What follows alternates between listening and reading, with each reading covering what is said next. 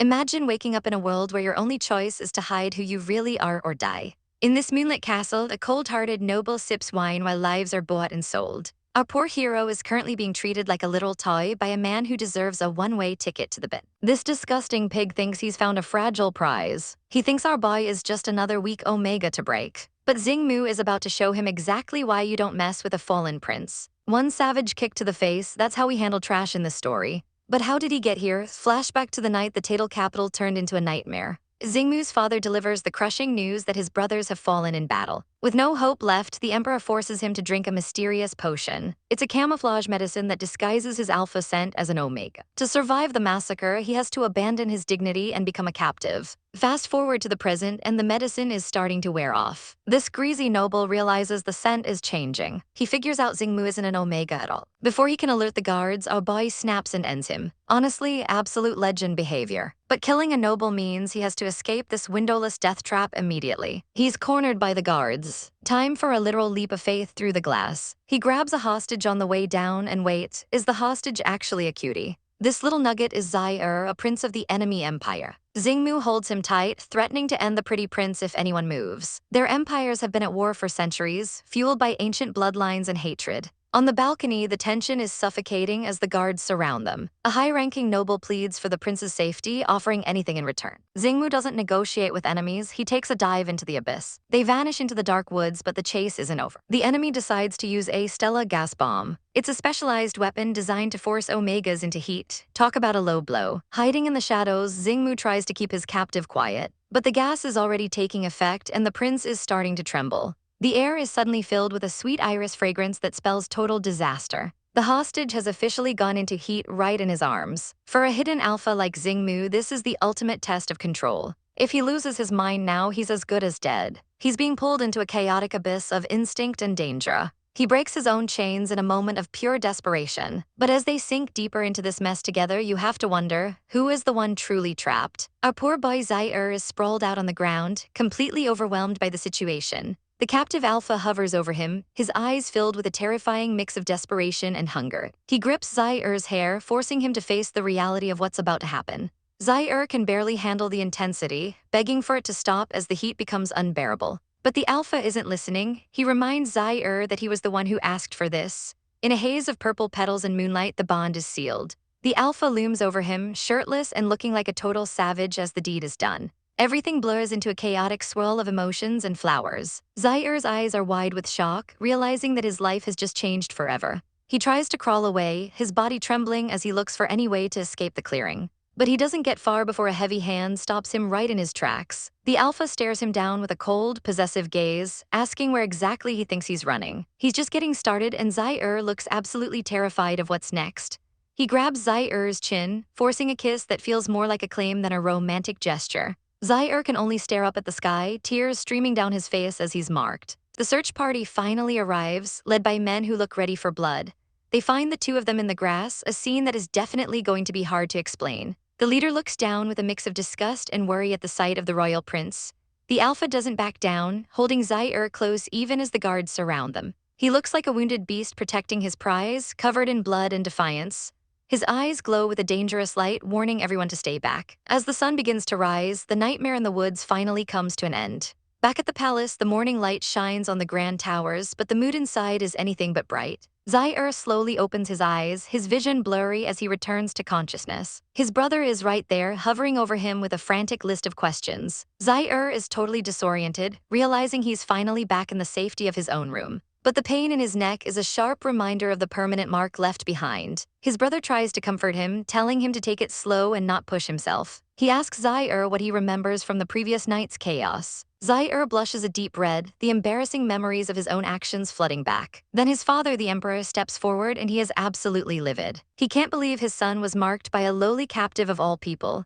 Zaire hides his face in shame, wishing he could just disappear after propositioning the enemy. The emperor blames the eldest brother Yuan for his negligence in letting this happen. Yuan takes the hit, admitting he didn't realize the captive was an alpha in disguise. This mark ruins everything, especially the planned marriage alliance with the Kingdom of Kylie. Zaire listens as they discuss his future like he's just a piece of political chess. His father demands to know why he wouldn't agree to a win-win situation with a crown prince. He accuses Zaire of rebelling against him just to be with a common prisoner. Zaire snaps back, arguing that the entire war was unnecessary in the first place. But the emperor slams his cane down, shouting about the law of the jungle and survival. He's always pushed this kill or be killed belief on his children. Zaire looks away, feeling like all this bloodshed could have been easily avoided. Yuan tries to de-escalate, suggesting they finish this conversation when Zaire feels better. The emperor leaves with a final, cold command to clean up this entire mess. The room clears out, leaving the brothers alone in the heavy silence. Yuan stands there, looking incredibly guilty for the role he played in this. Zaire tries to play it off, saying he's fine, but we all know he's lying. He claims he'd rather stay by their side than be shipped off to a foreign kingdom. But the tension in Yuan's fist shows he knows his brother is just trying to be brave. The news has likely reached their allies, and the fallout is going to be massive. Zaire gives a weak smile, promising to focus on his recovery for now. Yuan calls for the doctor to finish up the examination. The doctor explains that he's already injected suppressants into Zaire's body. Once he's stronger, they can even perform surgery to remove the mark entirely. He hands Zaire a small glass of medicine to take immediately. Zaire winces at the weird taste, asking what kind of medicine this actually is. The doctor bluntly reveals it's contraception, and Zaire nearly spits it out in shock. He sits there blushing and horrified, the reality of his situation hitting him all over again. He stares at the empty glass, wondering if the medicine is even reliable. The doctor assures him the success rate is high, though nothing is guaranteed. The risk is highest when the marking happens during a heat, which is exactly what happened. Yuan tells him not to worry, but his face says otherwise. Suddenly, Zaire is hit by a wave of intense, crushing uneasiness. He clutches his head as a dark shadow seems to sweep over his entire body. It feels like his heart is being squeezed by an invisible, merciless hand. He collapses, gasping for air as if the very oxygen is being sucked out of the room. His brother panics, grabbing him and asking what's wrong. Zaire can't even explain the gut-wrenching pain he's feeling. The doctor explains it's a pheromone imbalance because the alpha isn't nearby. Without the alpha who marked him, Zaire's body and mind will continue to suffer. Yuan is furious that the captive is getting off so easy while his brother hurts.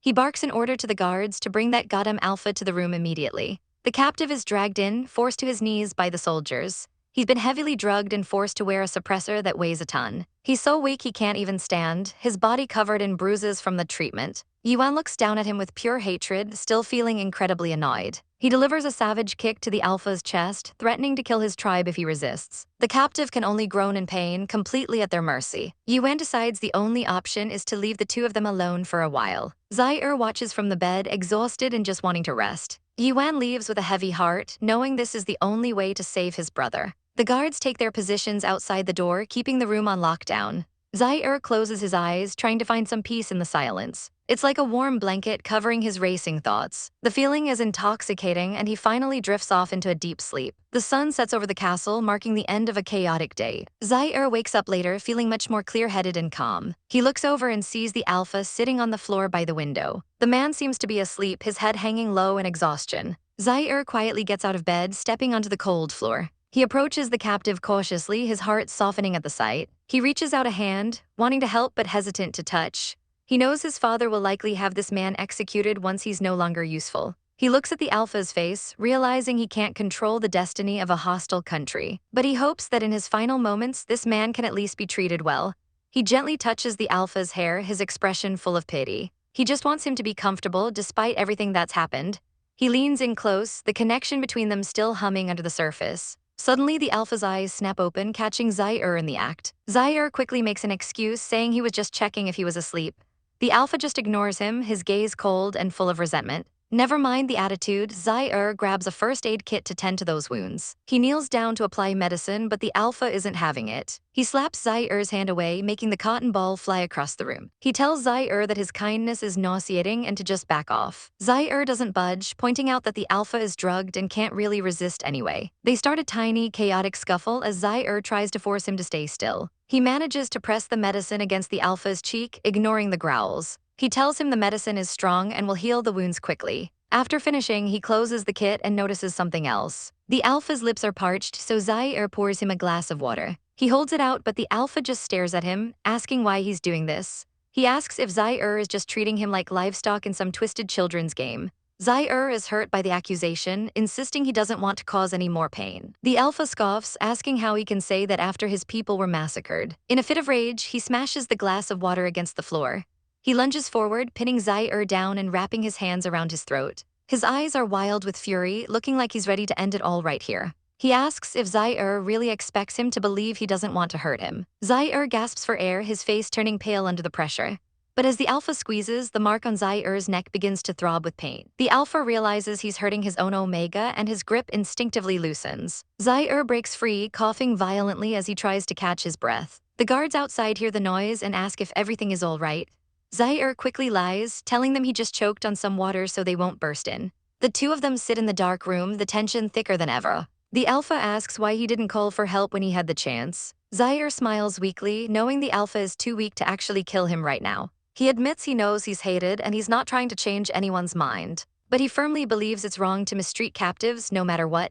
He looks the Alpha in the eye and drops the truth. He's his Alpha now and he needs him. The Alpha is stunned into silence, completely unsure of how to react to this boy. Night falls over the palace, but inside the drama is just heating up. Our boy Hill is acting like a total princess about his dinner, complaining about coriander and demanding steak instead of soup. But the staff shuts him down immediately, insisting on a light diet for the patient. Even Dr. Owen backs them up, leaving Hill with no choice but to pout. The doctor checks his vitals to make sure he's surviving the aftermath of the marking. He hands over a bottle of suppressants, but warns Hill that his other pills might make the medicine useless. Hill makes a cheeky joke about being marked by a captive, making everyone in the room absolutely lose it. Meanwhile, our poor captive hero Xingmu looks like he's about to lose his mind. Dr. Owen decides it's time for Xingmu to get another dose of anesthesia to keep him docile. Hill actually shows a spark of concern, worrying if it's too risky for the gut. But the needle goes in regardless, paralyzing our poor hero once again. Hill tells him to hurry up and eat before he loses the ability to move his limbs. It's all preparation for the upcoming surgery to remove that forced marking. Our boy realizes that in this cold palace, nobody treats Xingmu like a real person. Later, Hill tries to enjoy his dinner alone, but the guilt is eating him alive as he looks over at his guest. Xingmu is slumped against the wall in chains, his food completely untouched. Hill decides to play nurse and tries to feed him a spoonful of soup. When Xingmu resists, Hill drops a total bombshell: "Eat or I'll feed you with my mouth." Xingmu is absolutely mortified by how frivolous this prince is, but he realizes he can't die yet for the sake of his people, so he finally accepts the food. Hill reflects on the massive mistake of marking an enemy prince of all people. Xingmu tells him to stop acting like a servant. He doesn't have to do these things. Hill ignores the attitude and suggests it's time for a bath. Xingmu is already in the water, fuming over the humiliation of being stripped by the butler. Then Hill walks in and the tension in the room skyrockets. Hill slides into the water and we finally get some names. The prince is Hill and the captive is Xingmu. Hill offers to help him wash, which is totally unnecessary but very dramatic. He can't help but stare at Xingmu's fit alpha physique. Hill even teases him, calling him his alpha with a sly smile. But Xingmu hits back hard, reminding Hill of his beastly behavior during the heat. Hill tries to claim he was just joking to relax the atmosphere. Xingmu isn't laughing, asking if Hill thinks he can joke behind the bones of his fallen tribesmen. He calls Hill's smile repulsive, and you can practically hear our boy's heart break. Hill takes the hint and leaves, feeling like the ultimate villain. Xingmu sits in the dark, desperate for a way to escape this gilded cage. Hill calls out from the bed, telling him to come sleep where it's warm. He admits he needs Xingmu's pheromones just to soothe his own body. He promises to keep his hands to himself, having already taken inhibitors. Xingmu eventually gives in and climbs into the bed. They lie there in a tense, silent standoff as the night drags on. Suddenly, Hill wakes up in agony, reaching for his medicine bottle. He collapses, dropping the bottle as his body goes into a chaotic overdrive. The guards rush to the door, but Hill screams at them to stay out. He's a mess on the floor, desperately trying to swallow his pills while gasping for air. Xingmu watches him in shock, realizing the prince is in serious trouble. Hill has taken way too much inhibitor and he looks absolutely wrecked. The man demands to know exactly how many suppressants Hill took before collapsing. Our poor hero looks absolutely dazed, barely able to form a coherent thought as he lies on the rug.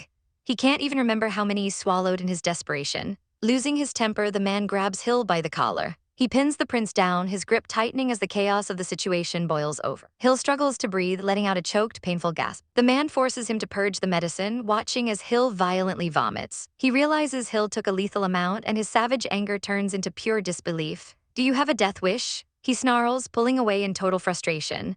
Hill collapses onto the floor, looking like a broken, fragile doll. The man watches him, the coldness in his eyes wavering for just a split second. He asks if Hill is crying, but the prince can only weep in sheer despair. Hill admits he feels horribly uncomfortable, and the man's expression softens into something almost human. He's caught off guard, his fangs retracting as his resolve begins to crumble. He wonders why on earth he should care about this boy, yet he can't bring himself to look away. He feels like he's going crazy, torn between his hatred and the sudden urge to protect.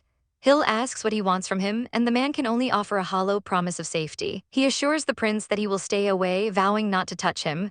He tells Hill to keep his distance, the tension in the room thick enough to cut. Hill eventually crawls into bed and hides under the covers, while the man stands guard like a silent, brooding shadow. He looks on with a complicated gaze, his mind a total mess. He curses under his breath, trying to regain his composure as the night drags on. The pheromones of an omega and heat are becoming too much for his alpha senses to handle. He grips his face, the chains of his captivity rattling as he fights his own primal instincts. He knows he can't lose control like last time, no matter how tempting the air smells. He struggles against the golden chains, his body trembling from the effort.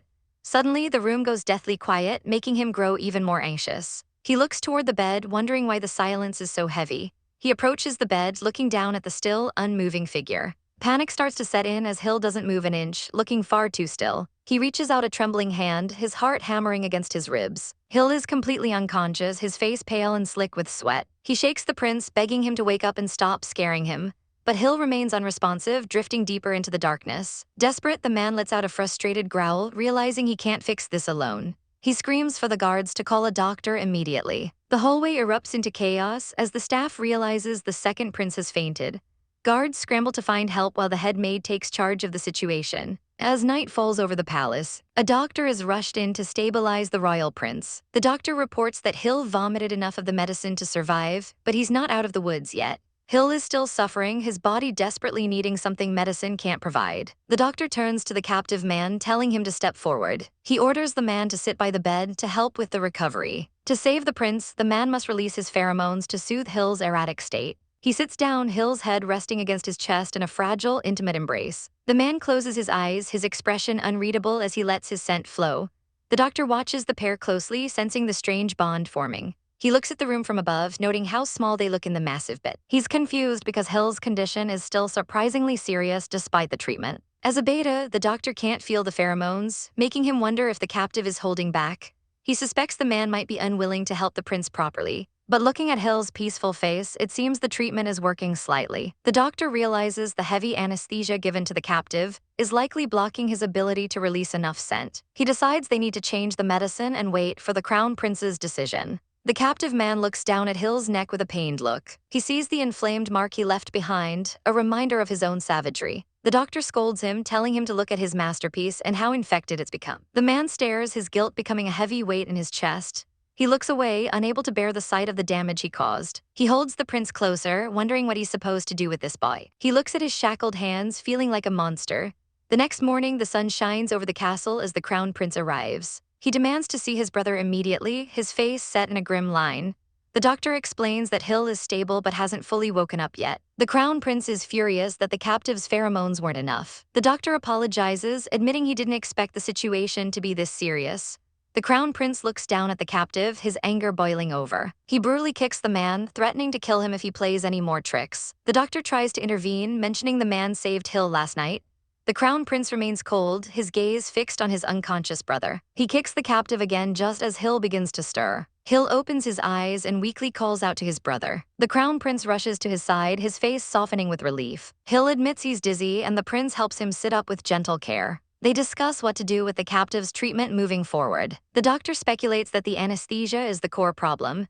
He suggests reducing the dose so the captive can provide more soothing pheromones. The man listens silently, his eyes fixed on Hill with an intense gaze. Hill immediately protests, not wanting the man to be in pain. He argues with his brother, insisting the man isn't a threat anymore. He points out that if the man wanted to kill him, he wouldn't have saved him last night. Hill worries that if the man is too drugged, he won't be able to protect him. The crown prince considers his brother's words, his expression unreadable. The doctor confirms the effects of the anesthesia are wearing off anyway. The crown prince sighs, wondering if they've pampered Hill too much since childhood. He eventually agrees to adjust the dose so the captive can walk but still can't fight. But he asks Hill why he's so concerned about a mere prisoner. Hill is stunned, his heart racing as he tries to find an answer. He looks at the captive, his blush deepening. He's told not to get attached, but it's already too late. He looks down at his shirt, his mind racing with confusion. The man watches the interaction with those piercing, observant green eyes. In a Chibai flashback, we see the crown prince always thought Hill was a bit of a fool. The doctor explains that an Omega will naturally rely on the alpha who marked them.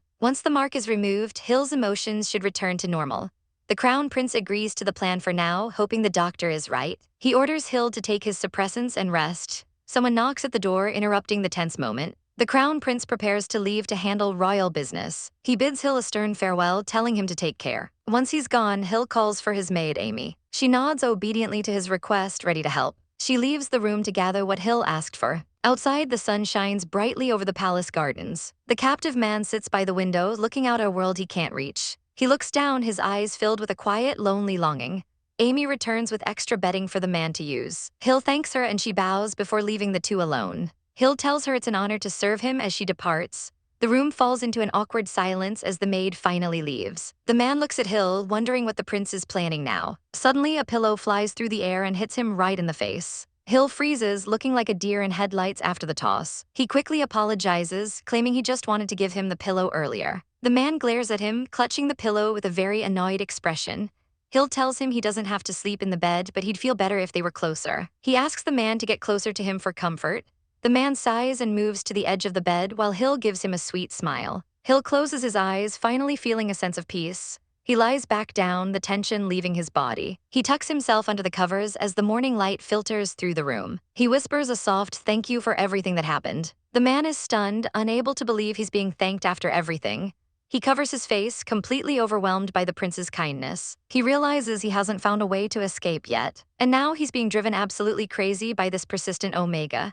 Our boy finally wakes up from his deep slumber, looking a bit dazed as the evening light hits his face. Dinner is served, but he's clearly still out of it. He tries to take a sip of the soup, but it's basically liquid lava. He immediately burns his lip, looking like a startled kid. The servant panics and runs for ointment, but the captive alpha decides to take matters into his own hands. He leans in close, applying the cream with a touch that is way too intimate for their situation. Our prince is completely frozen, realizing this man has been watching his every move. He can't even focus on his food with those intense green eyes staring him down. Once the servant leaves, the prince tries to be kind and share his meal. But the captive isn't having any of it, reminding him that kindness feels like a joke when you're in chains. He gets savage, calling out the prince for enjoying a life built on the suffering of others. It's a total reality check that leaves our boy speechless. The captive asks the ultimate question: if he had the power, would he actually set him free? But as an Omega, the prince is basically a bird in a gilded cage himself with zero authority. Suddenly, the air gets heavy as suppressive pheromones start leaking out. The prince begins to stagger, his body reacting to the alpha's raw power. He barely manages to stumble away to grab his suppressants. Meanwhile, the captive is losing his mind, drowned in the sweet scent of irises. He can't stop himself from following that scent right into the prince's private quarters. The prince tries to warn him to stay back, but it's too late. The pheromones have officially taken over. In a moment of total chaos, the alpha's control snaps completely. The room is thick with tension as they both succumb to the heat of the moment. It's a whirlwind of blurred lines and overwhelming instincts. The next morning, the captive is actually the one feeling guilty, offering a rare apology for losing control. But the prince is acting surprisingly casual about the whole ordeal, which honestly seems to hurt the alpha's feelings even more. While they deal with their messy emotions, the king is lurking in his office, getting reports about the potions being used. He's got his eyes on everything, and his cold gaze proves that our leads are far from safe. The prince is absolutely losing it, pinning the prisoner down with a boot to the neck as he demands total obedience. He's already drugged the guy with enough anesthesia to keep him down for days as a lesson. It's clear our girl Hill's brother has zero chill when it comes to anyone threatening his family's safety. He even threatens to start offing random prisoners just to make a point. Our poor heroine Hill can't just watch this savage display and begs her brother to stop. She tries to take the blame, claiming she provoked the prisoner first and couldn't control herself. Hill's heart is too soft, and she cries out that she'll be buried in guilt if someone dies because of her. Then she drops the bombshell: he's not just a prisoner to her anymore, he's her marked alpha. She screams for her brother to finally consider her feelings for once in this chaotic mess. The prince is stunned into silence, his cold exterior finally cracking at her words. He realizes his mistake and clenches his fist in pure frustration. Finally, he relents and removes his foot from the prisoner's shoulder. He leaves with a final, chilling warning that there won't be a next time for anyone involved. As the door slams shut, the suffocating tension in the room finally begins to evaporate. Hill sits up in bed, looking totally drained as she asks the advisor if her brother is still furious. The advisor tries to soothe her, explaining the prince is just projecting his worry onto the prisoner. He assures her that her heat cycle is almost over and the prisoner won't be a threat while heavily sedated. As long as they stay in the same room, the pheromones shouldn't affect her much anymore. He gives our girl a comforting pat on the head, telling her she's just too irritable from stress. He promises to talk to the prince, leaving Hill with a small, tired smile. As the sun sets over the palace, a heavy silence falls over the royal chambers. Hill sits on the sofa sipping tea while keeping a close eye on the unconscious man on the floor. She wonders if he's actually asleep or just waiting for a moment to strike. She looks at him with such a complicated expression, half worried and half curious about her alpha. She puts down her cup, the steam rising in the quiet, lonely room. She quietly approaches him, her steps light on the expensive carpet. The room is bathed in the soft, golden glow of the evening light. He hasn't moved an inch since the prince left him there. She crouches down beside him, checking to see if he's truly okay after that beating. Our girl can't resist poking him just a little bit to see if he'll react. She gives him another little nudge, but he's completely out cold. She quickly pulls back when he shifts, her heart probably doing gymnastics in her chest. She continues to observe him, trying to figure out what's going on in that mysterious head of his. Seeing his peaceful face, she decides he really is just asleep and harmless for now. She resolves not to disturb him and wait to see how things go tomorrow. Meanwhile, the prince is drowning his sorrows in wine, surrounded by empty bottles and broken pride. He's spiraling, calling himself a total failure as a brother and a leader. He feels like he's completely messed up his sister's life. The advisor finds him in this pathetic state, telling him he's still young and way too hard on himself. But the prince can't forget the past, seeing Hill's suffering every time he looks at her. He remembers the times he felt so helpless and guilty for not protecting her. He's terrified that his own dear sister might end up hating him for his cruelty. The advisor reminds him that Hill just wants to cherish everyone, even those labeled as enemies. He begs the prince to try and understand the Second Highness's perspective. The prince asks if Hill is really the kindest person he's ever seen. He looks up with eyes full of doubt and lingering pain. The advisor insists that the prince is actually a very kind person too, despite his actions. It's a rare moment of vulnerability for the usually cold and calculating royal. He finally cracks a small, sad smile, feeling a bit of the burden lift. Under the starry night sky, the palace looks peaceful, but the drama is far from over. Hill lies awake in bed, the prisoner still lying on the floor nearby. She questions if she actually hurt her brother's feelings with her harsh words earlier. She knows he already feels guilty about the marking incident, and she just piled more on top of it. She realizes her outburst was a calculated move to get what she wanted. Our girl is a bit of a savage, admitting to herself that she manipulated her brother's guilt to achieve her own goals. Across the room, the prisoner is trapped in a dark, suffocating dreamscape. He feels like he's floating in a void of stars and shadows, far away from reality. He looks around, lost in the fragmented memories of his stolen past. He remembers his feet hovering over the ground as he ran through his childhood home. He was once a proud young man, full of life and potential. But then everything turned white and blurry as the trauma set in. He remembers the beautiful gardens where his family used to gather. Back when his brothers were still alive, arguing about politics and taxes, his father would look at him with such pride, asking for his input. He was just a kid looking up at his family with bright, innocent eyes. He remembers the sound of his mother's footsteps approaching. She was so beautiful and kind, telling him he was still so young and precious. But that peace was shattered when she passed away when he was only 12. He stood alone at her funeral, the world turning cold and gray. Soon his entire family was gone, taken by the ruthless people of Icelandia. The memory turns into a bloody nightmare, his family's silhouettes twisted and terrifying. They scream at him from the darkness, demanding blood and revenge. They tell him he cannot forget his destiny to return and kill. He's falling into a sea of blood, the voices of the dead pulling him down into the abyss. He wakes up gasping, the word help dying on his lips as he faces the reality of his cage. He sits up, drenched in sweat and trembling from the horror of his dream. He clenches his fists, the heavy chains rattling as he tries to find his bearings in the dark. He huddles against the walls, looking completely broken in the dim morning light. He stares at Hill while she sleeps, his eyes filled with a mix of hatred and something far more complicated. He remembers how she looked at him, so soft and gentle despite his status. He remembers her touch, a sensation he shouldn't be craving from an enemy. He tries to harden his heart, telling himself he shouldn't foster any unnecessary emotions. If he forgets his deep-seated hatred, he might as well be dead. He grips his own hair, struggling with the conflicting feelings tearing him apart. He looks at her one last time, whispering her name like a curse and a prayer. The next morning, the sun shines brightly through the palace windows, mocking his despair. Hill is already up, sitting on the bed and watching him with those piercing eyes. She notices he's actually sitting up today, which is a massive improvement. The maid comes in to announce breakfast is ready, and Hill tells her she'll be there soon. She brings a tray of food over to the prisoner, acting all cold and saying she only cares because he's useful. They sit across from each other, the tension thick enough to cut with a knife. He tries to reach for the milk, but his hands are shaking too much from the lingering sedatives. Our girl can't just stand by and watch him struggle like a wounded animal. She realizes the drugs are still affecting his motor skills, and he can't even hold a glass. She tells him to be quick and leans in to help him. In the cutest chibai moment ever, she literally holds the glass for him like he's a big baby. He drinks it all up, looking absolutely grumpy about the loss of his dignity. She even wipes his mouth for him, making him look totally flustered and confused.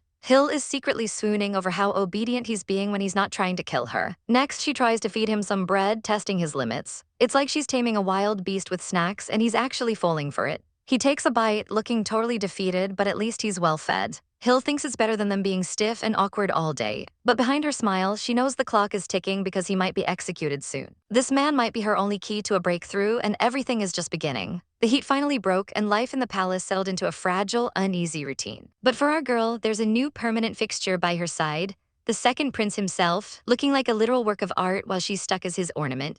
Honestly, not much has changed in their dynamic, except for the heavy tension hanging in the air every time they are in the same room. Our heroine is deep in thought about the upcoming surgery to remove the mark, but her body is already feeling the strange side effects of the bond. Whether it's the mark's influence or just her own heart, she feels a crushing sense of loss whenever she's too far from him. It's like a hollow ache she can't quite explain, and it's driving her crazy. The prince stretches and decides it's the perfect day for some artistic expression to clear his head. He tells the maid he wants to go paint, and of course, our girl is dragged along for the ride. She notices his attitude has softened significantly lately, making her think maybe they can actually get along for their remaining days together. As she looks around his studio, she's stunned by the sheer number of canvases scattered about. Interestingly, almost every single painting features a flying canary soaring high above the world. Our heroine wonders if he too is desperately yearning for freedom from this gilded cage. He catches her staring, and for a moment, the world seems to go quiet as they lock eyes in the soft light.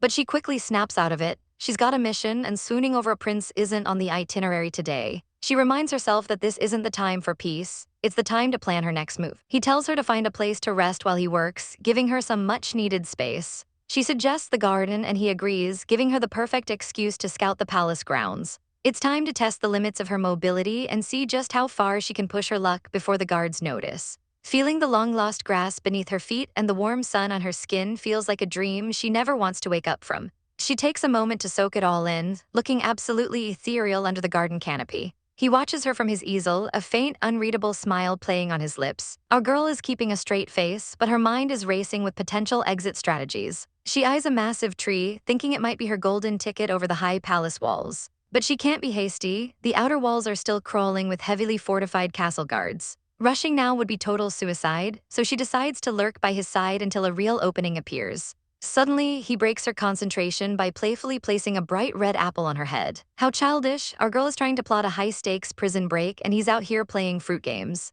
He sits with her and jokes about forbidden fruit, asking her what she's thinking so deeply about under this tree. She deadpans, asking if it's a poisoned apple, and he just gives her a mysterious, charming smirk. He tells her he finds the idea of them sharing this moment quite romantic, which is honestly a major red flag for her heart. She tells herself she absolutely cannot be enchanted by him, no matter how magnetic he tries to be. Meanwhile, the crown prince is losing his patience and orders the medical team to move the surgery up immediately. The doctors argue that it's way too soon and the risks to the prince are incredibly high. But the crown prince doesn't care about safety. He wants that mark gone now to avoid any further trouble. As they prepare the prince, the guards move in to sedate our girl, making sure she won't be an obstacle. She's forced down as the needle goes in, her vision fading as she curses her terrible luck. She realizes she can't wait for a perfect plan anymore. It's time to bet everything on a miracle. In the sterile cold of the operating room, the medical team gathers around the prince. They administer the anesthetic, and he feels himself slipping away into a dark, heavy sleep. He wonders if this is truly the end of his journey and his connection to her. Outside, the crown prince waits anxiously, the silence of the hallway feeling suffocating. Back in her room, our girl is sprawled on the floor, seemingly out cold from the drugs. But surprise, her body is built different and she starts to push herself up with gritted teeth. The anesthesia has completely worn off way too early, and she's not sure if it's a medical mistake or a deadly trap. Regardless, she has no choice. She has to move now if she wants to stay alive. With a surge of savage strength, she snaps her chains like they're made of wet paper. Back in surgery, things take a turn for the worse as the first incision is made. A sudden accident in the room sends medical equipment crashing to the floor, shattering the focus. The lead doctor tries to maintain calm, but the tension is thick enough to cut. Our heroine is already out the window and perched on a tree like a total boss. She spots the guards below and realizes things are actually going smoother than she ever expected. As long as she can clear that final wall, she's finally home free. She sprints across the rooftops, moving like a shadow in the dead of night. But a stray sound gives her away and her heart nearly stops in her chest. The guards alert everyone to an intruder and the chase is officially on. She's running for her life as the palace goes into full lockdown mode. She wonders if she'll have to take them all on head-on, which is a fight she might not survive. Suddenly, a hand grabs her from the shadows, pulling her back into the darkness. The guards run right past her hiding spot, completely losing her trail in the confusion. She looks up to find a mysterious hooded figure helping her out of this mess. The stranger tells her to go back and act like nothing happened because her escape attempt has already failed. Our girl argues she has no time left to wait, but then the stranger drops an absolute bombshell. The second prince's surgery, it was a total failure. Taking advantage of the chaos surrounding the second prince's failed surgery, our guy manages to slip back into his room unnoticed. He quickly restores his chains, hoping no one realizes he was ever gone. But the peace is short-lived as guards burst in to drag him back into the drama. He's hauled away like a common criminal, even though he might be the only one who can actually help. In the operating room, they're desperate, demanding he release pheromones to stabilize the poor prince. Looking at Hill's pale face, it's hard for our hero not to feel a pang of sympathy. He's caught in a whirlwind of emotions, feeling a trace of pity he never expected to have for his captor. Meanwhile, the crown prince is losing it, taking his guilt out on the nearest wall. He's beating himself up for rushing the surgery and putting his brother's life on the line. The doctor tries to soothe him, promising they can try again once the wound heals. But words can't stop the bleeding or the crushing weight of failure. Later, as the sun rises, Hill finally opens his eyes in a haze. He looks absolutely drained, the weight of the world on his shoulders. He's shocked to find that Xingmu is still by his side. Our long-haired lead just stares back with those intense eyes, hiding a world of secrets. Hill whispers, wondering if this is all just a fever dream. Xingmu shuts that down real quick. This nightmare is very much real. He delivers the cold truth. The surgery was a total disaster. Hill takes the news with a quiet dignity that's honestly heartbreaking. He even jokes about having to spend more time together, trying to lighten the heavy mood. But Xingmu is drowning in guilt, knowing he gained more time only through Hill's suffering. The crown prince interrupts the brooding, looking like he hasn't slept in a week. He offers a pathetic apology, knowing Hill suffered for absolutely nothing. But Hill is too sweet for his own good, apologizing for his own immaturity instead. The doctor watches, thinking Hill's gentleness is actually more painful to witness than his anger. As she goes to change his bandages, her sharp eyes catch something suspicious. The wound isn't deep, which is lucky, but something feels off about the whole situation.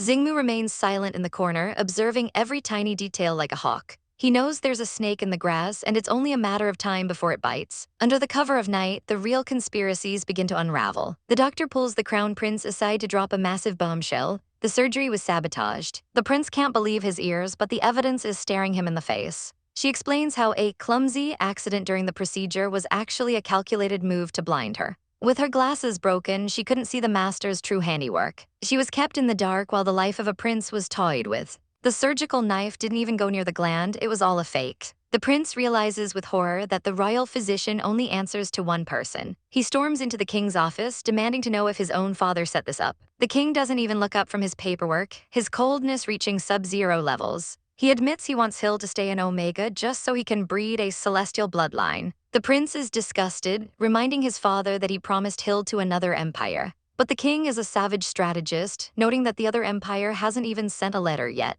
He's already moved on to the next plan, treating his own son like a piece on a chessboard. To him, Hill has no marriage value left, so he's going to exploit him in other ways. He claims he's just going with the flow, which is king speak for being a total villain. He's obsessed with the purity of the bloodline and will use any means to get it. The prince screams that Hill is their kin, but the king's heart is made of stone. To the king, family is just a precious asset to be used for the country's future. He mocks the prince's noble words, knowing they both have blood on their hands. He reminds his son of the night Hill was marked, a trauma they both shared. The tension is thick enough to cut with a knife as they share a friendly cup of tea. The king shifts the subject to the assassins, acting like a concerned father for 2 seconds. The prince reports that the anti-government rebels are stirring, using the chaos to their advantage. But the king sees this danger as nothing but a golden opportunity. He questions if the prince even has the courage to lead this kingdom. He basically tells his son to man up or step aside. The prince is forced to swallow his pride and play along for now. He leaves the room feeling like a shadow of a man crushed by his father's shadow. He realizes he's just there to clean up the messes his father creates. The king watches him go, a predator waiting for his next meal. The prince vows to keep an eye on the prisoner and protect Hill at all costs. Guards are dropped silently one by one as a new threat emerges. An assassin creeps into Hill's room, blade glinting in the dark. He goes straight for the throat, showing zero mercy. Poor Hill wakes up to a nightmare, a blade inches from his chest. Xingmu was keeping a silent vigil, his mind racing. Hill was pretending to sleep, wondering why his alpha was suffering from such bad insomnia. Xingmu is overwhelmed by the mysteries piling up around them. He suspects the man in black who helped him before is an insider. Or maybe it's a hostile force from within the kingdom itself. He knows the palace is compromised and they are sitting ducks. He was just about to investigate when the silence was shattered. Hill sees the assassin first and screams out a warning. Xingmu leaps into action, his reflexes as sharp as ever. He narrowly dodges a lethal strike, the air whistling as the blade passes. He blocks the next hit with his bare hands, the madman actually trying to kill him. Hill calls for help, but the guards are nowhere to be found. The assassin realizes he can't win a direct fight and tries to pivot back to Hill. Xingmu throws himself in front of the blade, protecting his omega with his own body. Blood spatters on Hill's white shirt as the blade finds its mark. But Xingmu doesn't stop, tackling the assassin to the ground with savage force. They wrestle on the floor in a life-or-death struggle. Xingmu grabs the blade, ignoring the pain as it slices into his palms. The assassin is relentless, fighting like a cornered animal. He's determined to take Xingmu down with him. His eyes are filled with a terrifying killing intent. But our sweet Hill finds his inner savage and smashes a vase right over the guy's head. Xingmu stares in shock as the assassin collapses in a heap. The threat is neutralized, but the cost was high. Finally, the guards arrive, fashionably late as usual. They secure the room, but the damage is already done. Hill is shaking, covered in blood that isn't his own. He rushes to Xingmu, who looks like he's about to pass out. Hill realizes with horror that the blade was poisoned. Xingmu stares at his own hands, the dark toxins already spreading through his veins. He realizes this wasn't just an assassination, it was a death sentence. His world goes black as he collapses into Hill's arms. The room becomes a flurry of medical activity as they fight to save him. Hill watches from the sidelines, his heart breaking for the man who just saved his life. He cries out for his brother, but the prince is just as helpless. Xingmu lies still, a ghost of his former self, while the doctors work. The prince tries to comfort Hill, but the words are empty. Hill is a mess of tears and tremors, his bond with Xingmu pulling at his soul. He pushes the prince away, his loyalty shifted entirely. He lunges toward the bed, refusing to leave his alpha's side for even a second. He's convinced that everyone else wants Xingmu dead. In his eyes, he's the only one who truly cares. The prince realizes Hill is spiraling and orders the doctor to calm him down. They have to move fast before Hill reopens his own wounds in his panic. The doctor administers a sedative, hoping to give the poor boy some peace. Hill's eyes grow heavy as he watches over his fallen protector. The prince promises they'll do everything to save him, but he doesn't sound convinced. He holds Hill close, two broken souls in a gilded cage. The silence of the night returns, heavy with the scent of blood and betrayal. Side by side, they wait for morning that might never come. Xingmu's wounds are stitched, but the poison is the real enemy. Outside, the prince and the doctor discuss Hill's unusual behavior. She explains that the bond is driving him mad with protective instincts. If Xingmu dies, Hill might just follow him into the grave. The prince suspects the entire assassination was a setup to test them. The doctor warns that the antidote isn't working and time is running out. Without the right cure tonight, our alpha is a goner. Inside the quiet room, the moonlight spills over the two beds. Hill wakes up, his instinct screaming that something is wrong. He struggles out of bed, his body weak but his resolve ironclad. He limps over to Xingmu, unable to stay away. He takes Xingmu's bandaged hand, whispering secrets to the unconscious man. He admits he knew Xingmu was being more accommodating lately. He knows there's a deep-seated enmity between their families that should keep them apart. But he can't understand why Xingmu would risk everything for him. He leans in, his breath hitching as he looks at the man who conquered his heart. He tells himself not to be silly, that this is all just a game. But he knows if his alpha becomes like this, he'll never be able to seek his revenge. The doctors are in a full-blown panic because time is running out to save our favorite captives. They're basically playing medical Russian roulette, desperately hoping these random potions don't have a lethal side effect. Our poor Xingmu looks absolutely wrecked, clinging to life by a literal thread. Every breath is a struggle as his soul seems to be drifting away into the void. Inside his mind, he's trapped in a dark, thorny nightmare where the shadows are actively trying to swallow him whole. The pain is visceral as these spectral vines tear into his skin. It's a bloodbath in his subconscious, and he can't find a way out. He screams out in pure agony, his heart reaching its absolute breaking point. We get a glimpse of his internal struggle as his very life force begins to flicker and pulse. The dark clouds finally start to part, revealing a serene, magical forest. A mystical deer appears, guiding his spirit back from the edge of death. The chaotic darkness is replaced by a peaceful, lush greenery. Xingmu finally opens his eyes, finding himself tangled in real vines, but finally back in the land of the living. he hears a familiar, tearful voice calling out his name from the fog. It's our boy Hill, looking like an absolute mess because he thought he lost his alpha for good. Hill is clutching his hand so tight he might cut off the circulation. As soon as Xingmu realizes he's safe, Hill tackles him with a massive, desperate hug. The doctors are sighing in relief, telling the king that luck was on their side today. Xingmu starts piecing his memories back together, remembering the cold sting of the assassin's blade. He's already wondering who would be bold enough to strike inside the palace. Hill is still hovering like a worried mother hen, refusing to leave his side for even a second. The staff has to practically drag Hill away so he can actually rest now that the crisis has passed. They promise to take over the nursing duties, but Hill clearly doesn't trust anyone else with his man.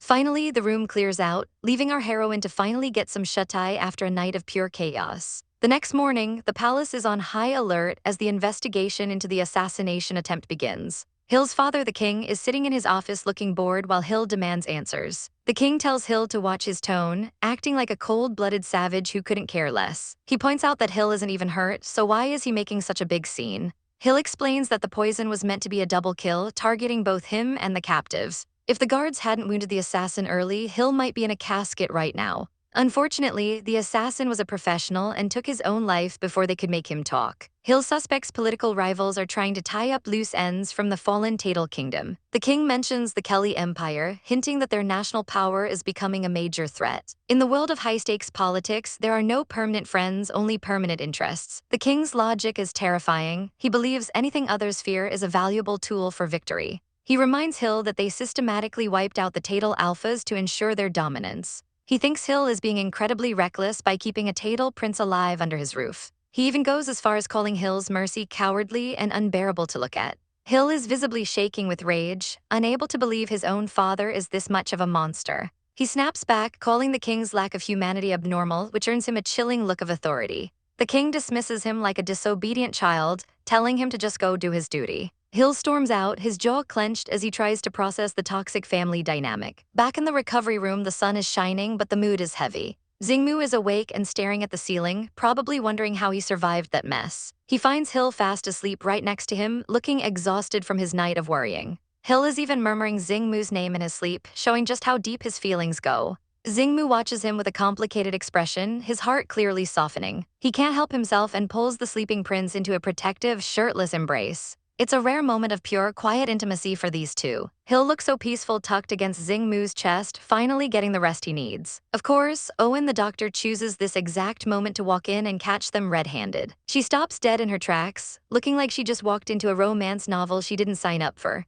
She worries that if this continues, Hill is going to fall so deep into this love trap that there's no coming back. She recalls the king's orders: Hill must never have children with a captive alpha. If it ever happens, she's been told to discreetly handle the situation, which is dark even for this story. Meanwhile, at a lavish estate under the moonlight, a mysterious man is swirling a glass of expensive red wine. This is Count Callister, a man who looks like trouble wrapped in a designer suit. He claims to be poor in money, which is the biggest lie of the century. He decides it's time to pay our little prince a visit to see how the drama is unfolding. He's got a very specific agenda in mind for this trip to the palace. The next day, the palace looks stunning, but the tension is rising. Hill is trying to walk on his own, but he's still feeling the effects of the stress. Xingmu is right there to catch him, acting as a human crutch with zero complaints. He tells Hill to use him however he wants, which Hill finds a little too clingy for his liking. Despite his internal grumbling, Hill doesn't push him away. A servant interrupts their moment to announce that Count Callister has arrived for an audience. Hill agrees to meet him, though he's clearly not in the mood for guests. Tea is served, and the Count wastes no time turning on the charm. He presents Hill with a massive jewelry box as a token of appreciation. Hill is hesitant to accept such a flashy gift, but the Count insists it's his honor. He plays the humble servant, claiming he has little value beyond his wealth. Hill tries to be polite, telling him his support is vital for the country. The Count showers him with compliments, calling him wise and beautiful. Hill cuts to the chase, asking what the real reason for this surprise visit is. The Count claims he's just here to submit financial reports and check on Hill's health. He subtly asks Hill to put in a good word for him with the king. It turns out the king is borrowing money from the Count again, and everyone knows that money is never coming back. Hill realizes the Count is essentially buying his way into the royal family's good graces. The Count mentions his family's long-standing loyalty despite never being well received by the elite. He calls his financial support a perfect investment for his family's future reputation. Hill sips his tea, knowing the king would have found much more violent ways to fund his wars if the Count hadn't stepped up. He realizes the Count is a master at navigating the king's temper. Suddenly, the Count pivots and asks about Hill's Alpha, the former Prince of Tadel. Hill confirms Xingmu is still by his side, though he feels like he's being interrogated. The Count finds this interesting, his eyes gleaming with a hidden motive. Hill feels like he's sitting on pins and needles during the entire conversation. The Count finally takes his leave, claiming he has distant relatives to visit in the palace. He walks away with a smirk that says he knows way more than he's letting on. He heads straight for the royal hospital and finds Owen, calling her darling in a total playboy move. Owen is not amused, telling him to stop teasing her at her workplace. He comments on her dark circles, asking if she's working too hard. He even offers to hire her as his personal doctor for 10 times her current salary. Owen shuts him down immediately, preferring her work at the hospital. She notices him snooping through her research and pushes him out the door. He tries to invite her to a family gathering, but she's clearly over his games. As the door closes, the Count's expression turns cold and calculating. There's a dark secret lurking behind that charming smile. Back in the bedroom, Hill is sitting on the bed with the Count's gift box. He pulls out a stunning blue jewel, looking mesmerized by its sparkle. He admits he couldn't resist the Count's persistent gifting. Xingmu watches him from the bed, asking what kind of game he's playing now. Hill playfully asks if the jewel is too flashy for him. He teases Xingmu, saying he has an alpha but still hasn't received a token of commitment. Hill pouts like a total brat, making Xingmu sigh at his dramatic antics. Xingmu looks at him with those intense eyes, clearly planning something. He reaches out and picks up a random fallen leaf from the bedsheets. He holds it out to Hill with a straight face, telling him to take it. Hill is stunned, staring at the simple green leaf like it's a 5-carat diamond. He's genuinely touched, asking how Xingmu knew he liked the color green. Hill is over the moon, treating a literal piece of yard waste like the most precious treasure on earth. Xingmu is completely baffled, wondering why a prince is so happy over a dead leaf.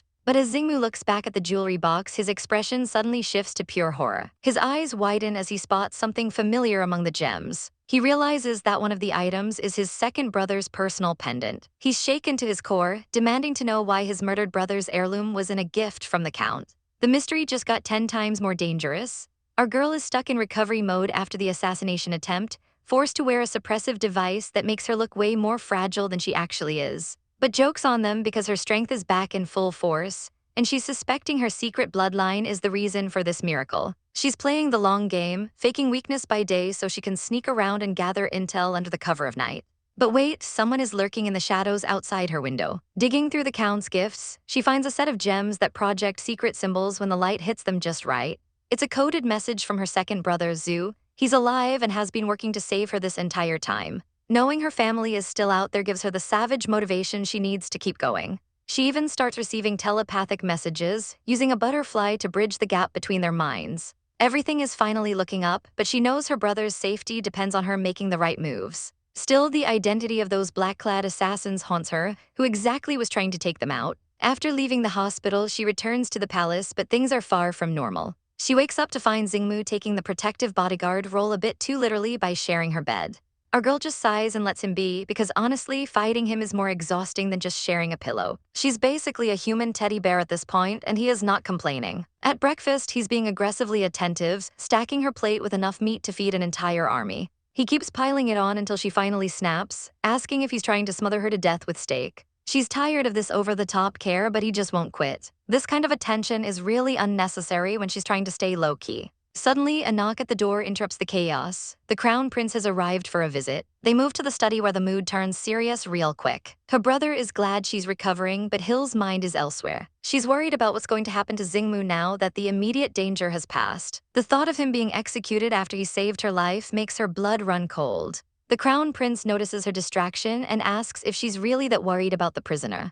She doesn't hide it, she's desperate to keep him safe. Her brother reassures her that their father won't kill him as long as he behaves himself. Hill finally lets out a breath of relief, thinking the danger is over. But the crown prince is totally lying to her just to stop her from worrying, which is a major red flag. Then comes the bombshell. Representatives from the Kelly Empire have arrived to talk politics. The crown prince looks stressed as he mentions the arrival of the fifth prince. They want to finalize the marriage alliance, and Hill feels like she's being backed into a corner. She realizes she can't avoid this meeting, no matter how much she wants to run. She decides to handle it herself so her brother doesn't have to carry the burden anymore. She agrees to meet them, knowing their request is reasonable. No matter what the prince's intentions are, she plans to cancel this alliance for good. She can't let her brother be troubled by this mess any longer. Her brother gives her a comforting pat, but the weight of the crown feels heavier than ever.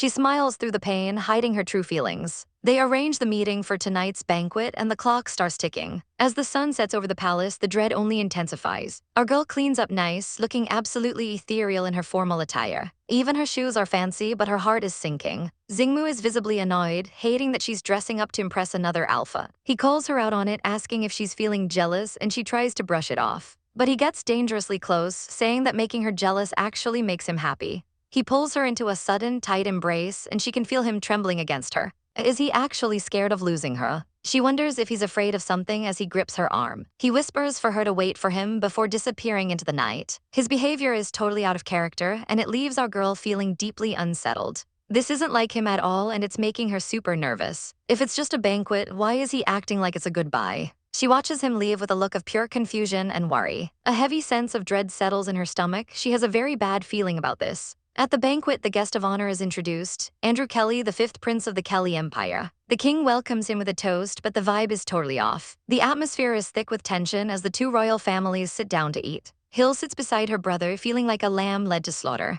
She can barely look up from her plate. Andrew's gaze is predatory, and he watches her with a creepy, knowing smile. Hill can barely stomach her food while he's watching her like a hawk. She tries to ignore him, but the discomfort is overwhelming. Memories from 10 years ago come rushing back. A young Andrew holding a dead bird with a terrifying smile. He was a monster even as a child, silencing her with a cold hand over her mouth. He told her to be good and not to shout, his eyes full of malice. He mocked her, asking if she remembered him from lunch. He showed her the little birds he had played to death, acting like it was totally normal. He claimed they were too fragile and boring because they died so easily. He threatened her to keep her quiet, and that trauma has stayed buried for a decade. The way he manipulated her back then was pure evil. He wiped her tears and told her not to tell anyone or else. He used the lives of the other birds to ensure her silence. He was a psycho from day one, and now he's back to finish what he started. Young Hill could only beg him not to harm them. He pretended to be sorry, but his eyes told a much darker story. He promised to take care of the birds, but she knew it was a lie. Years passed, and she almost forgot the incident, until her father demanded she step up for the sake of the kingdom. When he mentions the marriage condition, Hill's heart stops. She tries to warn him about Andrew's true nature, but he won't listen. Her father is cold and uncaring, dismissing Andrew's bloodlust as a trait of a strong ruler. He asks if she has any objections, his gaze piercing and cold. She thinks of her mother, who never would have sold her off like a pawn. But her father tells her to stop making meaningless assumptions. He has become a stranger, more mad and cold every day. Hill feels completely abandoned and alone in this world. She feels resigned to her fate, sitting under the weight of her family's expectations. Back in the present, Andrew comments on her poor health, his voice dripping with fake concern. She just wants the banquet to end so she can escape his gaze. Then he drops the ultimate trap. He wants to talk to her alone. He claims it's a matter between the two of them, despite it being a political marriage. Her brother tries to intervene, saying Hill's condition makes him unsuitable. But Andrew is persistent, claiming he's admired Hill since childhood. He promises to respect her decision if she rejects him, but it's clearly a trick. Her father forces her to agree, telling her to act with the manners of a prince. Andrew invites her to the garden conservatory for a final confession. She reluctantly agrees, but her soul is screaming. Her brother watches them leave, his heart full of worry. He warns their father that the assassin might have been from the Kelly Empire. But the king is dismissive, saying Andrew can't escape responsibility if anything happens. In the conservatory under the starlight, the trap is set. Andrew presents her with rare roses that have an unnaturally strong scent. The smell is overwhelming, and our poor heroine starts coughing as her senses are dulled. She claims she's unworthy and tries to leave. But Andrew grabs her, his mask of sanity finally slipping. He tells her their chat has just begun, and his grip is like iron. He covers her mouth as she struggles to breathe. She tells him he's being too rude and calls for help. But he releases his pheromones to suppress her, leaving her paralyzed. He tells her not to shout, his face inches from hers. The panic in her eyes is absolutely heartbreaking. He drags her down to the floor, his eyes glowing with madness. She lets out a muffled cry as he pins her down. He's acting like a total psycho, his grip tightening. He tells her to just play with him for a while. She tries to resist, but she's losing strength fast. She tries to scream, but no sound comes out. She's trapped in a nightmare with a monster. Night falls over the palace, but inside, Xingmu is losing his mind with worry. His prince has been gone for 3 hours, and that nasty gut feeling is only getting stronger. Outside, the guards are on high alert, as word spreads that Prince Andrew and that creep Kelly have been locked away for 5 minutes. Andrew is trying to play it cool, ordering tea like he isn't sweating bullets. But his shaking hands betray him. He knows Kelly is a loose cannon. But behind closed doors, the nightmare is real as Kelly pins our poor Hill down. The trash prince has a disgusting smirk, enjoying every second of Hill's struggle. He's been wanting to see our elegant prince disheveled and begging since day one. Hill calls him exactly what he is, a total pervert, but he's trapped. Kelly tells him not to waste his energy, because he's used a floral scent to silence Hill's screams. Our boy realizes Kelly is using pheromones to suppress him. The villain whispers that he won't even leave a mark, reaching for Hill's neck as the poor guy begs him to stop. Hill is trembling, completely at this madman's mercy. Kelly is getting more excited by the second, but then Hill finds his backbone and smirks, asking if Kelly is really brave enough to touch an omega already marked by another alpha. Kelly freezes as he feels something strange. He realizes Hill's body is reacting in a way that suggests he's already been claimed. Instead of being disgusted, the creep finds it interesting. Hill cries out in pain, desperately whispering Xingmu's name. Kelly mocks him, laughing that his alpha is just a lowly prisoner. Suddenly crash. The windows shatter in a glorious explosion of glass. Xingmu has arrived and he is absolutely feral. He delivers a savage kick right to Kelly's face, sending the trash prince flying across the room. Xingmu immediately rushes to Hill's side, begging him to wake up. Hill opens his eyes, seeing his savior through the haze. Xingmu's gaze is pure protective fury. Andrew and the guards burst in, demanding to know what happened. The gazebo is a total mess. Andrew is stunned to see the prisoner out of his cage. Xingmu doesn't hold back, spitting that Andrew clearly couldn't protect him. Andrew's ego is bruised, and he grabs Xingmu's collar in a fit of rage. He calls him arrogant, reminding him he's still a prisoner. The doctor steps in to de-escalate, explaining that Hill is in a fragile mental state and needs his alpha's pheromones to stabilize. Andrew relents, ordering Hill to be taken back to his chambers. Back at the palace, Hill is in the bath, but he's violently ill. He's vomiting his guts out, desperate to wash off the scent of that creep Kelly. The doctor watches with a suspicious look, wondering if these symptoms mean Hill is actually pregnant. Hill kicks everyone out, demanding only Xingmu stay behind. The attendants bow out, and the doors click shut. Hill pulls Xingmu close, his voice trembling as he asks for help washing. He clings to his alpha, needing to be clean again. He demands Xingmu take responsibility for him, and that's a royal order. Xingmu can't say no to those eyes. He starts to undress, clothes hitting the floor. He gently begins to wash Hill's skin. Hill guides his hand, asking him to focus on his glands first. He can still feel where Kelly touched him, and it's making his skin crawl. Xingmu's eyes darken with jealousy. As the water splashes, Hill nervously asks if he's angry. Xingmu admits he is, and Hill can't help but tease that he likes seeing him jealous. But Xingmu is serious. No alpha can stand another man touching their omega. Hill confesses he was calling for Xingmu in his heart the whole time. He's so relieved his alpha actually came for him. Xingmu wonders if Hill truly needs him this much or if it's just the bond. Hill asks how he even found him. Xingmu explains the mark acted like a compass, guiding him straight to his prince. Hill's smile is pure sugar. Xingmu asks if he's going to be chained up again. But as he pulls Hill into a warm embrace, Hill jokes that while he won't, his brother definitely would. Hill starts getting playful, tugging at Xingmu, and asking about his scent. He cuddles in close, feeling safe at last. Xingmu tries to change the subject, feeling the heat rise. Hill describes his scent as a complex forest, and whispers that he really likes it.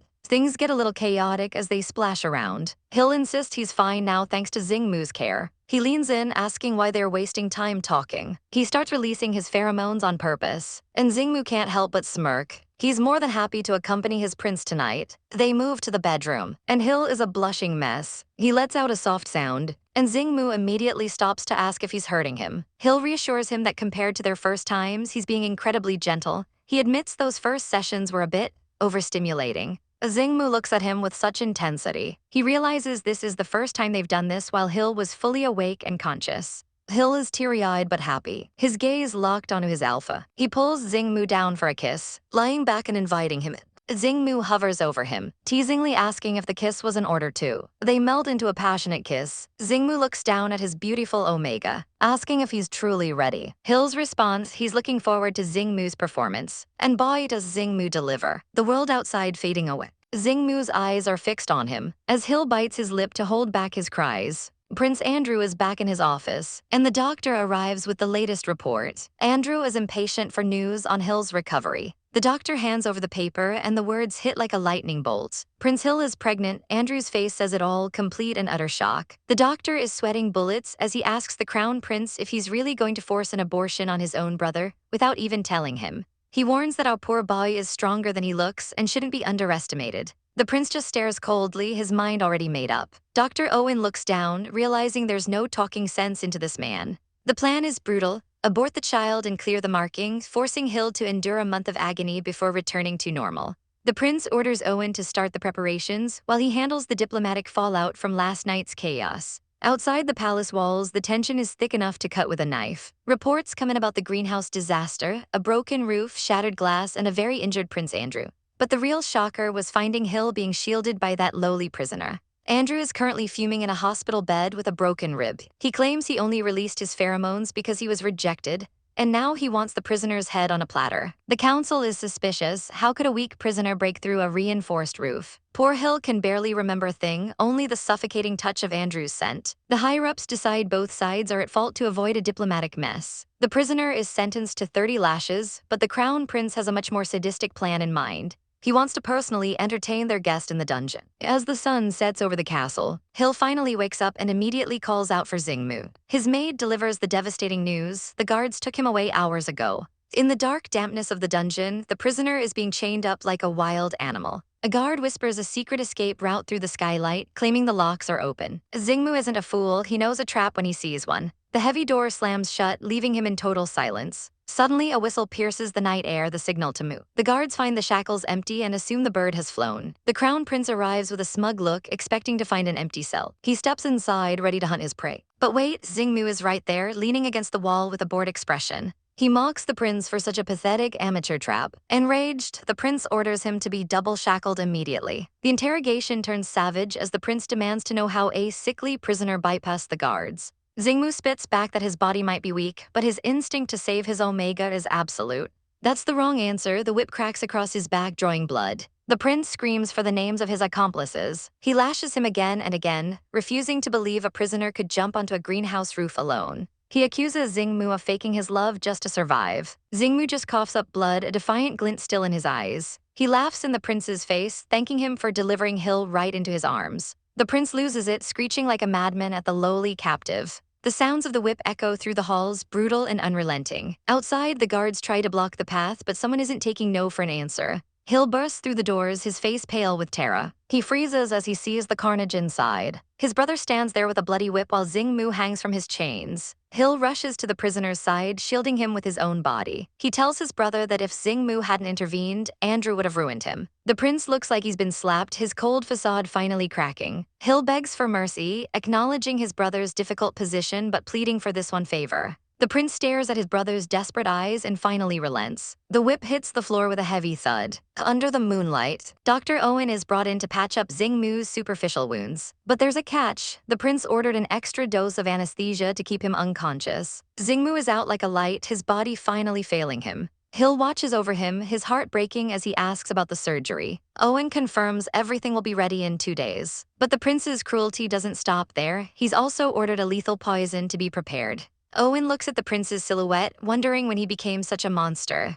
In a secret hideout, Xingmu's allies are pacing the floors. His brother is fuming, hearing about the abuse Xingmu has suffered. He can barely contain his rage as he looks at the reports. He vows that one day he will tear the royal family apart for what they've done. He's absolutely feral with anger. But there's good news, their timeline has been moved up. He gives a chilling, confident smirk. They just need to wait for the perfect moment to strike. Back in the palace, Xingmu wakes up to find Hill fast asleep against his chest. He realizes the prince's anesthesia was meant to keep him from interfering. He knows the guards have been doubled and the trap is tightening. But the prince doesn't know about the mental butterflies, an encrypted link between the brothers. Xingmu worries that his rash actions in the greenhouse messed up the original plan. He looks at the sleeping prince, his gaze softening but determined. He's trapped in a gilded cage for now. But a tiny purple butterfly flutters by the window, the signal is still. In the lab, Dr. Owen is having a moral crisis. He stares at the blue liquid in the test tube, feeling like a common murderer. The prince's voice echoes in his head, demanding the poison be ready. Suddenly, footsteps thunder down the hall. A guard bursts in, shouting that something has gone wrong. Prince Andrew was attacked right in the royal hospital in the middle of the night. The assassin managed to slip through their fingers, leaving the palace in an uproar. The prince orders a total lockdown and a hunt for the intruder. Andrew is terrified and wants to flee back to his home country immediately.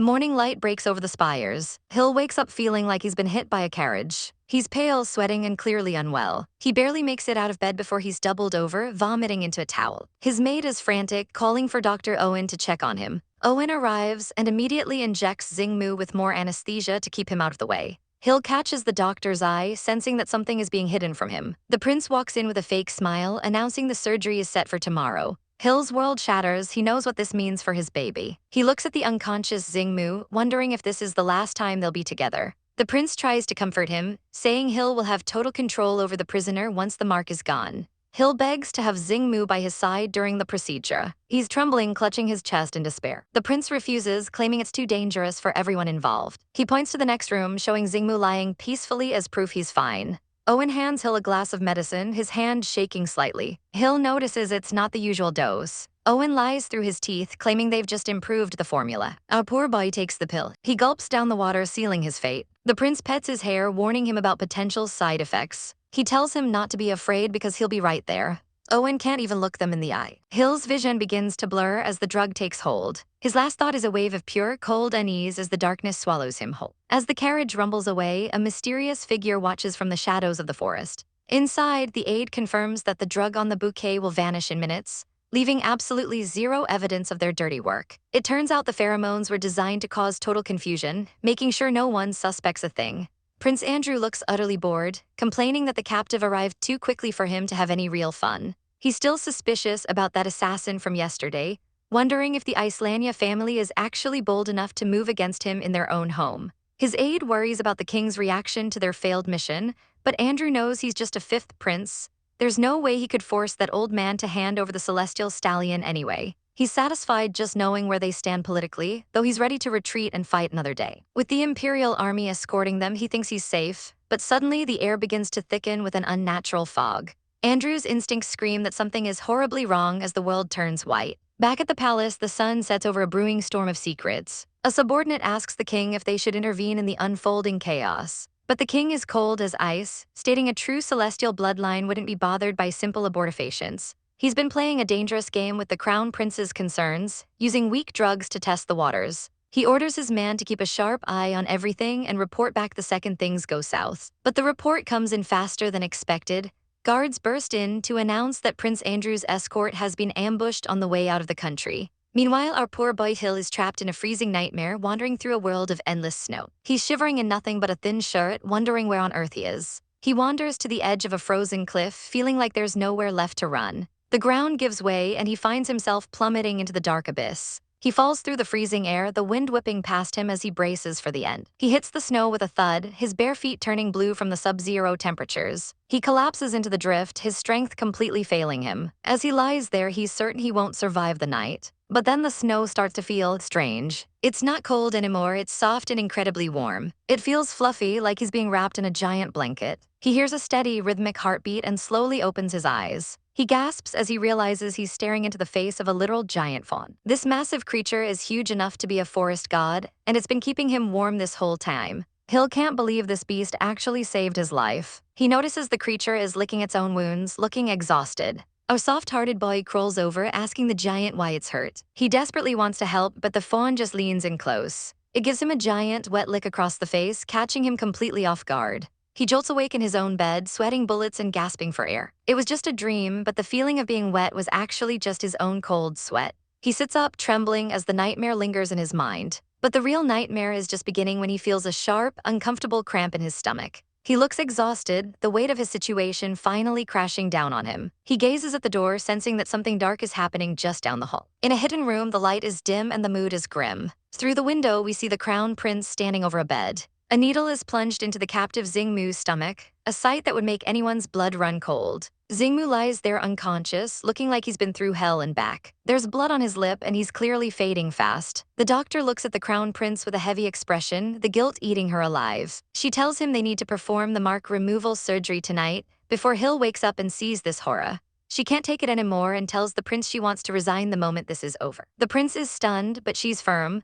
She feels like she's no longer fit to be a doctor after committing such a sin. The prince admits it was wrong to involve her, but the burden is just too much to bear. Then she drops the ultimate bombshell. They aren't just dealing with one life, but two. Hill is standing right outside the door, hearing every single word. His heart stops as he repeats the words, 2 lives. He stumbles into the room, clutching his stomach in total shock. He screams at them, demanding to know what they've done to Xingmu. He sees his lover shackled to the bed like an animal and loses his mind, thinking they've killed him. He lunges at his brother, grabbing his collar and demanding the truth. The crown prince looks pained, telling Hill that Xingmu's existence will only drag him into the abyss. He orders the guards to leave so they can handle this family mess in private. The guards scramble out, terrified of the prince's wrath. Hill falls to his knees, begging his brother to let him go to Xingmu. He doesn't care if the man is dead or alive, he refuses to leave his side. He struggles with everything he has, but he's too weak to break free. The Crown Prince easily scoops him up, intending to end this drama once and for all. Hill screams to be let go, but his brother is cold and calculated now. He orders the doctor to prepare a sedative, ignoring Hill's desperate pleas. The doctor hesitates, her heart breaking for the boy, but the prince barks at her to hurry. They pin Hill down on the bed, trapping him as he sobs. He cries out to his brother, his voice cracking with betrayal. He warns the prince not to force him to hate him, but the needle is already prepared. The prince says he's sorry, but he believes removing the mark is the only way to alleviate Hill's pain. Hill's eyes start to droop as the drug takes effect, his world spinning out of control. In his final moments of consciousness, he realizes the 2 lives meant he's carrying a child. The prince and the doctor stand over him like executioners. Hill weakly clutches his stomach, calling his brother ruthless for wanting to kill his own blood. But the prince reveals a darker truth. The king tampered with the contraceptives because he wanted to steal the celestial bloodline for himself. He claims he's doing this to save Hill from a life of being a political tool. Hill closes his eyes, tears streaming down his face as he realizes his child was never meant to be happy. The prince tells him to just sleep, promising that everything will be back on track when he wakes up. The night is silent as they wheel Hill toward the operating room. The nurses are ready and the plan is in motion. But suddenly, a massive explosion rocks the entire castle. The prince is thrown off balance, his eyes wide with shock as the walls tremble. Fire erupts everywhere. The castle has been rigged with explosives by anti-regime rebels. In the chaos, the prince screams for more men to guard the prisoner, even if he's a corpse. He looks grim, realizing his perfect plan is falling apart. The surgery is cancelled as they scramble to reach the bunkers. The prince carries Hill through the smoke and falling debris, his heart racing. He realizes this was all a grand scheme to weaken the castle's defenses for a full-blown rebellion. He suspects regicide is the goal as another blast echoes through the halls. Guards are being cut down left and right by masked assassins. The prince realizes they're surrounded and hands Hill over to the doctor, telling her she has to escape first. He draws his sword, standing alone against the tide of killers to buy them time. He tells the doctor to run and not look back. As she flees with the unconscious Hill, the sounds of battle fade behind them. Hill starts to stir, the smell of smoke waking him from his drug-induced stupor. He looks out at the burning kingdoms, wondering if he's trapped in yet another nightmare. But the reality is even crazier. The guards are down and the prisoner's bed is empty. Xingmu is gone. The chaos of the night is in full swing as the clansmen finally make their daring escape. Amidst the smoke and fire, they scramble to safety, leaving the castle behind as the plan unfolds. Our mysterious hero looks back one last time, knowing their mission was a success, but the weight of what's coming next hangs heavy in his eyes. He knows the palace won't forget this humiliation anytime soon. Meanwhile, back inside the stone walls, the atmosphere is suffocatingly tense. Our poor heroine, Prince Hill, is struggling to even stand as the anesthesia refuses to wear off. He begs to be put down, but his legs are like jelly and he's barely holding on. The doctor warns him that running is a death wish right now, but Hill isn't listening. Our boy is desperate, forcing himself to crawl if he has to. He demands the doctor's boots, ready to do whatever it takes to vanish into the night. He strips them off with trembling hands, the urgency of the moment driving him past his breaking point. He's leaving everything behind, even if it means walking barefoot through the cold, dark halls. His face says it all, this is a one-way trip and there's no turning back. He slips into the shadows just as the guards start screaming for his whereabouts. They're hunting for their second highness, but Hill is already weaving through the corridors like a ghost. He hides behind a pillar, heart hammering against his ribs as he whispers a silent apology to those he's leaving behind. He refuses to be a puppet any longer, even if the price of freedom is his own life. Outside the castle is a total frenzy of soldiers and stretchers. Hill knows Dr. Owen will be hot on his trail soon, so he has to move now or never. He stumbles down the dark stairwell, his body betraying him with every single step. Suddenly he trips, but a gloved hand catches him before he can hit the floor. Hill's eyes go wide with pure shock. It's Xingmu. Our boy is actually alive, standing there like a dark omen in the middle of the stairs. Hill can't believe his eyes, the tears welling up instantly. He doesn't even hesitate, throwing himself into Xingmu's arms in a desperate, chaotic hug. He's sobbing, relieved beyond words that the man he thought was dead is still breathing. They collapse onto the stairs together, the world around them disappearing for one brief moment. But the mood shifts instantly when Xingmu reveals that ordinary poison could never kill him. Hill realizes he's been played, his smile turning bittersweet as the truth finally sinks in. All that grief, all those tears. And it was all for a man who doesn't feel pain the same way mortals do. Xingmu smirks, asking if Hill has finally figured out the game they're playing. He asks if Hill is still glad he's alive now that he knows he's the ultimate enemy. Hill pulls away, his heart shattering as he realizes he might just be another hostage in this war. Xingmu offers him a choice: come with him or stay and face the consequences of his betrayal. They sit in a heavy silence, the distance between them growing by the second. Hill scoffs, asking if Xingmu really thinks he's foolish enough to be a willing captive. Xingmu doesn't answer, his gaze cold and unreadable. He reaches out to touch the leaf pendant, reminding Hill of the mushy words he said when he thought no one was listening. Hill freezes, realizing Xingmu heard every single word of his confession. He was awake while Hill was crying over his body. Hill is absolutely mortified, thinking of the secrets he might have let slip in his grief. He decides it's meaningless to talk anymore, the damage is done. Xingmu watches him with those piercing eyes, wondering what's going on in that pretty head. Hill stands up, begging for them to just part ways here and forget they ever met. He is literally pleading for his freedom. But Xingmu clenches his fist, he is not happy with this plan. Hill insists he's different, that he doesn't need to live under humiliation for revenge like Xingmu does. Xingmu loses his cool, pinning him against the wall and demanding to know if he's threatening him with his own life. The tension is absolutely savage as they stare each other down in the dark. Xingmu asks the million-dollar question, did he ever have true feelings for him? Hill throws it back at him, calling the question ridiculous given the circumstances. He tries to act sensible, but the hurt is written all over his face. Xingmu is insulted, calling Hill's feelings for a blood enemy a total disgrace. Hill just smiles through the pain, accepting the end of their twisted bond. They stand there, two people who should have never met, destined to tear each other apart. Xingmu grabs his chin, his voice dropping to a dangerous whisper. He claims he doesn't kill omegas, especially one as precious as Hill. He lets go, his face a mask of cold indifference once again. He warns Hill to run before the guards find them both. Below them, the search party is closing in fast. Hill asks if he came specifically just to say goodbye. He reaches out, cupping Xingmu's face one last time to say thank you. And then they share one final, forbidden kiss under the cover of night. Hill whispers his farewell, his heart breaking into a million pieces. Xingmu looks stunned watching him leave. He knows this farewell is the best outcome for both of them. He stands alone in the shadows as Hill disappears. Hill walks away without looking back, suffocating under the weight of his own choice. Meanwhile, in the woods, a masked assassin is making short work of the pursuit.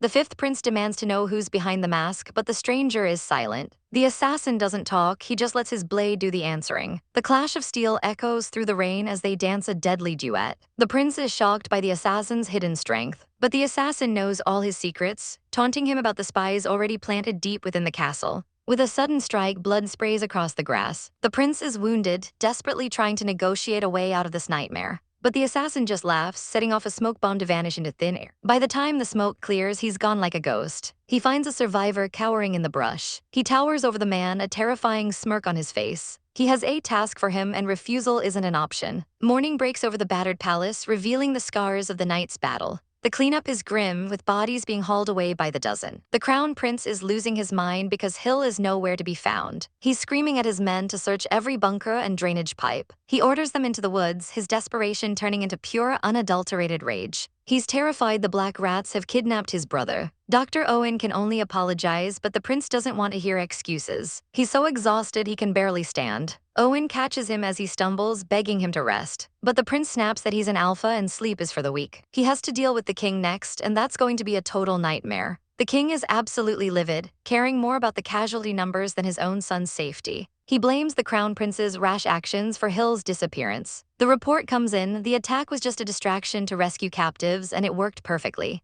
The assassins escaped, and now the palace is crawling with suspected spies. To make matters worse, the backup troops are missing in action. The king's face is a mask of cold calculation as he asks if Hill took his medicine yesterday. The crown prince is disgusted, his brother is missing, and the king is still treating him like a lab rat. The king slams the desk, screaming that the clan's survival is the only thing that matters. He calls the prince soft-hearted, warning him that his weakness will destroy them all. The prince looks at his father with pure loathing. He asks if honor even exists if they use such foul means to preserve it. The king just yells at him to stop being a fool. He's the only heir left, and he needs to start acting like it. Finally, the king drops the bombshell. He suspects Dr. Owen is a major spy. The prince's blood runs cold as the accusation hangs in the air. Down in the city, life goes on, but the atmosphere has changed. The commoners are whispering in the streets, sensing the shift in power. A new set of wanted posters has been plastered everywhere for the public to see. Xingmu's face is right there next to Hill's. The crowd gathers, speculating about the missing prince and the dangerous rebel who took him. Hidden in plain sight, a mysterious figure watches the commotion with a steady gaze. With a simple tug of their hat, they disappear into the crowd,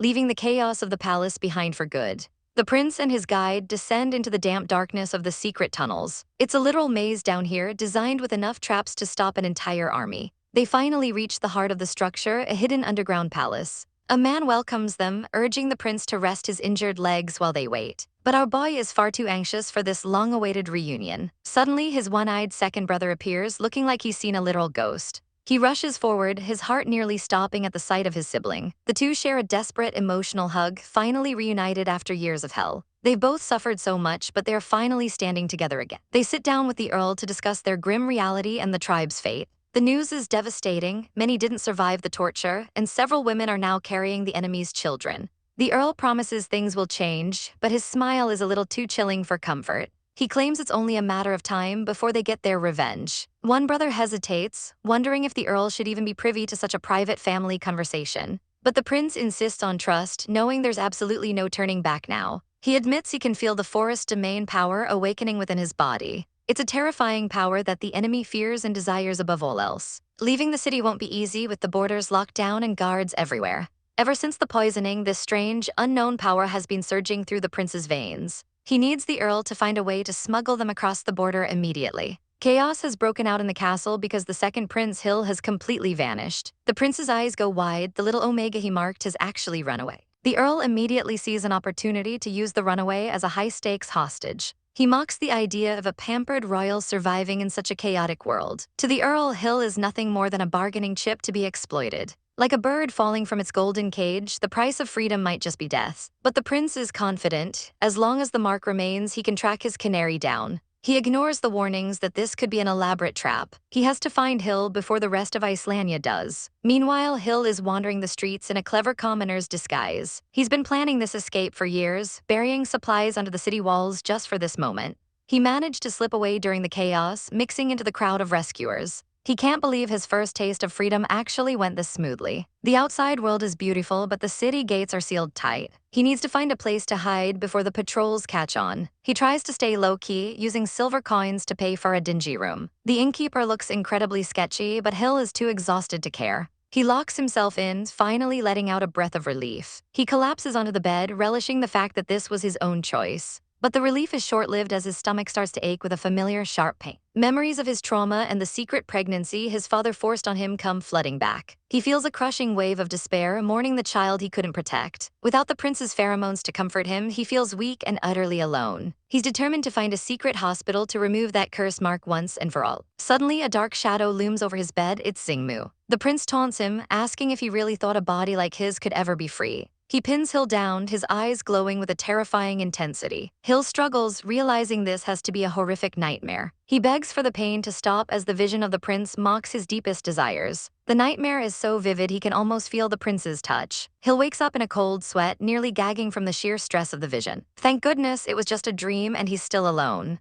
But wait, the door is slightly ajar. Someone is actually in the room, rummaging through his bag. Hill grabs his hidden gun and fires a warning shot that grazes the intruder. He demands the thief drop his things or the next bullet will be fatal. The thief tries to play it off as a simple mistake, but he's clearly a professional. As they struggle, a secret compartment in the bag breaks open, spilling gold coins across the floor. The thief's eyes light up with pure greed. He realizes Hill is a walking gold mine.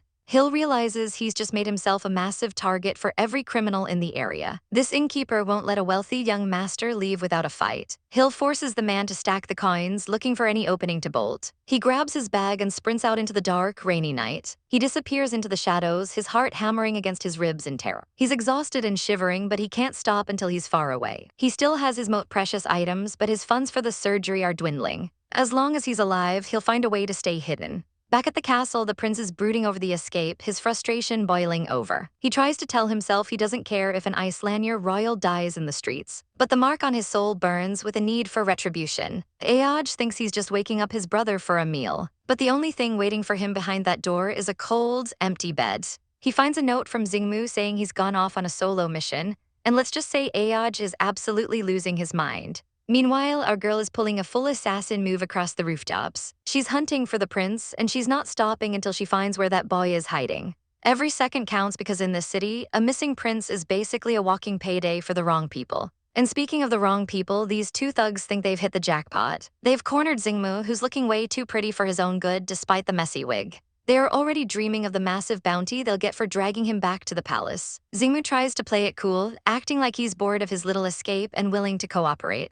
He even has the audacity to ask for his wig back, trying to maintain some dignity while being kidnapped. As they lead him through the dark alleys, he starts acting all fragile, complaining about being hungry and faint. The thugs are actually falling for it, but our prince was just waiting for the perfect moment to pull out a literal gun. But things go south fast when the thugs realize he's more bark than bite. He tries to run, but he's tackled to the ground like a sack of potatoes. Our poor prince is actually hurt, and the thugs realize that an injured Omega is way more trouble than he's worth. Instead of helping, these absolute trashes decide to just rob him blind. They snatch his gold and his precious pendant, leaving him alone in the dirt. Xingmu is starting to think this whole adventure was a terrible mistake. Back at the mansion, Aoj is practically vibrating with rage. He storms in on his partner, who is literally just chilling in a robe. While Aoj is screaming about his missing brother, this man has the nerve to pour a glass of wine and tell him to relax. Aoj is seriously questioning why he's even working with this chaotic man. Our girl finally tracks the scent to the alley, but the prince is already gone. However, she spots a familiar shimmer in the hands of a passing thug. That's Xingmu's pendant, and she knows exactly what that means. The thief is busy counting his coins when our heroine delivers a savage strike out of nowhere.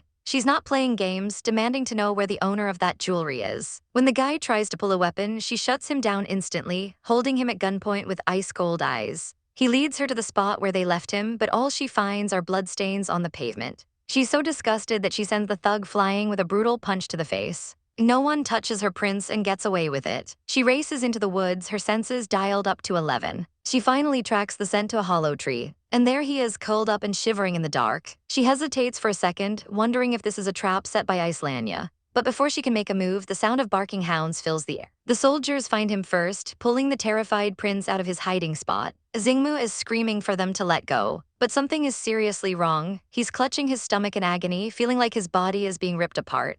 Just as the soldiers prepare to use anesthetics on him, our girl arrives like a literal guardian angel, slicing through the guards with zero hesitation. She stands over the bodies, looking like the ultimate savage. Xingmu collapses into her arms, finally safe. But as she holds him, her heart sinks. He's bleeding way more than he should be, and the situation just went from bad to worse. In the quiet of the western woods, the air is thick with the scent of death. 2 patrol guards were found slaughtered, and the trail of blood left behind belongs to an Omega. The blonde duke is spiraling, fearing that poor Hill has fallen into the most ruthless of hands. The shadows of an anti-government faction loom large, with resources only the oldest noble families could hide. If these hypocritical nobles unite with the remnants of the fallen regime, things are going to get chaotic real fast. For now, they're playing a dangerous game of cat and mouse, waiting for the perfect moment to strike. The order is given to keep a sharp eye on every move those old nobles make. Deep within the palace, the atmosphere is suffocating as a guard makes his rounds. A frantic knock at the door signals the arrival of the royal physician. He's granted entry into the lion's den to check on the king. The doctor is sweating bullets, feeling a heavy sense of dread wash over him. He knows his life is on the line as he prepares to face the music. The king's voice drops to a lethal chill, demanding to know how the prince disappeared under his watch.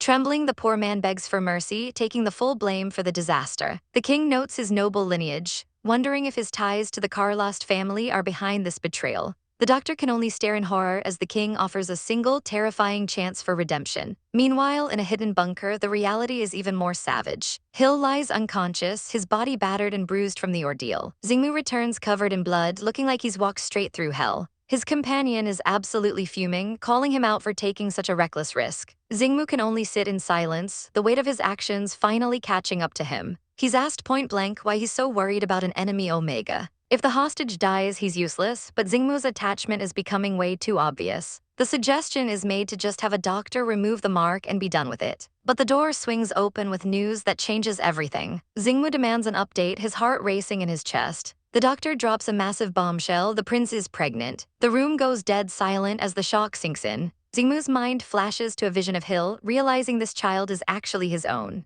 He's physically shaken, his fists clenching as the reality of the situation hits. Contraceptives aren't foolproof, and the baby is already over 2 months along. The doctor asks if he noticed any of the signs: the clinginess, the constant sleepiness. Memories of Hill being nauseous flood back. He remembers Hill needing to be close, sleeping soundly in his arms. He feels like a complete idiot for not realizing these were all symptoms of pregnancy. A pregnant prince, this changes every single rule of the game. The eye patch guy finds this twist hilarious, knowing the king has always coveted this specific bloodline. However, the doctor warns that the baby's condition is critical. Without an alpha's comfort, both the mother and child are in grave danger. Xingmu doesn't hesitate, demanding to go in and provide the pheromones Hill desperately needs. There's no other choice if they want them to survive. He takes Hill's hand, his expression softening with a rare moment of tenderness. Watching him sleep, Xingmu is overwhelmed by the fragility of the man before him. Hill looks so pale, a ghost of the prince he once was. Xingmu gently places his hand over Hill's stomach, finally connecting with his child.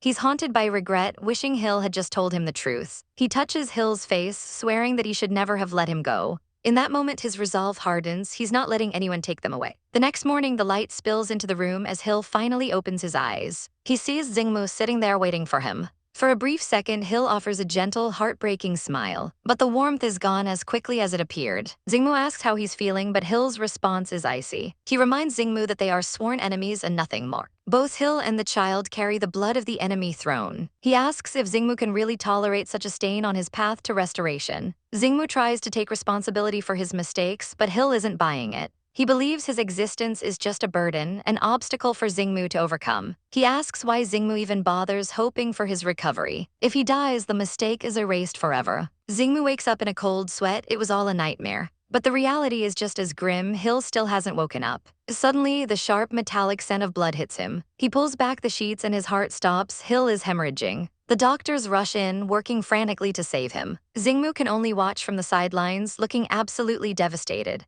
He grips Hill's hand as if he can pull him back from the brink of death. The doctor manages to stop the bleeding, but warns that Hill's will to live is non-existent. Xingmu is crushed, realizing that our poor boy has simply given up. He glares at the doctor, refusing to accept this fate. Thankfully, the unborn child is a fighter, and there's still a glimmer of hope. Xingmu stands guard, a silent protector in the dim room. He demands that both the mother and child be saved at any cost. They decide the bunker is too dark for recovery. Hill is moved to a secluded courtyard where the sunlight can reach him. Xingmu stays by his side day and night, providing the comfort he needs. Finally, Hill wakes up in the dawn light, looking like a fragile porcelain doll that might break at any second. The scene is identical to Xingmu's dream, but the reality is colder. Hill has lost his smile and refuses to utter a single word. Xingmu tries to feed him, hoping for some sign of the person he knew. Hill takes the food mechanically, his eyes empty and hollow. He turns away, the silence between them growing into an impassable wall. Xingmu's heart breaks as he stares at the shadow of the man he loves.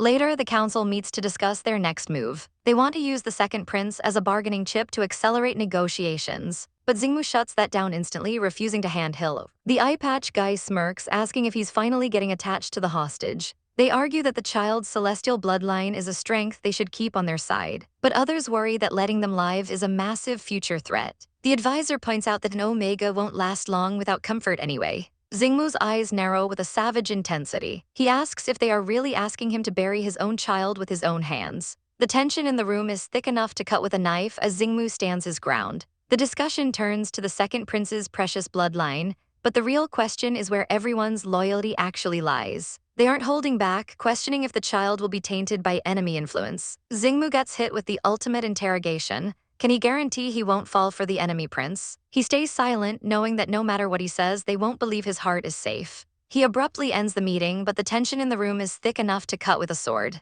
While the others try to play it cool, our girl's brother is clearly recovering his fighting spirit. The next morning, the sunlight hits the room, but the vibe is anything but bright. Our poor heroine Hill is curled up in pain while Xingmu watches over him with a look of pure desperation. Hill's stomach is acting up again, and Xingmu can only beg him to relax before he hurts himself. The doctor arrives and drops a bombshell. The pain is normal for the pregnancy, but he needs more comfort. The nurse asks if they've been getting intimate, and Xingmu looks like he's about to short-circuit from the sheer audacity of the question. Even in his pain, Hill manages to croak out a no need, speaking for the first time since he arrived. Once they're alone, the air turns frigid as Hill demands to know why he was even brought back if he's just going to be a prisoner. Xingmu's gaze softens with a hint of pain as he admits he couldn't just let Hill die out there. When asked if he even wants the child, Hill's silence speaks volumes of his internal chaos. Xingmu loses his cool, calling the people of Isenlania heartless for even considering abandoning their own blood. He pins Hill down in a surge of possessive rage, declaring that both Hill and the child belong to him. Then he drops the ultimate shocker. He doesn't want a prisoner, he wants to marry him. Hill is absolutely horrified, calling him insane for trying to marry into a blood feud. Xingmu claims he's being perfectly calm, but his grip says otherwise. When he tries to offer his pheromones to soothe the recurring pain, Hill finally snaps. He delivers a savage slap that echoes through the room, screaming for Xingmu to stay away. Xingmu stands there, stunned and reeling from the rejection. He eventually retreats, leaving Hill alone to crumble into a ball of misery on the bed. Outside in the moonlight, Xingmu tries to clear his head, but he's quickly joined by the Count. The Count wonders if he's brooding over revenge or his latest spat with the prince. It turns out Xingmu has a history of saving this family. We see a flashback of him pulling Hill's brother from a literal pile of corpses. He saved the brother specifically to form an alliance, using honesty and patience to win him over. The Count gives his blessing, telling Xingmu to be confident because he's destined for greatness. But first, he suggests reconciling with the brother before heading to the Forest of Oblivion. Xingmu eventually heads back inside to find Hill still awake and waiting. He tries to play the "I'll treat you well" cards, but Hill isn't buying the fairy tale. Hill points out the tragic reality: a child born from forced union will never have a future of true love. Xingmu tries to argue that they can develop feelings over time, but Hill hits him with the hard truth about the people they've both lost. Hill finally makes a heartbreaking proposal. He will stay, he will give birth, and he will let Xingmu hide his identity from the world. But in exchange, once the child is safe, Xingmu has to let him go forever.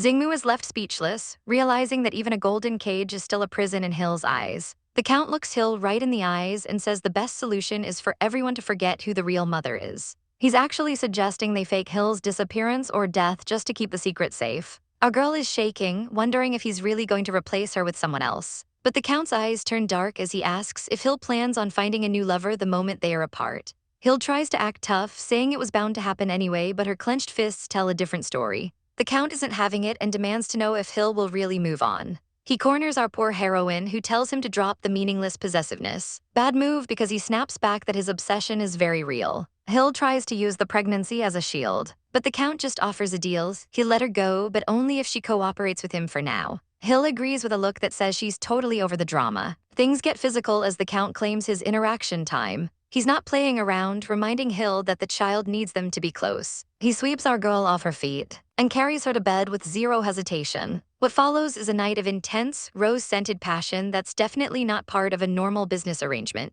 Even after everything, the Count adds another condition: they have to act like a perfectly harmonious couple until the very end. Hill gives a sad, savage little smile, noting that acting is the one thing she's actually good at. The night continues with a storm of emotions, leaving Hill completely exhausted and breathless. The next thing she knows, she's waking up in a warm bath. The Count is actually being a total sweetheart, helping her wash up because she's too tired to move. He notices a tiny bump starting to show and reminds Hill that the baby is growing fast. For a second, it feels like a beautiful dream, but Hill knows this fairy tale has an expiration date. The next morning, Hill wakes up to an empty bed. She wanders out to the balconies, looking like a tragic Victorian painting. The Count returns with breakfast, acting like they didn't just have a world-ending argument. They share a quiet meal together, but the silence is absolutely deafening. Hill asks for a walk to clear her head, and the Count is suddenly the most overprotective man on the planet. He's terrified she'll trip over a stray root. Watching him, Hill can't help but think he'd actually be a fantastic father. But reality hits hard. Hill knows she has to leave soon to join her family's fight. It's a fate she can't escape, no matter how gentle he is now. The Count reveals he has to leave for a bit, but he's already arranged for a doctor to prepare medicine for her. Hill is clearly shaken by the news of his departure. Meanwhile, far away in a cold palace, the political gears are turning. High-ranking officials are worried about the rebel forces growing in the shadows. They realize they need to strike first before the rebels draw out the power of the forest domain. Back at the Count's manor, a secret dinner is taking place. Owen is deep undercover, playing his role perfectly. He's getting so close to the Count that they are even using first names now. But as the rewards for the doctor's work are discussed, a mysterious man with an eye patch looms in the doorway. You just know the peace in this house is about to be shattered. The doctor named Owen used to be Hill's personal shadow, but now he's crawling back looking for a job. Even though he claims he was fired for a mistake, everyone knows he's smelling like a total spy. The plan is to keep him under a thumb, use him for reverse intelligence, and then toss him in a cell the second he outlives his usefulness. Since the enemy is already making moves, the boys decide it's time to hit the gas on their own schemes. Crossing the border normally is a suicide mission filled with venomous bullets and nasty traps. But our guys are playing 4D chess and digging a secret underground tunnel to bypass the danger entirely. The only real hurdle left is the miasma forest, a place so toxic it messes with your memories and only lets those with celestial blood pass through once in a lifetime. Hill is worried his blood isn't pure enough to make it, but his brother tells him to just give it his best shot. The stakes are higher than ever, especially since they plan to use the enemy prince and a child as bargaining chips to strike from both sides. Hill desperately begs them not to hurt the fragile Omega or the baby, and his brother finally gives him his word. Meanwhile, our poor heroine is feeling the walls close in as she's constantly watched by guards at the manor. She hasn't found a single clue about the second prince and feels like a total pawn in a game she can't win. With her mother still under the king's thumb, she has absolutely no choice but to keep playing her part. At the border, the local royalty is growing restless because the expected envoy only sent a cryptic letter instead of showing up in person. Back at the cozy cabin, the quiet night is filled with a heavy, lingering sadness. Hill and his partner share tea, but they both know the clock is ticking on their peaceful days. A month flies by in a blink, and suddenly the day of parting is staring them in the face. They sit down for a grand feast, but it feels more like a heartbreaking Last Supper than a celebration. Hill tries to stay strong, promising he's only leaving for a short while, but the air is thick with the scent of an upcoming war. To lighten the mood, they reminisce about the first time they shared a meal, even though it was a pumpkin soup she absolutely hated. Hill admits he did it on purpose just to see her reaction, and they share a bittersweet laugh over the memory. As they lean on each other under the starry sky, she wishes she could paint this moment forever. The tension finally snaps into a passionate, desperate kiss as they try to memorize the feeling of one another. They take their passion inside to escape the cold, leaving a trail of clothes across the floor. Afterward, they retreat to a bath overflowing with roses to soak in their final moments of peace. They tease each other about old grudges and milk mustaches, acting like the world isn't about to end outside their door. Suddenly, they both freeze in the water as they feel a distinct kick. The baby is moving for the very first time. It's an indescribable sensation that bonds the three of them together in a way no war ever could. But morning comes far too quickly, and it's time to face reality over breakfast. Hill gives her a special medicine to replace his pheromones and returns her precious leaf pendant. He's kept it all these years because it helped him find her scent when they were young, and now it's her turn to hold on to it. With a final, lingering hug and a kiss on the head, Hill promises to return the second he can. Our girl stands on the porch and watches him walk away, her heart breaking as she wonders if they will ever truly meet again. Inside the bag, our girl's allies prepare the final emergency supplies for a journey that sounds more like a suicide mission. The atmosphere in the wine cellar is thick with tension as Earl Caloust watches his team finalize the plan. The Earl isn't exactly thrilled about the risks, his icy gaze fixed on the man who's about to lead the charge. But Zhu just flashes that signature savage smirk, announcing he'll personally act as the guide through the most dangerous territory. The others think he's being absolutely reckless, but Zhu has already thought 10 steps ahead with a fake plague story to cover his tracks. Kalaus can only sigh at the sheer audacity of this man, wondering why he didn't mention this insane plan sooner. Zhu remains the picture of confidence, trusting that the Earl can handle the household while he's off playing hero. With a mock salute and a whistling chibai exit, the deal is sealed. At the edge of the miasma zone, the final goodbyes are exchanged under the cover of night. Xingmu leans in, tasking Zhu with the most important job, protecting his precious Omega. Zhu plays it cool as always, even when Kalaus gives him the cold shoulder during their farewell. A few jokes are cracked to lighten the heavy mood, and then the two men don their dark cloaks, disappearing into the shadows. They descend into the depths, their footsteps echoing in the silence of the underground. Guided by the dim glow of a lantern, they push through the narrow, suffocating tunnels. It's a grueling 13-day trek through the darkness before they finally see the sky again. Emerging under a crescent moon, they're grateful for the night. Sudden sunlight would have been blinding after so long in the pits. They overlook the vast, silent forest of Tadel, a land filled with ghosts and buried loved ones. Taking a moment to breathe, Zhu looks at his companion with a rare, soft expression. He knows the weight of this mission and promises to do his utmost to keep everyone safe. Xingmu offers a weary but genuine smile of thanks, but the peace is short-lived as they realize Tadel is crawling with colonial forces. They pick up fresh horses and a few shadow guards, moving as a small, agile unit to avoid detection. Their map shows they're closing in on the miasma zone, but the forest of no return lives up to its name. Suddenly, the silence is shattered by a hail of arrows as an enemy squad ambushes them. The shadow guards leap into action, meeting the blades of the attackers head-on. Chaos erupts in the moonlight as Zhu and his team fight for their lives. Soldiers are sent flying as the clash of steel rings through the trees. Zhu reaches out a hand to pull his ally to safety, gripping him tight as they prepare to break through the blockade. "Hold on," he shouts, pushing his horse to the limit. They're surrounded, and just when they think they've cleared one squad, another appears from the fog. It's a bloodbath as they carve a path through the enemy lines. Blades flash and blood splatters against the cold blue night. Zhu is a whirlwind of steel, taking down anyone who dares to block their escape. Realizing they can't all make it at this pace, Zhu makes a savage choice, telling Xingmu to go on alone while he holds the line. "You all must return alive," he commands, his eyes burning with determination. Xingmu casts one last look back before disappearing into the thick mist. Bodies pile up around him as the fog swallows the battlefield. Zhu eventually collapses, using his sword to prop himself up, his face battered and bloodied. Back at the manor, Earl Caloust bolts awake, drenched in a cold sweat from an ominous dream. He tries to shake it off, but the feeling of dread is suffocating. He knows these men wouldn't die easily, but the silence from the front is deafening. Since that nightmare, he's been a nervous wreck, pacing the wine cellar like a caged animal. Intel says they reached the miasma zone, but that was weeks ago. 25 days pass, then a full month, and still there is zero word from Zhu. Kalaus looks like he's about to snap, his brain and heart ready to explode from the uncertain. He begins checking the cave entrance every single day, sending out more guards to scour the tunnels. By day 41, he's practically moved into the cave, staring into the pitch-black void. Suddenly, a flicker of light appears in the distance. His heart skips a beat as a shadow guard finally stumbles out, looking absolutely spent. Kalaus demands news of the Count, his voice trembling with a mix of fear and fury. When he hears that Zhu is injured and trailing behind, he doesn't wait another second, grabbing the lamp and charging into the tunnel himself. He's cursing under his breath, furious that a monster like Zhu actually managed to get hurt. He swears if Zhu is playing dumb again, he'll kill him himself. But then a silhouette emerges from the gloom. It's Zhu, looking like he's been through hell and back, carrying another man on his shoulders. Kalaust catches him just as his legs give out, pulling the stubborn idiot into his arms. Zhu, ever the flirt, just smirks and asks if the Earl is offering himself as a token of gratitude. Kalaust's relief immediately turns back into annoyance at the man's relentless teasing. He gives the injured hero a sharp bonk for being so annoying. Once they're back in the safety of the palace, Kalaust finally lets his guard down, scolding Zhu while he's tucked into bed. He admits that those 41 days were a living nightmare for him. The Earl confesses that his heart felt like it was going to burst every second they were gone. Zhu's playful facade finally drops, and he offers a quiet, sincere apology. He reaches out to touch Kalaust's face, a rare moment of genuine tenderness between them. Kalaust tries to pivot back to his usual stubborn self, lecturing Zhu about self-preservation.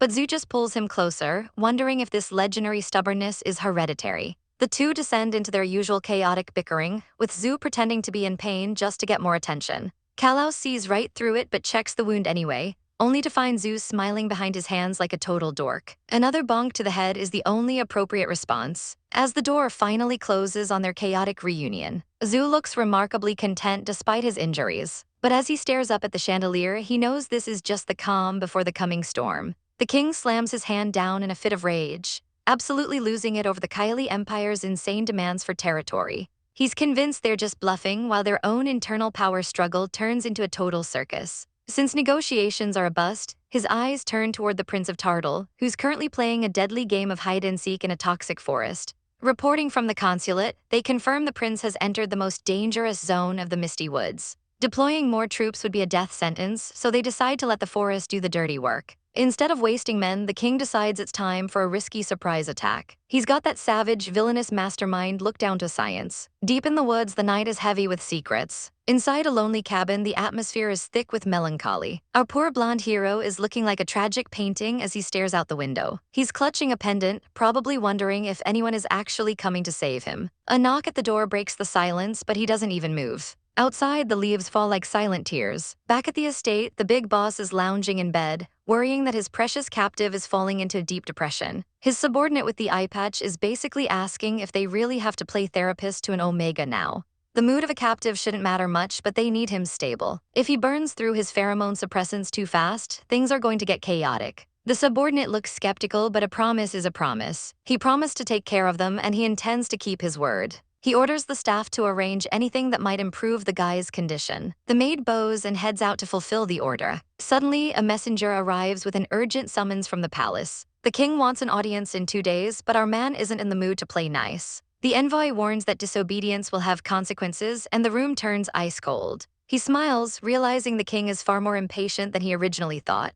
His eyes glow with a dangerous, calculated light. He gives the command to call Ili over immediately. Meet Ili, a man groomed to be a flawless double found years ago in a literal slave market. The boss never wanted to use this trump card, but the king has forced his hand. He stares into the distance, mourning the peaceful days that are clearly over. A voice calls out from the shadows. Ili kneels before his master, looking like a literal carbon copy in both face and style. Even the eye-patch subordinate finds the resemblance uncanny and hard to adjust to. The moment they've been preparing for has finally arrived. Ili is ready to step into the spotlight and face the king. He declares his life belongs to his master, and he's ready to die for the cause. The boss just tells him one simple thing: try not to die. Ili turns and leaves, ready to play the most dangerous role of his life. He walks into the throne room, bowing before the king in a room filled with tension. The king immediately goes for the throat, accusing him of kidnapping the second prince. He orders the guards to detain the count until the truth is uncovered. Ili stands his ground, claiming the king has no right to imprison him without proof. The king's expression turns savage as he realizes his authority is being challenged. He shouts for the guards to seize him right now. The atmosphere in the hall reaches a breaking point. The king stands tall, declaring that he is power itself and his word is law. Ali warns him that arresting him is basically declaring war on the entire nobility.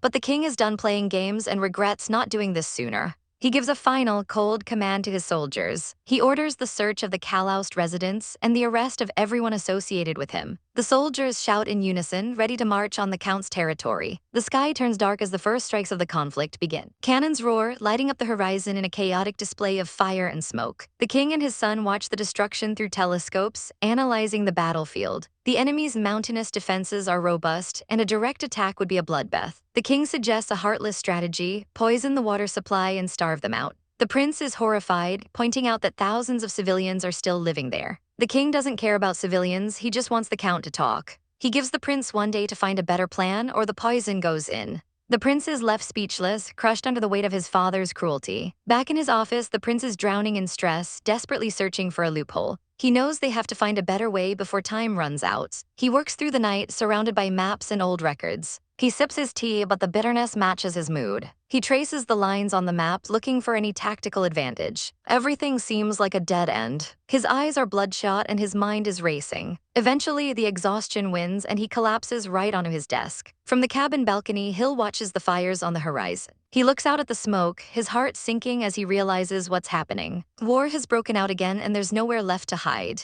The sky is lit with the glow of distant explosions. Xingmu and his eye-patch subordinate are watching the same fires from a distance. The king is using them as a scapegoat to pocket the family's treasure. He's been waiting for an excuse like this for a long time. The appearance of the Omega might have disrupted their plans, but they're not out of the game. The king probably doesn't suspect that they've already formed a secret league with Tadal. They have hidden tunnels and everything is still under their control. The eye-patch man is shocked by the idea of the king poisoning his own people. Xingmu points out that the estate is far from where the civilians live. He speaks nonchalantly about the horrors of war, which is honestly pretty savage. He clenches his fist, the weight of the situation finally showing through his calm mask. He tells his subordinate not to worry, they have backup supplies. If the king wants an eye for an eye, Xingmu is more than happy to provide it. Their elite forces are already moving through the tunnels in small batches. Xingmu smiles, asking if his friend is underestimating his years of preparation. He's built a network that spans across borders and even underground palaces. He has every reason to be confident in his victory. He stares out at the burning world, determined to see this through. Our traveler is wandering through the skeletal remains of the miasma forest. Even the warhorses couldn't handle the thick, toxic air and had to be left behind. This is a place where no ordinary creature dares to tread. He takes a desperate drink from his flask, having been in here for 2 days. His food and water are gone, and he's relying on old stories from his brothers. They said there were sources of life inside the mist, and he has to believe them. He keeps his head down and keeps walking, refusing to give in. Suddenly, something massive moves in the shadows. He looks up and sees a terrifying creature stalking him. He wonders if this is the legendary beast his brother used to hunt. A giant shadow wolf lunges at him with glowing eyes and razor-sharp claws. He draws his sword and strikes, but the sound is like metal hitting stone. The creature's skin is too tough to penetrate. It's almost impossible to harm the thing with conventional weapons. If he can't cut the hide, he has to find a weak spot. He realizes the only way to win is to go for the eyes. He lunges forward, driving his blade home in a desperate strike. The beast dissolves into a cloud of blue mist and disappears. He stands alone, realizing it wasn't a physical creature at all. He has no choice but to keep moving deeper into the woods. The air starts to thin, and he can finally see the sky again.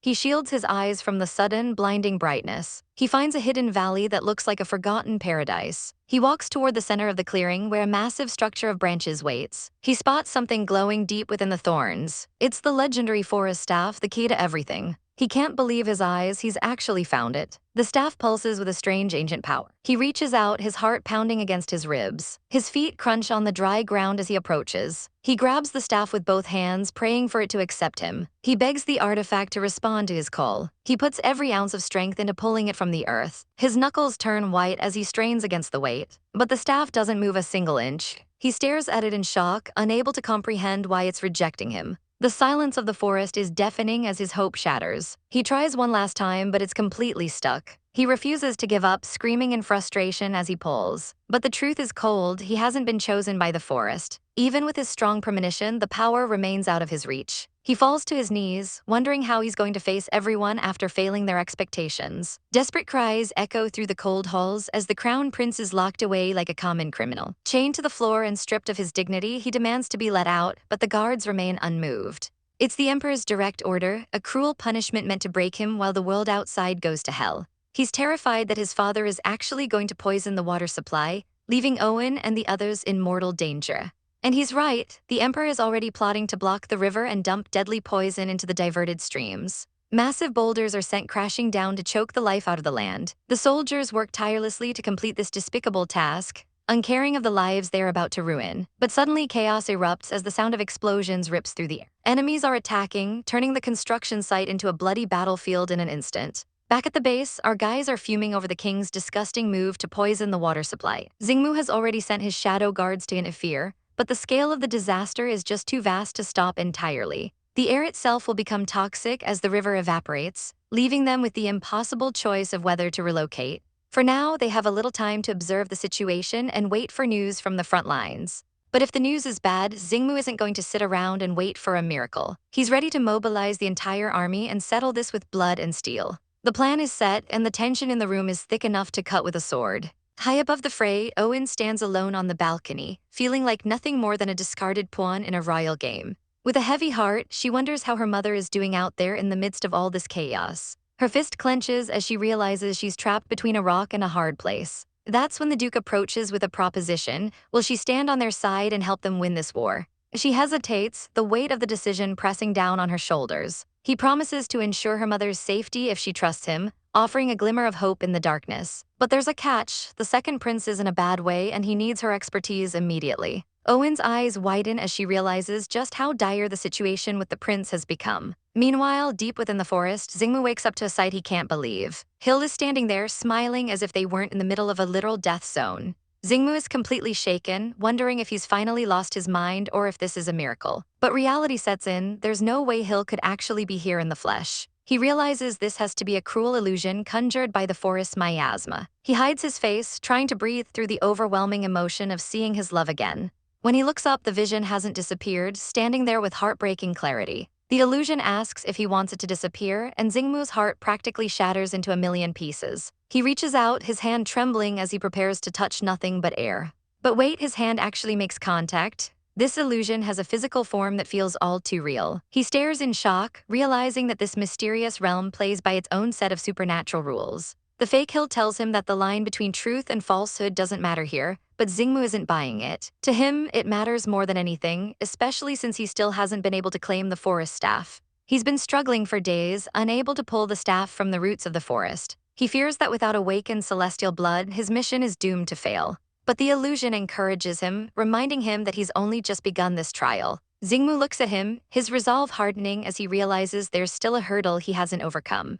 There's something lurking in the shadows, a final boss he needs to defeat to prove his worth. He remembers the ferocious beasts he's already slain, but those were just the warm-up act. He's killed a giant wolf before, but the forest isn't finished with him yet. Because wolves don't hunt alone, they live in packs, and he's about to face the whole family. Before the carnage starts, they take a tiny chibai break because even heroes need to eat. It's hard to stay serious when your stomach is growling louder than the monsters. It's a surreal scene, a warrior grilling fish for a figment of his imagination. Xingmu tries to act cool, but the fake Hild can see right through his grumpy exterior. When the illusion threatens to leave, Xingmu immediately grabs his sleeve, showing just how lonely he truly is. The vision tells him to be honest with his feelings, hitting him right where it hurts. Xingmu falls silent, the weight of his mission and his love for the real Hild pressing down on him. He calls out the monsters, knowing they've been stalking him from the shadows this entire time. A massive wolf emerges, followed by a parade of magical beasts that look like they crawled out of a nightmare. From bears to boars, the forest is throwing everything it has at our guy to stop him from reaching the staff.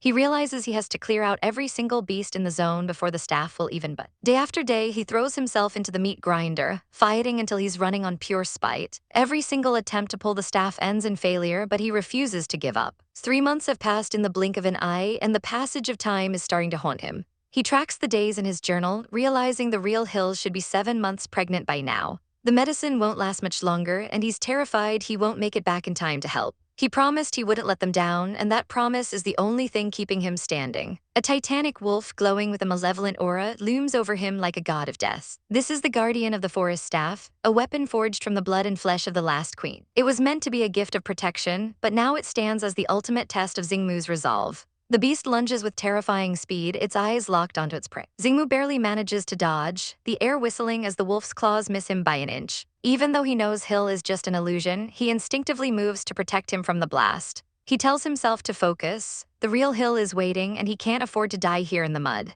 He has to end this quickly, or he'll never see his family again. He strikes with surgical precision, drawing blood from the massive beast and making it roar in fury. He dances through the attacks, a whirlwind of blades and determination. But the wolf isn't going down easy, and Xingmu realizes he's in for the fight of his life. The monster grows even more savage, its multiple eyes glowing with a sinister red light. It's a high-stakes aerial battle as Xingmu leaps through the air to deliver a killing blow. He lands a heavy hit, but the recoil sends him reeling back across the forest floor. This beast is unlike anything he's ever faced, possessing a strength that defies logic. He's reaching his limit, his body battered and bruised from the relentless onslaught. The wolf corners the illusion of Hill, and Xingmu's heart stops as he sees his worst nightmare playing out. He screams out in desperation, throwing every last bit of energy into a final charge. He lunges forward, his feet barely touching the ground as he moves faster than the eye can see. He intercepts the attack, taking the hit meant for the vision and coughing up blood. He collapses into the illusion's arms, his vision blurring as the world starts to fade. They fall together, the ground stained red with the blood of a man who loved too much. He lies there broken and exhausted, staring up at the face he's missed for so long. But then something magical happens. His blood starts to seep into the roots of the forest. Green sparks of light begin to dance in the air, reacting to the sacrifice he just made. The massive wolf dissolves into light, its purpose as a guardian finally fulfilled. Xingmu watches in awe as the forest itself seems to breathe with a new life. The miasma begins to clear, revealing the true beauty of the hidden realm. The illusion of Hill cradles his face, telling him how foolish he was to protect a ghost. He begs the vision not to leave him, the vulnerability in his voice enough to make anyone swoon. But the vision knows its time is up, looking at him with eyes full of a love that isn't quite real. It tells him to save his confessions for the real Hill, disappearing into a cloud of shimmering light. Left alone in the quiet forest, Xingmu stares at the space where his love just was. With the last of his strength, he reaches out one more time for the forest staff. His eyes are heavy, but the fire of determination still burns bright within them. He stretches his bloodied hand toward the glowing artifact, the fate of his kingdom hanging in the balance. As his fingers brush against the cool wood, the forest begins to hum with power. A blinding flash of light erupts as the staff finally recognizes its true master. The earth shakes as he finally pulls the weapon free, the trial of the forest finally complete. Rewinding to 2 months ago, the sky was painted in hues of pink and orange as the war raged on. Inside a quiet manor, the second prince lay in bed, a shadow of his former self. He's been trapped in a cycle of illness and depression, the medical supplies in the city running dangerously low. Owen arrives to take responsibility for his health, shocked to see how much Hill has suffered in isolation. He's been refusing to see anyone, locking himself away in a room full of ghosts and regret. The Duke hopes that their long-standing friendship will be enough to ease Hill's emotional struggles. Owen feels the weight of her past mistakes, knowing she can't escape her role in the prince's current state. She vows to do everything in her power to keep Hill and the child safe from the encroaching war. The Duke gives her a small knowing smile, trusting her to fix what's been broken. As night falls, the moon hangs high over the manor, a silent witness to the drama unfolding inside. Hill wakes up and sees a familiar face, thinking he must still be caught in a dream. It's really her, and the shock of seeing Owen again sends his heart into a tailspin. He stares at her, unable to find the words to express the mix of relief and anger he feels. Owen tells him everything, the truth about why she came and the chaos that's been happening outside. Hill falls into a stony silence, the rift between them too deep to be fixed with just a few apologies. He feels deceived and deeply hurt, the wounds of the past still fresh in his mind. For a month, Owen cares for him with unwavering devotion, even as the world outside continues to burn. The war intensifies as reinforcements arrive, and the flames of battle grow fiercer with every passing day. Finally, the defenses at the foot of the mountain are breached, and their temporary safety is shattered. They have no choice but to flee into the underground palace to hide from the advancing enemy. As they navigate the dark tunnels, Hill clutches his stomach, the stress of the situation becoming too much to bear. He's pale and sweating, his body reaching its breaking point as they scramble for safety. He whispers a terrifying truth: the baby might be born prematurely in the middle of this nightmare. The war is spiraling out of control as the royal army loses its grip. Disparity in numbers is turning the battlefield into a literal graveyard. The Kalaos territory is being ripped apart by a fierce, relentless attack. Our poor prince can only watch from the balcony as his home goes up in flames. His companion urges him to move because this place has already fallen to the enemy. The embers of the city are rising into a cold, uncaring night sky. Below the once beautiful capital is nothing but a sea of fire and screams. On the other side of the castle, the atmosphere is even more suffocating. The blonde prince looks absolutely devastated by the carnage, but his father, the king, is actually smiling, calling this nightmare a victory. Our prince isn't having it, pointing out that all he sees is a river of blood. He remembers the innocent people being trampled in this savage power struggle. The king is even signing off on humiliating terms just to keep his crown. Looking at his father's cold eyes, the prince realizes the man has truly gone mad. A soldier rushes in with news that the rebels have vanished into thin air. They retreated through the mountains using some unknown, mysterious path. The king realizes this means Hill's chances of survival have just skyrocketed. The prince is done with this toxic conversation and decides to take matters into his own hands. He storms off, ignoring his father's demands to stay put. He doesn't care about grand plans, he just needs to find Hill before it's too late. The king watches him go, wondering if his son's heart belongs to someone else entirely. Deep underground, the rebel leaders are scrambling to adjust their strategy. The political landscape is shifting fast as princes are executed for treason. Xingmu stares at the chessboard, his mind racing through 1,000 different scenarios. His allies are losing hope, calling their secret support a total failure. But Xingmu knows the enemy's internal rot is their biggest advantage. If they play their cards right, both kingdoms will collapse into dust. Everyone is waiting for a miracle, or at least some news from the front. Xingmu's gaze is sharp, he's ready to secure victory with his own two hands. Suddenly, a scout brings a report that the enemy has found their secret tunnel. They're hesitating because of traps, but time is running out for our rebels. Xingmu decides to head to the surface personally to guard the exit. While he prepares for battle, things in the infirmary are getting critical. Poor Hill is trapped in bed, and the situation is looking incredibly dire. He's pale, sweating bullets, and clearly in an immense amount of pain. Owen tries to stay calm, but his eyes betray how worried he actually is. Outside, Xingmu is a total savage, cutting through enemy soldiers like butter. His movements are a blur of steel and lethal precision. He stands amidst the chaos, looking like the ultimate dark hero. They manage to stop the poison gas, but the danger is far from over. He orders the passage sealed, but something in the air feels wrong. He catches a whiff of something unusual amidst the scent of blood.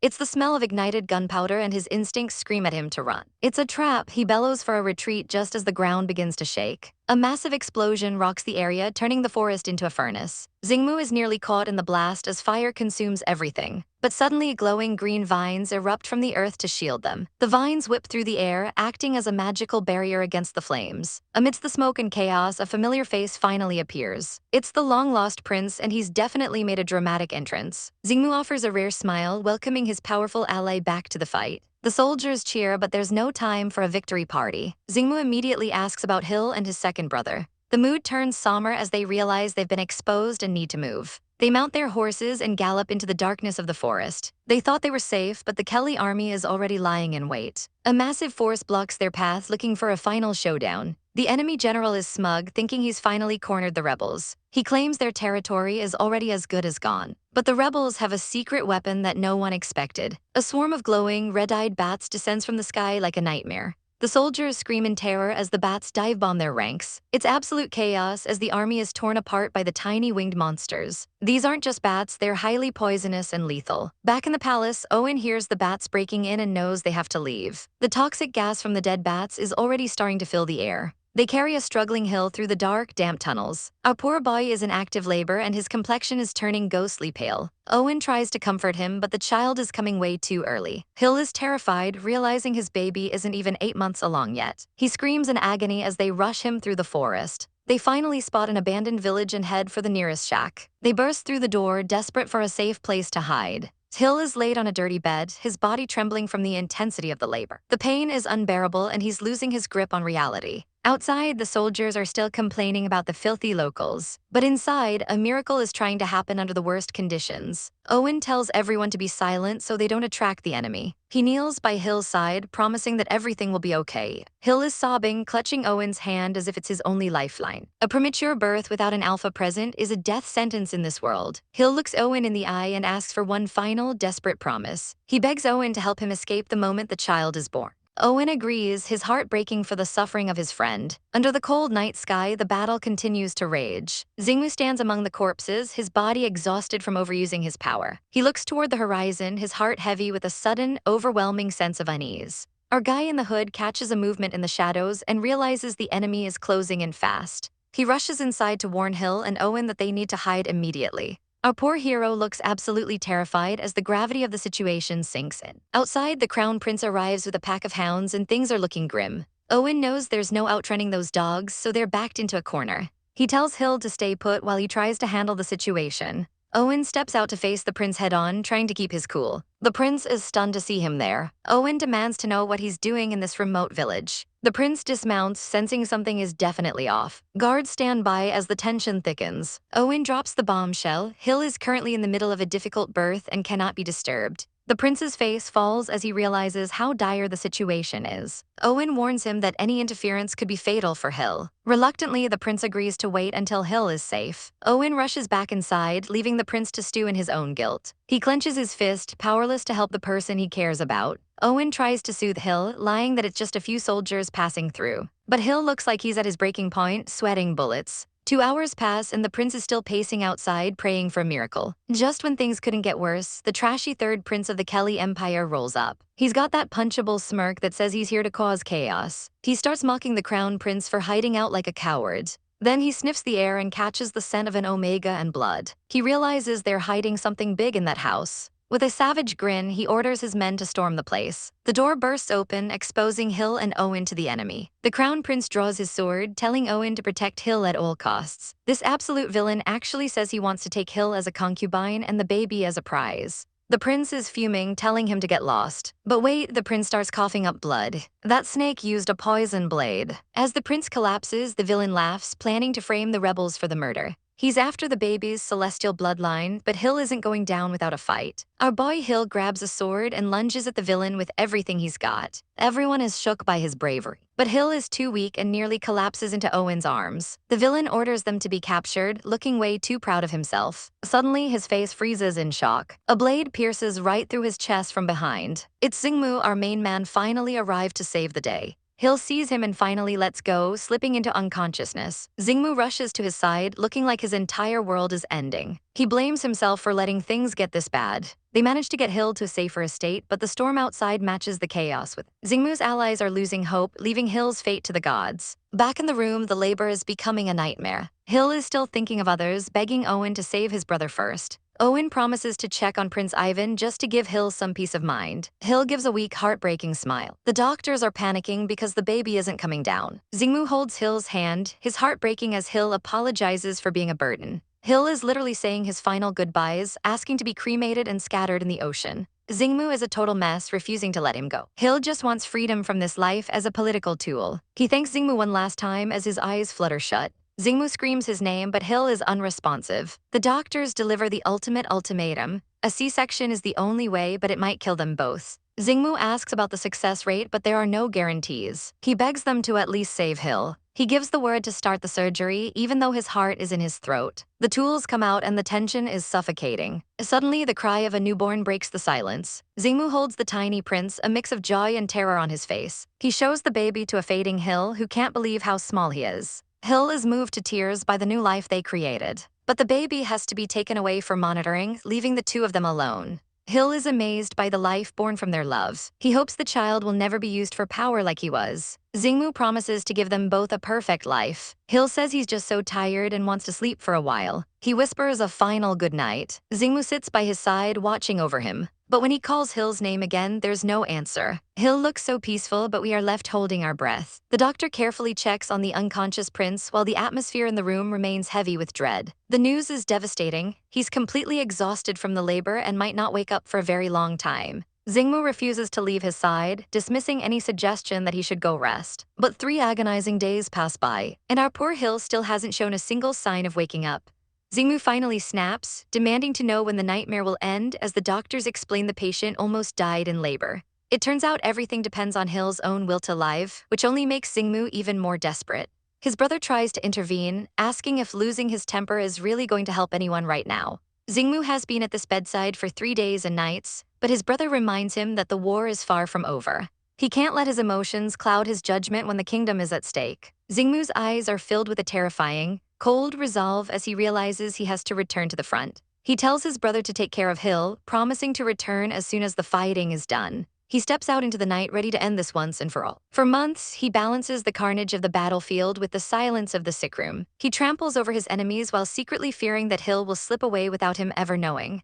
Meanwhile, the enemy is kept in literal chains, begging for death over the humiliation of being captured. But Xingmu has no mercy left. He's keeping everyone alive just so Hill can have peace when he wakes. The prisoner begs to see Hill one last time, but his pleas fall on deaf ears. Xingmu simply turns his back on him, leaving the man to rot in the shadows. The war rages on for another 6 brutal months. Finally, with the power of the forest scepter, they emerge completely victorious, running through the ruins of his fallen city. He is eventually cornered by his own enraged people who have finally turned on their tyrant. The honor he once claimed to uphold has become nothing more than a joke to those he oppressed. The mob closes in with weapons drawn, and the king realizes there is no escape. Xingmu watches from a distance as the man who caused so much pain finally faces his end. The king takes one final, trembling step back toward the edge of the cliff. His footing slips on the jagged rocks, and he falls into the abyss with a look of pure terror. He plunges into the very river he once poisoned, a poetic and watery grave for a monster. The empire is wiped off the map and annexed into a vast new kingdom.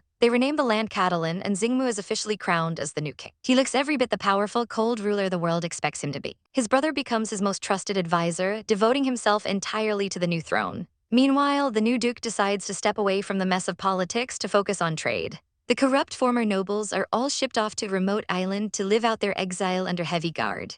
Peace finally returns to the land as people from all walks of life start to rebuild. Everything feels like a rebirth, yet one thing still weighs heavily on the king's heart. Xingmu sits on his throne, but his thoughts are always in a quiet room at the end of the hall. The maids stand aside as he enters the room where time has seemingly stood still. There lies our poor Hill, looking like a sleeping beauty in a bed of flowers. Xingmu sits by his side, holding their tiny, fragile baby while he waits for a miracle. Suddenly, Hill's eyes flutter open, and he realizes he's been in a coma for half a year. He looks around the lavish room, confused by where he is and who is holding him. Owen rushes into the room, crying out in total relief that he's finally awake. Xingmu gently reassures him that his brother is safe and has been waiting for this moment. But Hill is so weak he can't even sit up, let alone leave the bed. He's told it could take months to fully recover, but Hill is desperate to see his brother. He gives a weak nod, his heart still heavy with 1,000 questions. The doctor promises to handle everything, but the tension in the room is palpable. Xingmu dismisses the staff so they can finally be alone for the first time in months.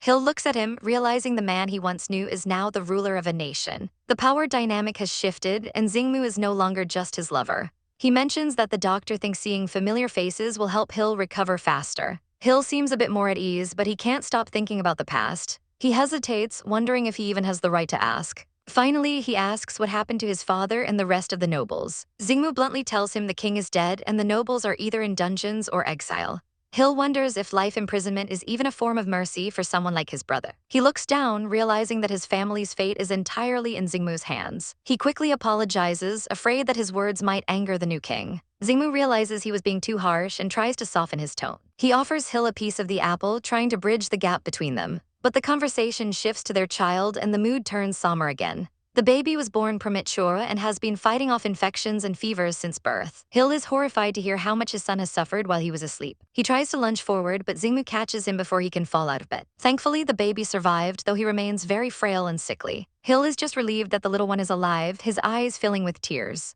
Xingmu offers to bring the baby over, but Hill surprisingly refuses. Xingmu grabs his wrist, demanding to know why he wouldn't want to see his own son. Hill admits he's terrified that if he holds the baby, he'll never be able to leave Xingmu. Xingmu is stunned and finally decides to confess the truth about his feelings. Hill tries to stop him, saying they don't need to talk about love in a place like this. But Xingmu shouts it out, declaring that he truly and deeply loves him. He confesses that every day without Hill was an unbearable nightmare.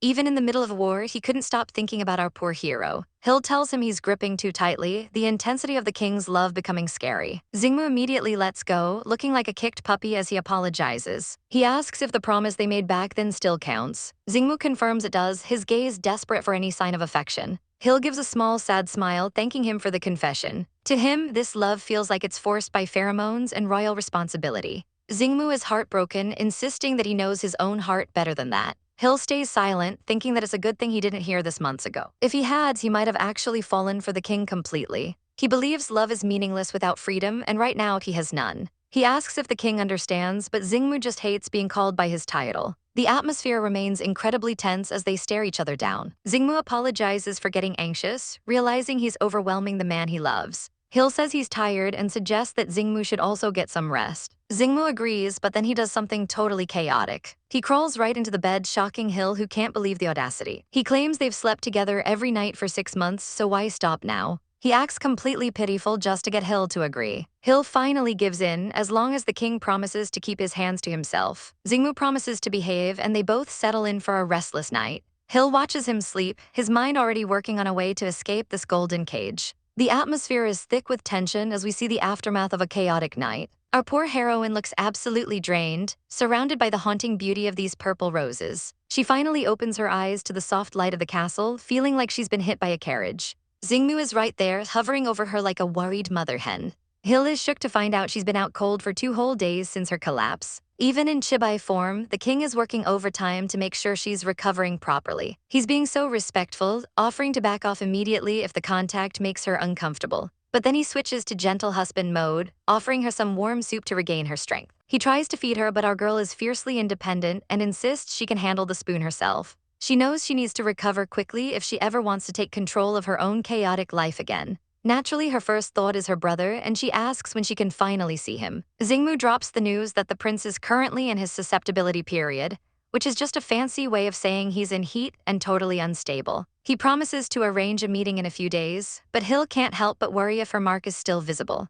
Duty calls as a knock at the door announces that a political meeting is about to begin. Xingmu heads out, leaving her in the capable hands of Dr. Owen for the rest of the day. When Hill wakes up again, the sky has turned a beautiful shade of twilight. And there's Owen, sitting patiently by her side like a loyal guardian. He helps her sit up, but Hill's sharp eyes catch something disturbing on his arm. She realizes Owen is hiding some serious injuries. He tries to play it off as a small accident, but we all know that's a total lie. Hill isn't buying it for a second and demands to know if someone has been bullying him behind her back. Then she sees the truth, a literal strangulation mark on his neck that looks absolutely savage. Owen looks like he's carrying the weight of the world on his shoulders, refusing to meet her eyes. Hill begs him not to lie to her because he's one of the few people she actually trusts in the snake pit of a palace. Owen finally breaks and admits that Prince Ivan accidentally hurt him during a struggle while he wasn't conscious. He tries to reassure her that the king values her too much for anyone to dare harm him on purpose. Hill wonders if her brother's recklessness is a side effect of the poisoning he suffered before. Owen quietly finishes his duties, offering her water to soothe her dry throat. He makes his exit to check on her dinner, but as soon as he's in the hallway, his composure completely shatters. He's trembling, barely able to keep it together as the trauma of the situation weighs him down. Back in his own room, he's popping pills just to survive the night. He's burning up with a fever, praying that the sickness will be gone by the time the sun rises. His mind drifts back to a simpler time when he was just a little apprentice running through these halls. He had a clumsy moment and spilled everything, fearing he was about to get a massive scolding. But a young Prince Ivan was there to catch him, looking like a literal angel in the sunlight. Ivan was so kind back then, encouraging Owen to become a promising physician in the future. He even ordered the guards to help the poor boy clean up and replace everything that was broken. But the memory turns dark as we see the night the prince was poisoned and everything changed. Owen did everything in his power to save him, but the prince had already lost the will to live. Ivan claimed someone like him had no right to exist, but Owen begged him to survive for his sister's sake. The pain from the poison was unbearable, and Ivan was screaming in agony, demanding more painkillers. Owen had to refuse to save the prince's mind, even as Ivan claimed he was already eternally imprisoned. Ivan felt like his life was a divine punishment,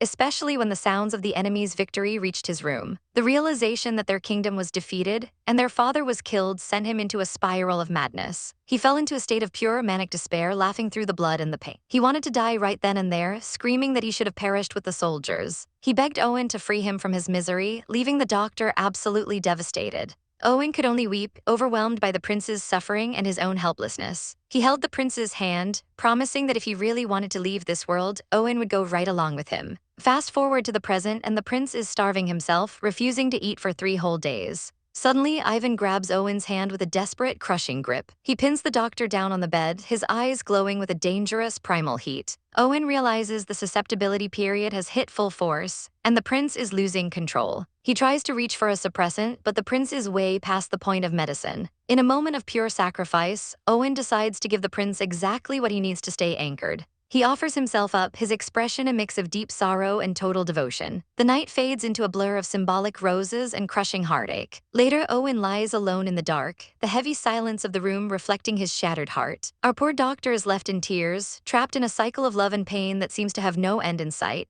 The Alpha King is getting a serious earful about his priorities. Ayaj isn't holding back, calling him out for neglecting the child while he's busy playing devoted partner.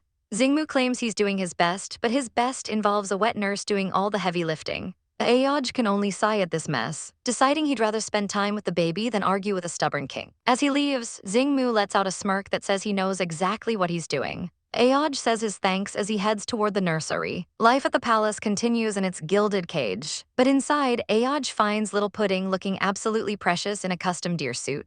Seriously, look at those squishy cheeks. The little guy is a total ray of sunshine in this chaotic drama. Even the stoic Prince Zhu can't resist joining in on the playtime. The vibes are surprisingly wholesome for a second, until Prince Zhu gets that look in his eye. He starts teasing about how cute their own children would be. But then he pulls the "I'm not interested in anyone" card, specifically mentioning he's not even into female betas. Ayaj is officially done with the nonsense, telling him to quit the teasing. Prince Zhu just gives him a look that says he might be half serious. He tries to get a little too close for comfort in front of the baby. And when he gets shut down, he goes full drama queen about his broken heart. He even tries to use the baby for emotional support. Ayaj sees right through it. Prince Zhu drops the act for a moment to ask if Ayaj really feels nothing for him. But the response is a cold, hard no. Back in the main chambers, the lilies are in bloom, and our girl Hill is finally getting some attention as Xingmu brushes his hair. It's a quiet, intimate moment, even if Hill thinks it's all a bit trivial. He's determined to get out of bed and start walking again.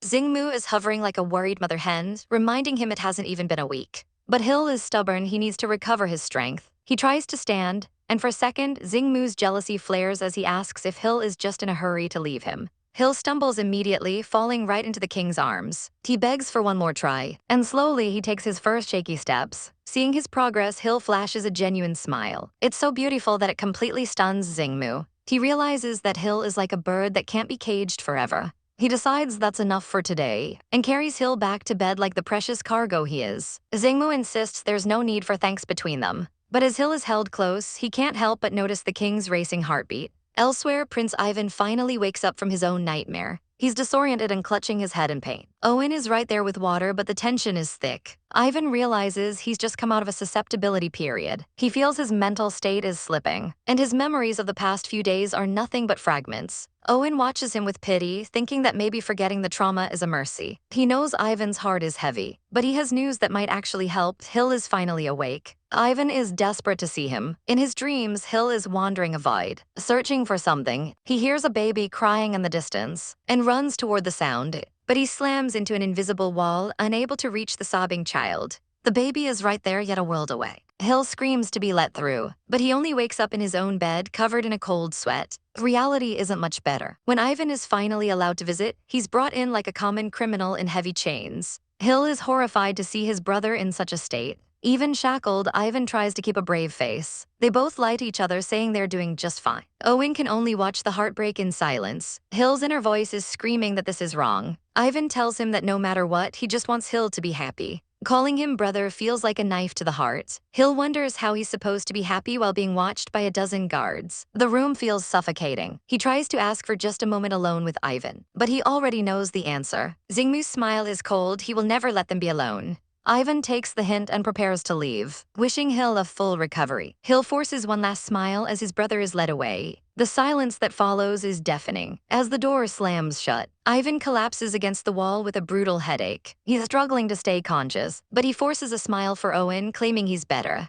Owen hopes that seeing Hill will actually help Ivan's mental state. Outside in the courtyard, Ivan spots something through a high window. It's a nurse holding a crying infant. He stops dead in his tracks. That baby is Hill's child. He's stunned that they're being kept so far apart. Owen explains it's to keep the noise away from the prince, but the cruelty of it is obvious. He warns Ivan not to tell Hill. Ivan looks at the child one last time. His heart breaking for the life Hill is forced to lead. He can only apologize in his head to both his brother and the baby. That night under the stars, Xingmu brings books to keep Hill occupied. He's acting like the perfect partner. Hill tells him he's getting stronger, but then he drops the bombshell. He wants to talk about Ivan. Xingmu warns him not to push his luck, but Hill grabs his sleeve, desperate. He makes a request that changes everything. He wants to be exiled to the isolated island together with his brother. Xingmu's face turns thunderous, demanding to know if Hill has any idea what he's saying. Xingmu is losing his mind over why Hill is so obsessed with being exiled to a deserted island.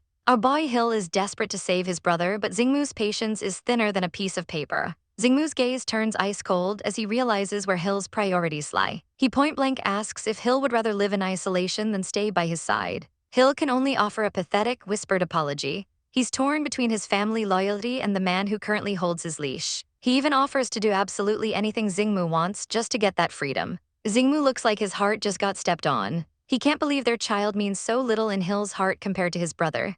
Fine, have it your way, he says, looking completely defeated and savage. He agrees to discuss the proposal with the ministers, but the mood is officially dead. He's too exhausted for this drama and just wants to sleep. Hill lies there in the dark, feeling the crushing weight of his choices. The night sky is beautiful, but the atmosphere inside the palace is a total disaster. They're sharing a bed, but they might as well be on different planets. Our poor hero wonders if he's just a monster for hurting Xingmu and their child like this. Suddenly, a faint sound cuts through the silence. It's a baby wailing in the distance. Hill sits up, his heart racing with anxiety. He rushes to the window, wondering why he hasn't heard the baby crying like this before. The cries are particularly gut-wrenching tonight. Xingmu is already being summoned by the attendants because the young prince has developed a high fever. He rushes out of the room without a second thought to comfort the child. Hill watches him go, looking like a fragile ghost in the moonlight. Xingmu tells him to just stay and get some rest, but the guilt is already setting in. As the door clicks shut, Hill is left in the middle of a crushing silence. He collapses to his knees, finally letting the overwhelming emotions consume him. He's terrified for the child and hates himself for being such a terrible father. A maid brings in breakfast, finding Hill hasn't moved from his spot by the window. He immediately asks why Xingmu hasn't returned yet. The news is worrying. The young prince is weak and prone to catching severe fevers. Hill looks like he's about to break into pieces. Meanwhile, Xingmu is playing the doting dad, holding the baby while Duke Carlost watches. Apparently, the little guy only sleeps well when he's in his father's arms. The Duke asks if Hill is ever going to show up to see his sick child. Just look at this little nugget. Little Pudding is absolutely precious even when he's feeling under the weather. Xingmu claims Hill is just afraid that if he sees the baby, he won't be able to leave. They pivot to politics, discussing the exile of Hill's brother. The Duke has no objections to the plan, which should be the news Hill wants to hear. He tells Xingmu not to push himself or Hill too hard. Suddenly, a knock at the door changes the entire energy of the room. They think it's just another servant. But surprise, our boy Hill actually gathered the courage to show up. He looks pale and like he hasn't slept a wink. The Duke tries to ease the tension by mentioning the nickname Little Pudding. Xingmu reveals the baby's official name is Zai Tadel, and Hill thinks it's lovely. The Duke is internally face-palming because Hill didn't even know his own son's name until now. Then the little guy wakes up and he is officially grumpy. He's got those big, sparkling green eyes. He starts reaching out, clearly demanding some attention. Xingmu asks if Hill wants to hold him, but Hill is shaking like a leaf, terrified of doing it wrong. The baby starts a full-on siren wail the second he feels the hesitation. Hill panics, rushing over to check the baby's fever. They all pile onto the sofa to try and handle the chaotic situation. The Duke has to step in and show Hill the proper gentle pat technique. And just like magic, as soon as Hill starts patting him, the crying stops. The baby grabs Hill's finger and it's a total heart melt moment.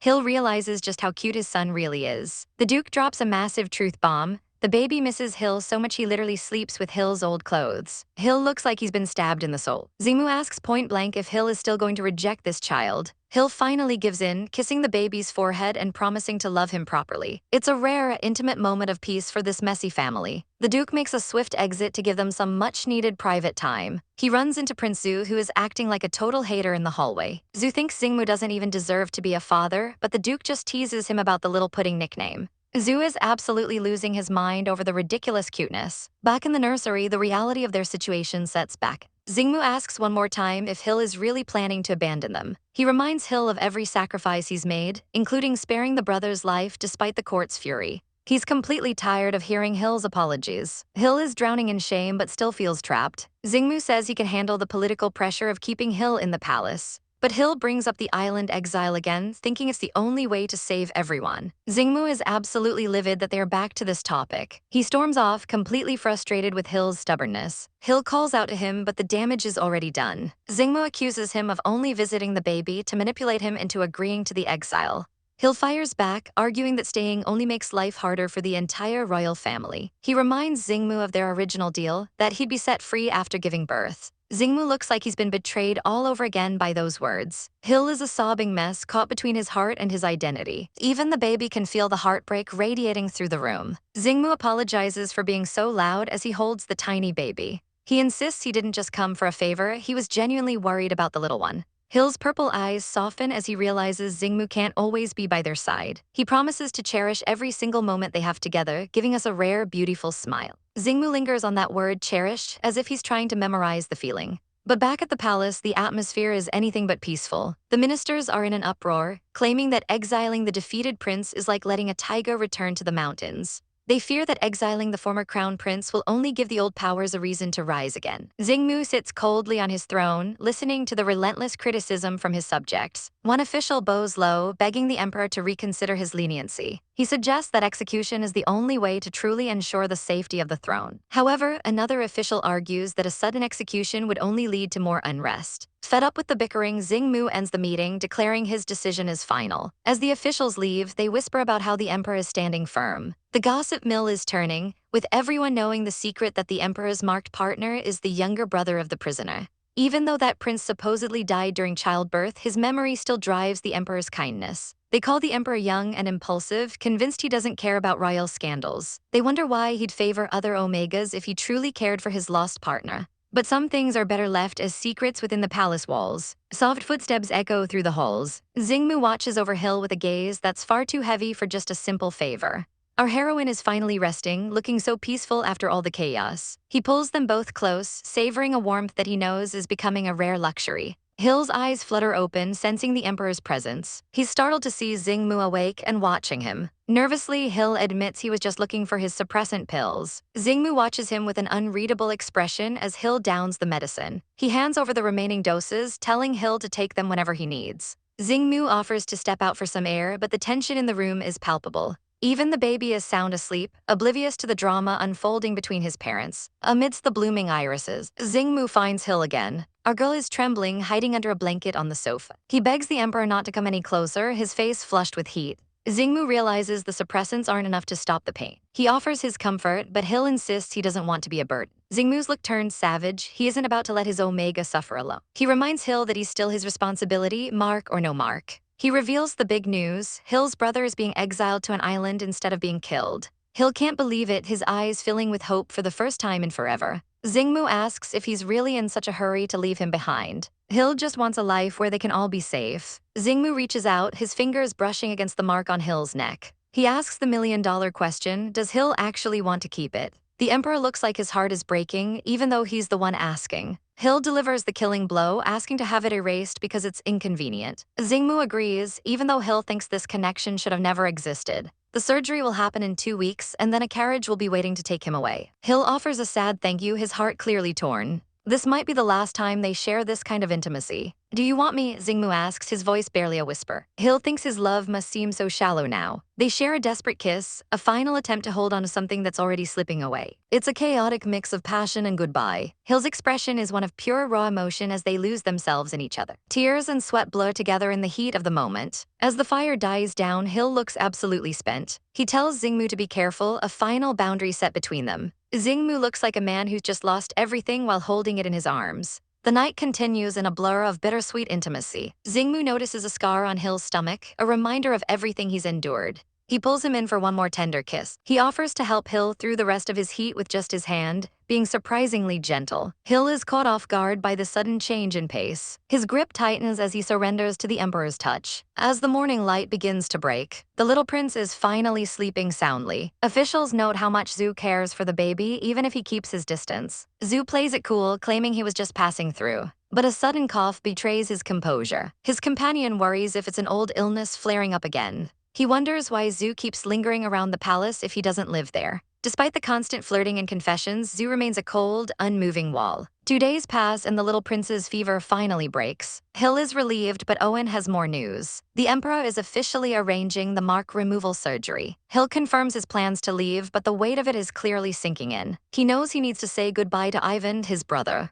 Owen looks worried, and Hill asks if Ivan's condition is really that bad. He fears the poison has caused permanent damage to his brother's body. Owen admits that seeing Hill was the only thing that actually helped. Hill knows that life imprisonment is a fate worse than death. Owen wonders if Hill can truly handle taking Ivan away with him. But Hill believes that even an island exile is better than being trapped in the dark forever. He wants them to see the sky and the sea again. He's touched by the Emperor's promise to have the soldiers treat them kindly. He starts to imagine a life where they are finally free. Walking by the sea, gathering after a day's work, it sounds like a dream. But he worries Ivan might blame him for making this decision alone. Owen reassures him, her eyes filled with a quiet strength. She agrees to relay the decision to Ivan. Later that night, Owen visits Ivan in his quarters. Ivan is struggling, his mind foggy as he asks for Hill. He thinks he's dreaming of his brother bringing the child to see him. Owen has to break the news that he wasn't asleep, he's having hallucinations. His condition is worsening and he can't tell reality from dreams anymore. Owen tells him the Emperor has changed his sentence to exile. Ivan is desperate for the truth, begging to know if this is real. When he hears Hill is coming too, he panics, not wanting to drag his brother down. He's convinced that his mere existence is a burden to everyone. Owen looks at him with such intensity. Ivan breaks down, wishing he was just gone so he'd stop causing trouble. Owen pulls him into a tight embrace, telling him his life has meaning. She whispers that she needs him too, crossing a line she never intended to. Realizing what she's done, she quickly apologizes and tries to leave. But as she turns away, Ivan grabs her, begging her not to go. The desperation in his eyes is heart-wrenching. She can only stare back, completely stunned by the raw emotion between them. Owen holds her tight, whispering an apology because he can't help but want to rely on her. He's been trapped in this sunless cage for half a year, and she's the only one who truly sees him. Our poor boy is spiraling, his eyes welling up as he wonders if he even has any worth left to her. He's actually crying, guys, and it's absolutely heartbreaking to see him this broken. He's so grateful for her presence, yet he feels completely unworthy of being by her side. He gives her this sad, beautiful smile that says he knows he was too greedy for wanting her. Meanwhile, look at this absolute pudding of a baby in a cat outfit. The king and his brother are trying to play house, but the little guy is more interested in his toys. Xingmu actually laughs, noting the kid has no idea what any of this royal drama means. He hopes the little prince grows up healthy and happy, far away from the shadows of the palace. But the vibe shifts instantly when a guard knocks. The operating room is ready, and it's time for the second prince's checkup. Xingmu has made his choice, but the weight of it is clearly crushing his soul. As Owen is led away, the baby starts wailing, and honestly, same. Xingmu is left alone in the quiet room, trying to soothe the child while his own heart is in pieces. He wonders why he even bothered creating a new identity for someone who is determined to leave. Suddenly, Prince Zhu enters, looking like he's ready to start a war. The brothers have a tense standoff, with Xingmu admitting that once the roles were reversed, he became just as greedy as their enemies. Zhu isn't buying the pity party and goes full savage, grabbing Xingmu by the collar. He screams that the person Xingmu loves doesn't love him back, and it's time to wake up. Xingmu looks completely defeated, questioning if he even deserves to be king after everything he's done. Zhu walks away in a huff, but the stress is literally killing him. He starts coughing up blood and collapses in the courtyard, completely overwhelmed by the trauma of the past. He's plunged into a nightmare of the Red Sky battlefield where his family was slaughtered. He relives the moment his elder brother fell in a pool of blood. He wakes up in a cold sweat, still gasping for air as his attendants rush to his side. Xingmu visits his sick brother later, but the tension in the room is thick enough to cut with a knife. Zhu refuses to see the king, his heart filled with a hatred he can't control. He recalls the brutal sight of his father's corpse and the vultures circling above. He breaks down in tears, asking if he's finally going insane. He's comforted by a pair of steady hands as he's told to look at the new nation they built together. He finally lets go, clutching onto his protector as he carries the hopes of his fallen kin. Back in the study, Xingmu learns that the queen's surgery was a success. He looks weary, realizing that everything is finally coming to an end. That night, he sneaks into Owen's room like a total ghost. He stares at Owen's sleeping face, admitting he still deeply longs for him. He's a total coward, confessing to the silent room that he can't face the reality of their separation. He watches him one last time before slipping away into the shadows. Departure day arrives and Owen is finally healed and ready to go. He asks if the king ever came to see him, but the silence tells him everything he needs to know. Owen tries to stay positive, saying it's better this way now that the mark is gone. He smiles for the little prince, but there's a lingering sadness in his eyes. As he steps into the carriage, he can't resist taking one last look at the palace. High up on the castle walls, Xingmu watches the carriage disappear into the distance, holding the baby as he says his silent goodbye. The wheels turn, carrying Owen away to a new life while the king stays behind in his lonely fortress. Prince Zhu tries to act tough, but this duke is getting way too comfortable in his space. Our boy claims he's basically healed, but he's still a bit shaky on his feet. The duke just sips his tea like he owns the palace, making Zhu remember exactly how they ended up in this mess. A week ago, Zhu was the one clinging to him in the middle of the night. The duke watched over him with a look that was way too soft for a man of his status. Our poor heroine was out cold, completely unaware of the romantic tension. The Duke gently laid him back down, being surprisingly careful with our spicy prince. He hovered there for a moment, clearly caught in his feelings. He's literally testing his own sanity by staying this close. Seeing the scars on Zoo's chest just makes the Duke's heart ache even more. He finally gave in and just stayed by his side until morning. Fast forward to the next day, and Zoo wakes up absolutely traumatized to find a roommate in his bed. He demands to know what's going on, but the Duke just plays it cool. He reminds Zoo that he was the one who wouldn't let go last night. Zoo is dying of embarrassment, wishing he could just disappear into the mattress. He tries to claim he was just too tired to remember, but his face is a total giveaway. "Don't talk nonsense," he yells, but the Duke is already winning this round. He offers a fake apology for joking, but we all know he's enjoying the chaos. Since then, the Duke has basically moved in under the guise of taking care of him. He's even smiling about it, the absolute savage. He suggests they go check on Little Pudding, and Zoo can't really say no to that face. They head through the palace, but the sound of crying fills the halls. Poor Little Pudding is having a full-blown meltdown again. The Duke steps in, telling the nanas to take a rest while he handles the baby drama. He presents a cute lion plushie, hoping to win over the tiny prince. The baby is skeptical, but the cuteness overload is real. The Duke notes that even in these war-torn times, this kid is lucky to be born into their care. Zoo looks on, realizing that despite the mess, this child is surrounded by so much love. It's a rare moment of peace for our favorite chaotic duo. This little guy is definitely going to be spoiled rotten by his two dads. He clings to his new toy, finally calming down. But outside the palace, things are much darker as a carriage convoy struggles through a freezing storm. Inside, Prince Hill looks like he's carrying the weight of the entire world. He and Owen are heading into exile, and the vibe is beyond depressing. Hill thinks he hears the baby crying in the wind, and it's absolutely breaking our hearts. He's haunted by everything he's leaving behind. Owen tries to comfort him, but there are no easy answers for a fallen prince. He passes on a secret message from the king, hoping to give Hill some hope. The king actually set up a whole new identity for Hill so he could live in peace. He even said Hill could come back anytime if he missed the child. Hill is stunned by the kindness, but his guilt is eating him alive. He feels like he's failed everyone, especially the baby he left behind. He believes he doesn't deserve a clear conscience because of his father's sins. He's ready to accept being a sinner for the rest of his life. He calls himself selfish for even thinking about his own feelings. He thinks staying in exile is his only way to atone for his nation's blood. But Owen grabs his hand, telling him his feelings actually matter. He warns Hill that living in a state of constant guilt is just a distorted way to exist. He then returns a precious item Hill lost during the escape. Hill can't believe it's still in one piece. It's a small locket, but it represents the only light he has left. He finally offers a small, tearful thank you. Owen's gentle smile is exactly what our poor boy needs right now. Suddenly, the ground shakes as the mountain gives way. A massive landslide hits the convoy, and it's absolute carnage. The guards scream as rocks and mud swallow the entire path. After the dust settles, the scene is terrifyingly silent. A hand claws its way out of the dirt. Someone actually survived. A bloody guard gasps for air, but the danger isn't over yet. Daggers fly through the air, hitting the survivors with lethal precision. The glass shatters as an assassin makes their move. A blade thrusts through the window, aiming straight for Hill. More daggers follow, turning the carriage into a death trap. A blade is held right at Hill's throat, and we're all holding our breaths. It's a tense standoff that feels like it'll never end. But then a voice calls out, it's Hill's brother. He's frantically clearing the glass to get to them. He rips the door open, desperate to see if they're still alive. Prince Ivan has arrived, and he looks like he's seen a ghost.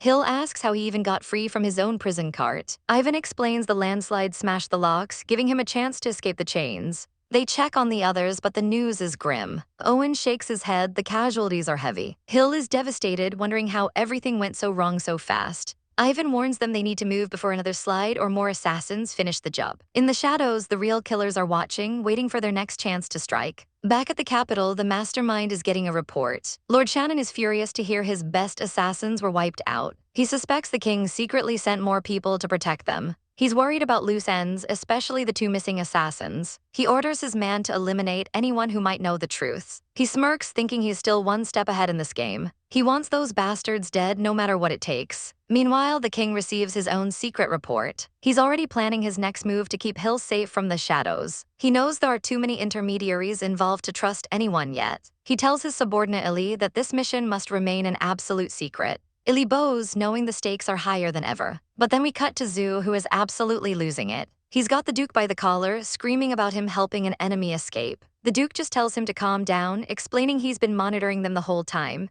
He sent Illy, his most trustworthy shadow, to handle the situation. Zoo is skeptical even if the guy looks just like him. The Duke praises Illy's talent, trying to soothe Zoo's savage temper. But Zhu is still pissed that he wasn't consulted first. The Duke explains they weren't even sure an attack would actually happen. He tries to use his charm to get back in Zhu's good graces. Zhu isn't having it and literally tackles the Duke onto the bed. The Duke immediately starts faking a chest injury like a professional drama queen. Zhu just pokes him with his staff, telling him to quit pretending and get up. He keeps him pinned down, refusing to let him off the hook. The Duke finally yields, begging for mercy while looking way too smug. Zhu gives him a final bonk for being such a bastard. Deep in the woods, the survivors find shelter in a rundown shack. It's pouring outside and the mood is somber. Ivan sits by the door, keeping watch over the others. He looks completely exhausted, his eyes filled with a hollow sadness. Even though they escaped, he's still in cuffs, a reminder that he's still a prisoner of fate. Little Pudding is living his absolute best life, double-fisting snacks like a tiny, pampered king. Ayaj and Highness Zhu watch over the little guy, clearly relishing this rare moment of domestic peace. They're hoping that if they keep him busy enough, he won't remember the chaos he's been through. But even our strong little hero has his limits, sometimes waking up in tears despite his brave front. Ayaj steps in with a gentle touch, proving he's got a soft side for the kid. Ayaj, being the bold flirt he is, offers Zhu some support, but Zhu isn't having any of his cheekiness tonight. Ayaj wonders if Zhu is just being shy, but the atmosphere takes a sharp turn toward the serious. Zhu finally confronts the elephant in the room. Is the only reason Ayaj likes him because they are allies. Zhu starts listing his flaws, calling himself dull and short-tempered. But Ayaj looks at him with those melting eyes and calls him absolutely perfect. Standing by the moonlit railing, Ayaj drops a confession that would make anyone swoon. He admits that just the sound of Zhu breathing makes his heart race. He's so obsessed he even wants to hide all of Zhu's good qualities, so he's the only one who can see them. Zhu tries to hide behind the fact that they are both alphas, worrying about the scandal it would cause for the crown. Ayaj doesn't care about irrelevant gossip and offers to bury his feelings forever if it means protecting Zhu. The heartbreak is real, but then Zhu finally cracks, deciding they should give us a try. 1 week later, the common sense that alphas should repel each other is thrown out the window. Zhu's pheromones smell like morning dew to Ayaj, and things are getting incredibly spicy. Zhu is clearly nervous as Ayaj reminds him that he was the one who said he was willing. In a move that's pure chaos, Zhu tries to take charge, but his lack of experience is showing. Zhu admits he's been relying on suppressants for so long that his natural instincts are basically on vacation.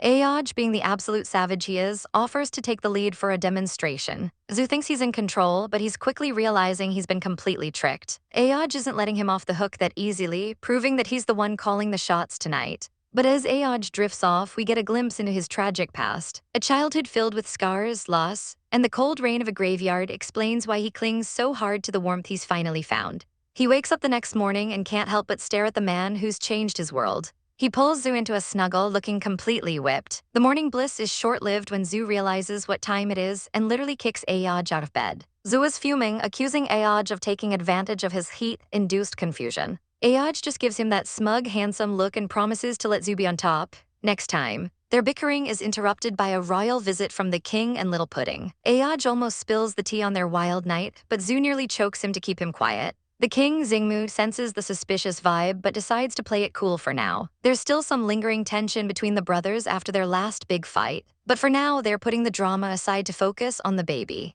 Little Pudding is thrilled to be with his favorite uncles. As the king heads out to deal with royal business, he leaves the little prince in their care, unaware of just how chaotic this household has become. Zhu watches him go, his expression unreadable as he prepares for whatever storm is coming next. The investigation into the assassination attempt is going nowhere fast, and the trail is cold. King Xingmu looks absolutely drained, hearing that his own people are calling the assassins heroes while the trail to the mastermind is cut off. He orders his guards to keep digging but to stay under the radar. As soon as he's alone, the regal mask finally slips. Our boy is trying to focus on reports when a drop of blood hits the paper, staining the documents. He's not just tired, he's literally falling apart at the seams. The royal physician rushes in with a tray of meds, practically begging him to rest. She warns him that overusing his celestial power is destroying his body, and these symptoms are too dangerous to ignore. He tries to brush it off with a cold stare, but his eyes tell a different story of pure exhaustion. Every time he wielded that power, it was like he was trading his life force for the crown. He dismisses her, staring at the medicine bottles with a look of total defeat. He knows deep down that ordinary pills can't fix the backlash from the forest staff. Years go by in a blur of conflict and merging ethnic groups. Xingmu has been a total savage on the battlefield, handling every disaster personally to keep the kingdom from collapsing. 3 years later, the land is finally stable, but the king is a ghost of his former self. He's coughing up blood in the middle of the throne room, hiding the evidence in his handkerchief. Now he's completely bedridden, and the physician is finally dropping the truth bomb. His body has reached its absolute limit. He's been running on fumes to suppress unrest, and now the bill is due. His brother Hill looks like he's about to break down from the guilt. He remembers how Xingmu always lied and said he was fine just to keep the peace. Hill feels like his own impatience pushed his brother into this early grave. The only way to save him now is a total retreat from the palace. When Xingmu finally opens his eyes, he looks like a hollow shell of a man. Hill tells him to focus on recovering while he handles the court matters. Xingmu tries to protest, but he doesn't even have the strength to sit up. Hill gives him a sad smile, promising that he's not alone in this fight. But we all know what's really missing, the person who left 3 years ago. Hill realizes Xingmu has been drowning himself in work just to numb the pain of that person leaving. He plans to send the king to a seaside estate, hoping the change of scenery will do what medicine can't. Little does he know, that estate is only one small town away from where our girl is hiding. In the nearby town, the local gossip is juicy and devastating. The commoners are whispering that the king is dying and coughing up blood across the way. Our girl hears this and her heart absolutely drops. She remembers him as a powerful alpha, but now she realizes he's just a man who's been broken by war and poison.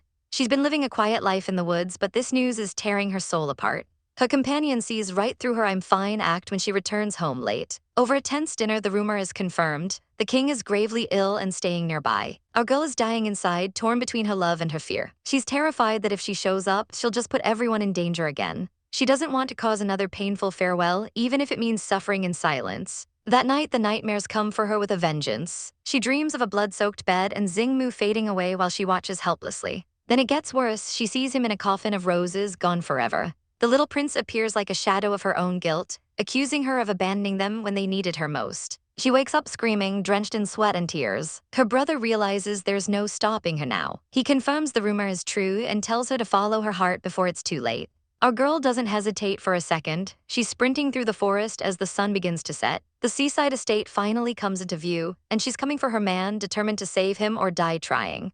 Our hero can't help but watch from the shadows, his heart aching as he gazes at the life he left behind. Seeing them sleep peacefully brings a bittersweet comfort he didn't know he still possessed. He's just a ghost in the night, a man in a cloak trying to find a reason to breathe again. Suddenly, a tiny intruder crawls into the bed and our guy's heart absolutely stops. It's little Pudding, and seeing the boy tucked away like that is almost too much to bear. It's been 3 long years, and every second away feels like a lifetime of regret. The boy is growing up so fast, running around while his father is stuck in a cycle of guilt. He whispers a silent apology, wishing them wellness from a distance he's not ready to close. The next morning, the town is bustling, but our hero has a mission to meet his brother before the sun sets. They retreat to the safety of a wooden cabin in the forest, hiding from a world that's forgotten them. Days turn into a blur of anxiety as Xingmu's health refuses to show any signs of improvement. Our poor hero is left wondering why fate is being so cruel to the man he loves. But wait, the drama spikes when our guy is caught lurking near the cliffside like a common criminal. The manor guards aren't playing around, demanding to know what he's doing on private property. He's cornered before he can even think of an escape route. He tries to play it cool, insisting he's not a thief. He spins a frantic lie about being a traveler just enjoying the view, but the guards aren't buying his nonsense for a second.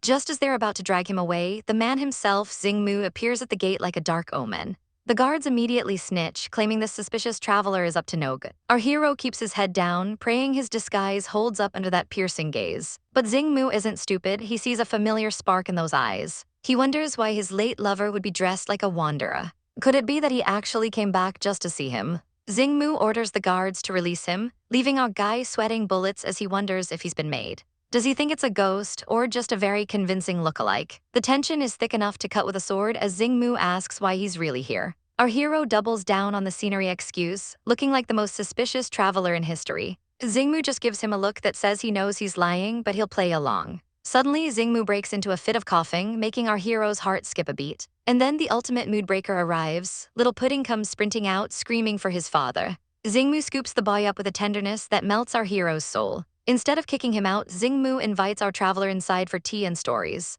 Our guy is caught in a trap of his own making, unable to say no to that face. He follows them in, feeling like a total fraud. Little Pudding isn't making it easy, grabbing his sleeve and being the cutest little chaos agent ever. He demands they eat strawberry cake together, and honestly, who could say no to that? Our hero is officially smitten by his own son's adorable energy. They end up having the most awkward tea party in existence with a bunch of stuffed lions. Xingmu explains the boy's nickname, and our hero can't help but find it precious. It's clear Xingmu dotes on the child, even while he neglects his own crumbling health. Our hero finally gathers the courage to ask about his condition. Xingmu blames it on old wartime injuries that are finally catching up to him. He brushes off the pain with a smile, clearly putting on a brave face for the guests. But then he drops a bombshell. He only invited him because he looks like a lover he once knew. A lover that he considers to be his everything. My lover, he says, and the world basically stops turning for our guy. He's absolutely shook to the core. Xingmu sadly admits that his lover is gone, and the guilt hits our hero like a freight train. When asked for name, he stammers out the alias Ale. Xingmu welcomes him with a smile that's far too knowing. Our hero realizes he's stuck. His whereabouts are exposed, and he can't return to his brothers until the danger passes. He's trapped in a gilded cage of his own memories. Little Pudding breaks the tension by demanding a handshake too. The kid is a literal ball of sunshine in this dark drama. Next thing you know, they're outside playing ball and the domestic vibes are off the charts. Xingmu catches the ball and starts coaching our hero on his terrible aim. He tells him to throw more accurately so the boy can catch it. Our hero focuses, trying to be the cool uncle. But he fails spectacularly, hitting the poor kid right in the face. Little Pudding goes down, and it's a total disaster. The kid is a trooper, though, getting back up with a fire in his eyes. Xingmu steps in close to teach him the proper strength, and the proximity is definitely doing things to our hero's heart.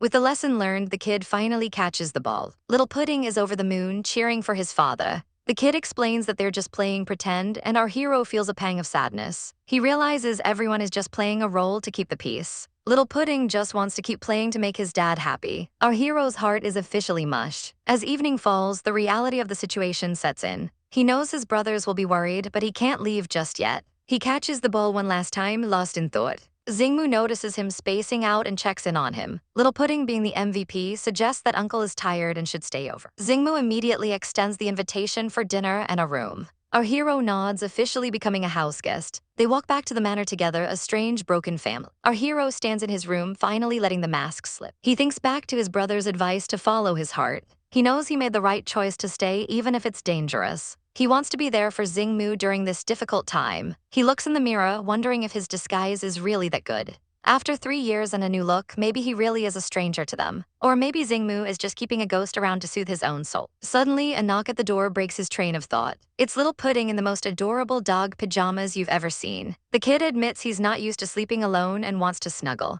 Our hero tries to be responsible, warning him about sleeping with strangers. But the kid just knows Uncle is a good person. He looks up with those big eyes, and our hero's defenses crumble instantly. He pulls his son into a warm hug, his heart finally feeling full. He feels he owes this child everything. Little does he know, Xingmu is watching from the doorway. And he's wearing a smile that says he knows exactly who is in that room. Under the cover of night, a mysterious hand reaches for a cabin door, signaling the start of a tense reunion. Inside, the atmosphere is thick as the two men finally face each other, the weight of their long separation hanging in the air. Ivan tries to keep his composure, but his eyes betray the turmoil he's been hiding. He knows that for now, they are the only ones left to face the coming storm. Owen can't stand to see him so fragile and pulls him into a protective, desperate embrace. Ivan is terrified that his unstable mental state will lead to another disaster, hurting the one person he has left. He clings to Owen, the guilt of his past mistakes feeling like an anchor around his neck. Even after 3 years of recovery, the fear of slipping back into the darkness is overwhelming. But in this moment, Owen is his only sanctuary, the most reliable person in his shattered world.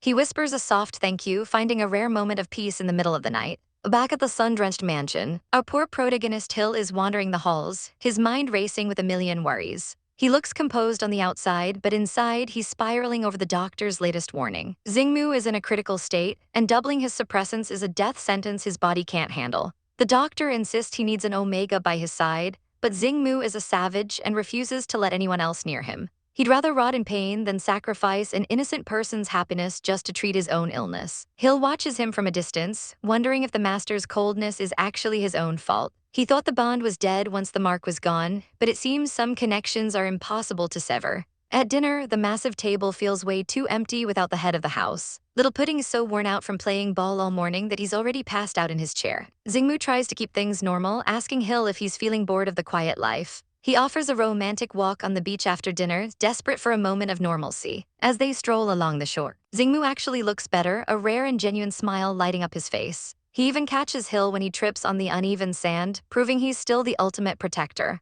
Hill is touched, his heart doing a little flip despite his best efforts to stay neutral. The mood turns chaotic when Xingmu reveals he knew Hill was eavesdropping on his medical talk earlier that morning. Our girl is absolutely mortified, turning into a stuttering, blushing mess of chibis. Xingmu tells him to drop the formalities, which gives Hill the courage to ask a dangerous personal question. He wants to know why Xingmu can't just accept another Omega and save himself the agony. Xingmu looks him dead in the eye and admits it's because he still hasn't let go of him. Hill tries to be the voice of reason, telling him he should start over because someone like him isn't worth the sacrifice. Xingmu is stunned by the self-loathing, and before Hill can retreat, he drops the ultimate bombs, "Do you like me?" The shock of the question sends Hill into a total panic. He rushes to check on Xingmu, worried the man is about to collapse right there on the sand. But Xingmu is dead serious. Hill is the first person he's opened his heart to in years, and it's not a joke. He apologizes for the misunderstanding, realizing he's making things difficult. He knows his time is running out and doesn't want to be a burden. Hill, trying to protect his heart, hits him with the ultimate "we're just friends" card to keep the peace. You can practically hear Xingmu's heart shatter as he stares back with a hollow expression.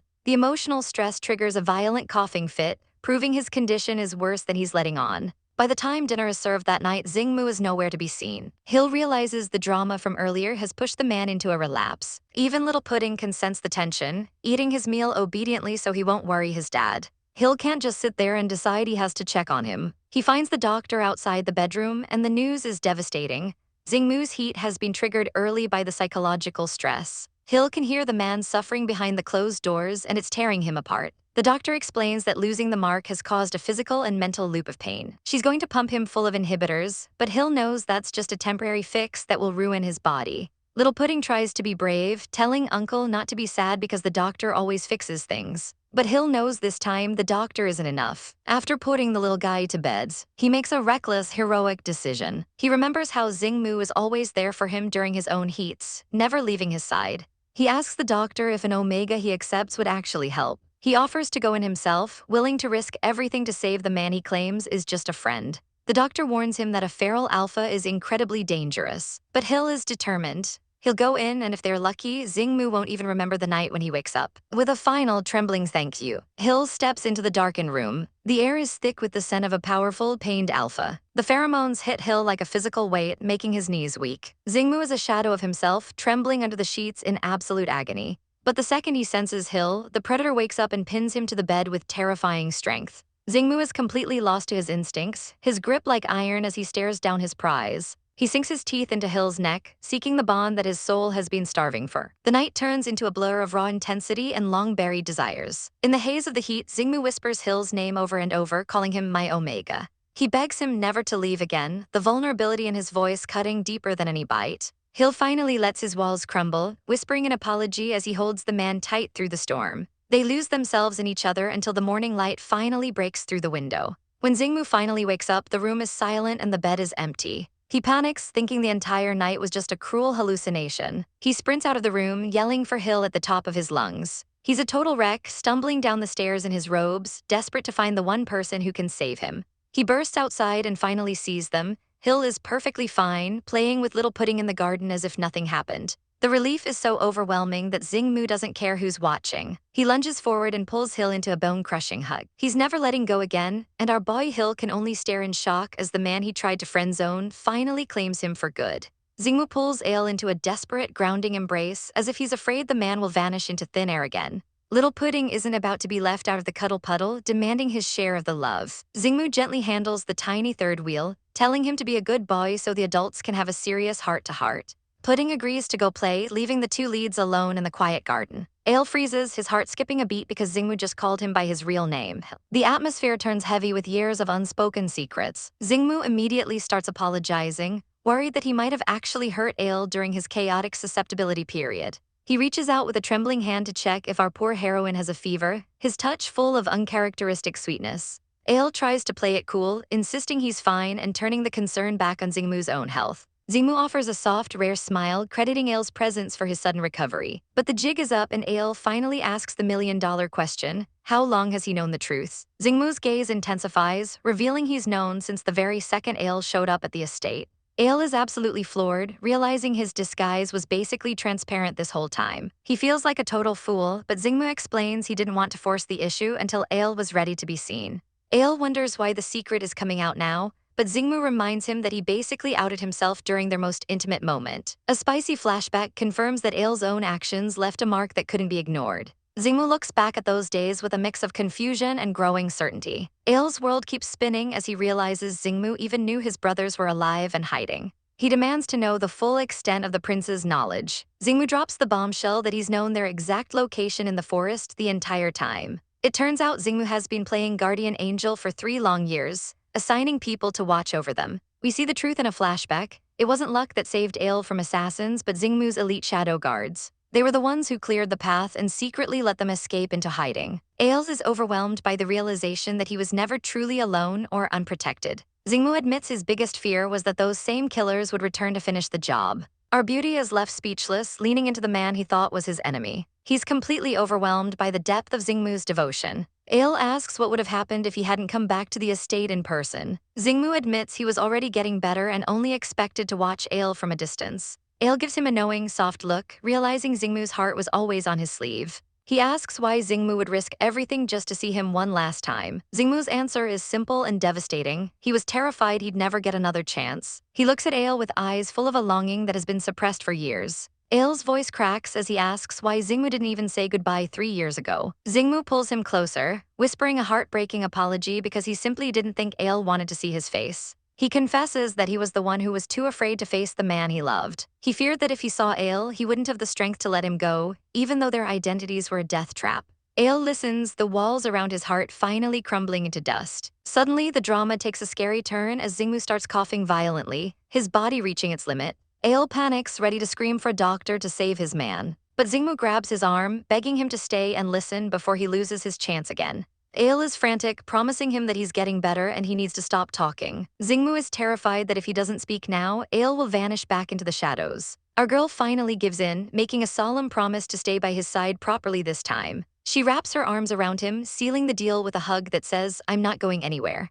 Xingmu looks like he's just seen a miracle, his eyes wide with disbelief. As evening falls over the grand estate, the tension finally starts to bleed away. The doctor confirms the danger has passed, and Xingmu is officially on the mend, much to Pudding's delight. The little guy is the picture of cuteness as a knock at the door announces dinner. The butler informs them that Mr. Ail is already downstairs waiting to dine. Xingmu makes his grand entrance down the stairs, spotting Ail looking like a literal snack in his new finery. Our lead is serving high-fashion drama in a stunning blue outfit. Xingmu carries a very grumpy-looking Pudding, who seems to be having a minor identity crisis. They sit down for a fancy family dinner, but the vibes are a little awkward. Ail notices the confusion and asks what's wrong with the little guy. Pudding is looking around frantically, wondering where his Uncle Ails went. Ail realizes the kid doesn't recognize him without his nerd-chic disguise and puts on his glasses. Pudding lights up like a Christmas tree, finally recognizing his favorite person. He's thrilled to see that Uncle now has the same hair color as him, and the family resemblance is striking. Xingmu watches the cute exchange, his heart clearly melting as he tells them to eat before the food gets cold. The staff can't help but smile at the wholesome scene, happy to see their master finally at peace. Even the servants are swooning over the domestic bliss unfolding in the dining room. A violinist sets the mood, turning the evening into a scene straight out of a romance novel. Xingmu leads Ail onto the floor, the two of them swaying in a slow, romantic dance. To Xingmu, this moment feels like a dream he's waited his entire life to wake up to. Ail rests his head on Xingmu's shoulder, reflecting on how much time he wasted running away from his own happiness. Xingmu takes the blame, insisting he was the one who wronged Ail first by taking him hostage all those years ago. He asks Ail if he thinks their meeting was just one big, tragic mistake. Ail stays silent for a moment, the weight of their painful history hanging in the air. He looks into Xingmu's eyes, realizing that despite the suffering, his life would have been a hollow shell without him. He thinks back to being a political pawn, a bird in a gilded cage waiting for a life he hated. But it was Xingmu who crashed into his world and broke those shackles. He remembers the brief, beautiful moments of freedom they shared in the past. Ail confesses that he's actually glad they met, even if it was selfish to say so. Xingmu is deeply moved, but his guilt over Ail's pain during childbirth still haunts him. Ail smiles softly, looking at his son and knowing every ounce of pain was worth it. He drops the final guard, telling Xingmu he wants to spend the rest of his life loving them both. They pull each other into a passionate embrace, finally done with the games and the running. Ail realizes that staying away only caused more hurt for everyone he cared about. He decides to be willful just this once and follow his heart's true desire. He whispers those 3 magic words, and Xingmu looks like he's finally found his home. They share a deep, soul-sealing kiss as the music swells around them. It's a moment of burning passion that marks the start of their new life together. Under the starlit sky, the estate is finally a place of peace. We see the 3 of them tucked away in one big bed, the ultimate family goals. Pudding is fast asleep, looking like a little angel between his two favorite people. We get a glimpse of the chaos from earlier, where Pudding refused to sleep alone and forced his way into the middle. Ale had joked that having a kid in the bed wasn't exactly convenient for their private time. But looking at them now, it's clear they wouldn't have it any other way. Ale watches Xingmu sleep, his gaze full of a quiet, protective love. He realizes just how precious this stolen moment of safety really is. Xingmu stirs, promising that they have a long, bright future ahead of them. They drift off to sleep, the world outside finally feeling far away. But as the night deepens, Ale's eyes snap open, the weight of the world returning. He lies there in the dark, haunted by the brothers he left behind. He worries that by choosing this happiness, he's abandoned his family forever. He knows there are still people hunting them, and the responsibility weighs heavy on his soul. He refuses to let his brothers be dragged down by his choices. Far away, the political machines are still turning in the dead of night. Two men are working tirelessly, one bringing milk to his exhausted partner. They discuss the shifting power dynamics and how the king and Xingmu are suddenly playing nice. The man with the eye patch scoffs, knowing Xingmu is only motivated by his love for Ale. He's the older brother, and he knows that letting go of family isn't as easy as it looks. They contemplate paying a visit to the happy couple to see the chaos for themselves. He warns that Ale's sudden appearance will act like a magnet for all the wrong people. The two of them share a moment of brotherly bickering over the workload. But the mission is clear. They have to stay alert because the peace Ale just found is more fragile than he knows. While our boy and his family are catching some much-needed Z's, the world outside doesn't stop spinning for a second. Half a year of peace has been absolute bliss for this little family, living a life they never thought possible. From quiet moments on the shore to splashing around in the waves like there's no tomorrow. It's the domestic dream we've all been rooting for. Even their candlelit dinners are looking extra gourmet these days. Our boy Hill looks so soft and content with his man and child. But don't get too comfortable, because there's a literal stalker in the trees watching their every move through the darkness. Back in the cold, dark city, the Snake-in-Chief Lord Shannon is obsessing over a portrait of our boy. He's been tracking Hill's every move for a month and is just waiting for the perfect moment to strike. He tells his guards to keep their eyes peeled and continue their surveillance, because the hunt is far from over. Meanwhile, 6 months have flown by in their tropical paradise. Hill's health is finally back on track, but that means their little seaside vacation has to come to an end. As the sun sets on the shore, Hill leans into Xingmu, feeling the heavy weight of the future. He knows they can't stay hidden in this manner forever. It's time to head back to the lion's den, the palace. Little Pudding is absolutely hyped to see his favorite uncles again, screaming about how much he misses Uncle Zhu and Uncle Ayaj. Hill can't help but smile at his son's chaotic and adorable energy. But even the kid knows there are secrets afoot, asking if his dad spilled the beans to his uncle. Xingmu is ready to do whatever it takes to keep his family happy, even if it means returning to the royal life Hill once fled. He watches Hill closely, moved by his willingness to return for their sake. Xingmu promises to find a manor close to the palace so Hill doesn't feel trapped by those strict royal rules. It's a compromise born of pure, savage love. Hill finally agrees, giving us that $1,000,000 smile that could light up the whole coast. Little Pudding just wants to know if they can all sleep in one big bed every night. Hill realizes that true freedom isn't about running to distant places, but accepting reality and cherishing the people you love. He's done running. Before they leave, Hill pens a secret letter to his elder brother. He hands it over to Xingmu, hoping it reaches the right hands without being intercepted by the wrong ones. He's terrified of putting his brother in danger by being followed. But Xingmu promises he understands and will handle it with care. The move goes smoother than a silk sheet, and soon they are pulling up to a heavily guarded manor right in the heart of the city. Back at the palace, Little Pudding practically flies into his uncle's arms the moment they arrive. It's a total hug fest that would make anyone swoon. The uncles are impressed that the kid has actually put on some healthy weight while they were gone. They try to hand the crown's responsibilities back to Xingmu, but they're also worried he'll overwork himself before he's fully recovered. While the adults talk shop, the little prince is already out like a light in his uncle's arms. But the drama is brewing in the shadows. Lord Shannon is playing the long game, waiting for Hill's brother to show his face. He knows the bond between these siblings is the perfect bait to lure out the last of the sinners. He's got guards watching every single suspicious person entering the city. Cut to the woods, where Ivan is busy being a lumberjack heartthrob. His friend Owen arrives with a mysterious letter. Ivan's heart skips a beat the moment he recognizes that handwriting. It's Hill. The letter says Hill has left his hiding spot and is back in the mix. Ivan is spiraling, wondering if he'll ever see his brother again in this lifetime. Owen tries to comfort him, asking if knowing Hill is happy is enough. But Ivan can't shake the guilt. He remembers how Hill was always trapped by royal power as a child. He feels like he failed his little brother by letting him live in the shadows.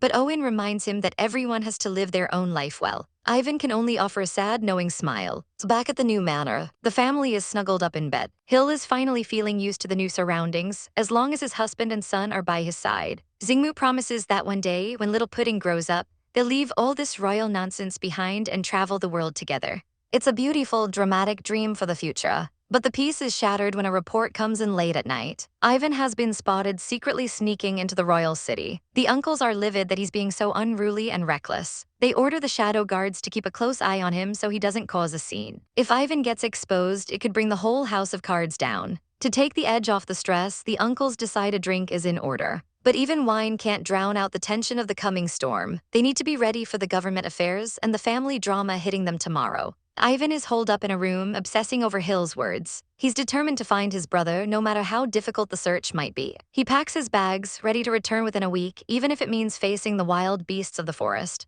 Suddenly, action, a guard gets absolutely decked in the middle of the street. Someone is making a move in the shadows with lethal precision. But it's not the breakthrough Ivan wanted. He's been watching carriages for 4 days and keeps coming up empty. He clenches his fist in frustration, refusing to give up. He will catch the right carriage sooner or later. Meanwhile, Lord Shannon is inspecting a bunch of prisoners in the dungeons, but none of them are the prize he's looking for. He's getting impatient, ordering his men to keep searching the city. As the sun sets on another day of high-stakes hide and seek, Ivan finally sees it, the carriage he's been waiting for. And there he is. Hill steps out looking as radiant as ever. Ivan's relief is palpable as he watches from the trees. But before he can even breathe, an ambush strikes. A shadowy figure drops from above with a staff. A brutal fight breaks out in the garden. Ivan is forced to jump into the fray to protect his brother. His eyes are cold and focused as he engages the attackers. He's suddenly surrounded by elite shadow guards. Swords clash in a shower of sparks as the secret battle rages. One of the masked guards tells him to go before they're all caught.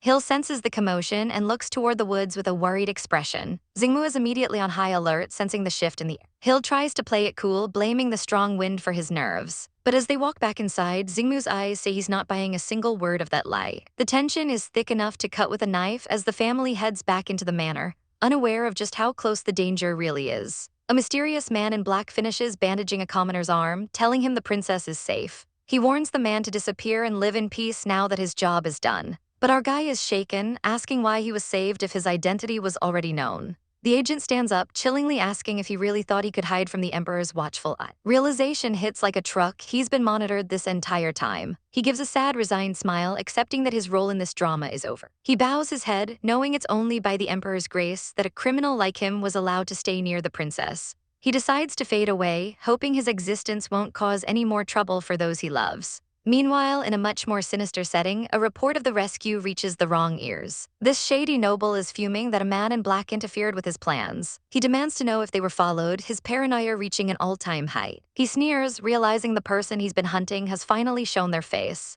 He decides it's time to cut the ties and end this once and for all. Act tomorrow, he orders, and you just know things are about to get chaotic. Back at the palace, the night air is heavy with an unspoken tension. Our poor Hill is tossing and turning, unable to find a moment of peace. He stares out the window, a bad omen settling deep in his chest. He wonders why tonight feels so suffocatingly different. His heart aches for his brother and Owen, praying they're safe from the brewing storm. Suddenly, a warm presence appears behind him, wrapping him in much-needed comfort. Xingmu asks why he's still up, his voice a soothing balm for Hill's frayed nerves. He promises that everything will be fine, though we all know that's a lie in these stories. Hill leans into him, finding strength in the man who has become his whole world. Morning arrives, but the sunlight doesn't bring the usual cheer. Hill prepares to head out, clutching his clothes as if trying to hold onto his courage. He says his goodbyes, promising to return before the sun sets. With a bright, forced smile, he waves at his family, hiding the dread in his heart. Xingmu watches him go, his expression soft but his eyes filled with a lingering worry. A sweet kiss seals the promise, a moment of pure romance before the disaster strikes. Back at his desk, Xingmu is hit with a report that makes his blood run cold. He slams his fist down, furious that the enemies finally decided to crawl out of the woodwork. He realizes this is all connected to the assassination attempt from 3 years ago. Panic sets in. If they strike now, Hill is right in the line of fire. He tries to rush out, his only thought being to protect his precious boy. But his advisor stops him, reminding him that the manor is already heavily guarded. Xingmu snaps that guarding isn't enough. They need to flush the snakes out of their holes. He refuses to let Hill take any more risks, his protective instincts going into overdrive. A stern voice tells him to get a grip. A panicked leader is a dead leader. They need to gather the nobles and find the mastermind at the root of this evil. Xingmu grits his teeth, the weight of the crown clashing with the weight of his heart. But at the manors, the nightmare is already beginning. The guards look up in confusion as something falls from the sky. Explosions rock the grounds and a thick purple haze begins to spread. Poison gas, they scream, frantically reaching for their masks as chaos erupts. Through the smoke, shadows move with lethal precision. Assassins disguised as their own guards begin the slaughter, and nobody knows who to trust. Inside, Hill is caught in the crossfire, coughing as the toxins fill the room. A guard bursts in, telling him they need to escape through the secret passage immediately. He's dragged away, the sounds of fighting echoing through the burning halls. They run for their lives, the heat from the flames licking at their heels. The main path is blocked by a wall of fire, forcing them into a desperate detour. The guard tells him to wait in the secret chamber until it's safe. Hill nods, his eyes wide with terror as he's left alone in the dark. From the village, Hill's brother sees the black smoke rising and knows something is horribly wrong. His heart drops, that's the direction of the manor. He screams Hill's name, the fear for his sibling overriding everything else. At the palace, the news hits the court like a bombshell. Xingmu's face turns to stone as he realizes his worst fears have come true. A messenger whispers the grim details, and the tension in the room is thick enough to cut. Xingmu listens, his eyes darkening with a murderous rage. He's done playing games, it's time for blood. Back at the manor, the brother arrives to find a literal hellscape. He tries to charge into the flames, but the guards try to hold him back. He demands to know if Hill has been rescued, but the guards have no answers. They warn him about the poison gas, but he doesn't care about his own life. He yanks a mask on and dives into the smoke, a man on a mission. He's followed by the mysterious agent, both of them racing against time. He calls out for Hill, his voice cracking as the fire rages around him. Suddenly, swords clash in the darkness. The agent engages the fake guards, his movements a blur of lethal skill. Sparks fly as steel meets steel in the middle of the inferno. Our guy isn't holding back, his eyes glowing with a savage intensity. He carves a path through the traitors, determined to reach the secret chamber. He looks like a demon unleashed, and the assassins finally start to feel fear. With one final powerful swing, he clears the way. The traitors fall, leaving only blood and smoke in their wake. He unmasks one of the fallen, disgusted to find a familiar face among the killers. "Let's go," he growls, there's no time to waste on the dead.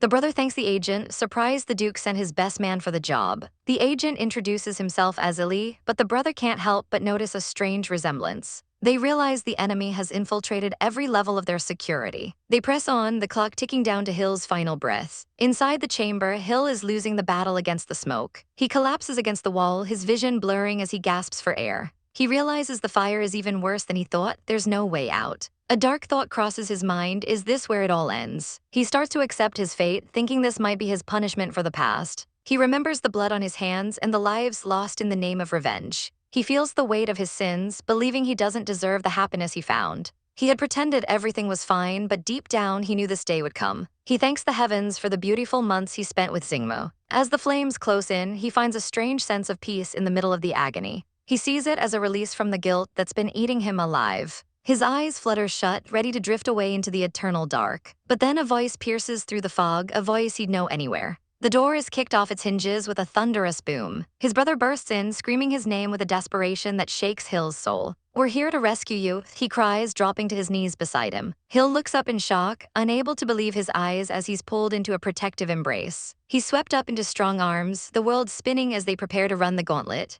They charge back out into the courtyard, where more assassins are waiting for them. Ili and the brother form a shield around Hill, their blades singing a song of death. They fight like men possessed, cutting down anyone who dares to get close. The traitors are no match for their fury, falling like wheat before a scythe. Hill watches through half-lidded eyes, the world a chaotic blur of sparks and screams. Suddenly, a familiar green light slices through the darkness. The remaining assassins are obliterated in an instant, their bodies hitting the floor. Hill's eyes widen as he recognizes the magical signature. Xingmu arrives like a god of vengeance, his eyes glowing with terrifying power. He pulls Hill into his arms, his voice trembling as he asks if he's okay. He apologizes for being late, his heart shattering at the sight of Hill's pale face. Hill leans into his chest, the guilt returning as he wonders if he truly deserves to live by this man's side. On the day Hill was supposed to be eliminated, the palace was a complete powder keg of tension. While the guards were scrambling, Duke Shannon couldn't hide his guilty conscience from Zhu and Ayaj's sharp gazes. The two decided to play the long game, letting the rat run free until he eventually trapped himself. Meanwhile, as the sun sets over the harbor, a secret meeting is taking place far from the prying eyes of the court. Our poor Owen is practically trembling as he checks for wounds, terrified that the chaos has claimed another victim. He's desperate to know if the young master is safe, but Ivan just gives him that smooth, signature smile that says everything is under control. He leads Owen away to talk in private, looking far too calm for a man who just survived a literal firestorm. Back at the manor, the night air is heavy with the scent of smoke and secrets. Our girl is finally resting, but she's still worried sick about her man. He claims he's fine after inhaling a bit of ash, but we all know he's just trying to be the stoic hero for her sake. They realize the assassins actually went out of their way to save the servants, showing that even their enemies have a code of honor. It seems they weren't just mindless killers, they were people pushed to the edge by a crown they despise. Our heroine's heart is far too soft, wondering if there's a path to forgiveness for those who hate her lineage. He knows her soul is still burdened by the past, but he pulls her close, vowing that they'll carry the weight of their family's sins together. But mercy doesn't mean the guilty walk free, as the Emperor finally confronts the Duke in his cold prison cell. The Duke is absolutely spitting venom, screaming that he should have finished the job when he had the chance. He's obsessed with the demonic royals, fueled by a lifetime of bitter revenge and old blood feuds. He tries to shame the Emperor for loving the enemy, but our king isn't wavering for a single second. He reminds the traitor that Ivan was the one who protected him back when the world was falling apart. Instead of the executioner's block, the Duke is handed a one-way ticket to the frozen north and a massive pay cut. He's left to rot in the shadows, watching as the king walks away with all the dignity he threw away for a grudge. It's a brand new morning and little Pudding is living his absolute best life in the palace gardens. The family is finally moving into their new home and the vibes are actually immaculate for once. But Owen is still on edge in the city, hearing rumors about an arson attack on the princess consort's residence. He's spiraling into a panic until he spots a familiar hooded figure watching him from the stairs. Back with our main couple, the Emperor is busy scolding our girl for using her magic staff when her health is still fragile. I remember when she was literally coughing up blood. Yeah, he hasn't forgotten that trauma and he's not letting her lift a finger. He just wants to be a family man and relax with his partner and their son. Our girl is totally swooning because he's honestly being way too sweet. Deep in the woods, another romance is blooming as a sleepy beauty wakes up in a cozy cabin. It's Ali and Ayaj, and they are definitely more than just colleagues. They've been building a house right next door to keep a close eye on the area. Our boy is shocked to find out he's been under surveillance for 3 whole years, but hey, at least the guards are handsome. It's all hugs and blushes as they settle into their secret life away from the palace drama. Back at the estate, someone is getting a face full of pillow for being an annoying early bird. This fox-eared chibai is doing the absolute most to get some attention, but he's just getting kicked out of bed instead. Finally, the whole crew sits down for a celebratory feast that looks absolutely mouthwatering. Little Pudding is listening to a fairy tale about a prince and princess living happily ever after. He's already planning his own future, and he's decided he wants 2 dads because why settle for one? Our girl's heart is completely melting as she hugs her little one close, feeling the peace they fought so hard for. Even the Duke shows up with gifts, finally acknowledging the family's happiness. As the sun sets on their journey, the Emperor talks about abdicating his throne so they can disappear into the forest together. No more shackles, no more original sins, just a pure love that will follow them into the next life. Under the pale moonlight, a cozy bedtime story takes a turn for the educational. King Xingmu decides it's time to explain the birds, the bees, and the alphas, betas, and omegas to Little Pudding. While betas lead a chill, normal life, the world of alphas and omegas is a chaotic whirlwind of heats and intense romance. Pudding listens with wide eyes, wondering if he was born from that same kind of passion. But then comes the big question, who actually gave birth to him and where did they go? Xingmu doesn't hesitate, revealing the truth: Hill is his real father. Our poor little guy is absolutely stunned, his tiny brain trying to process the memories of calling his own dad uncle back at the seaside villa. Xingmu spins a tale about Hill leaving to pray for the baby's health and getting caught by bad people.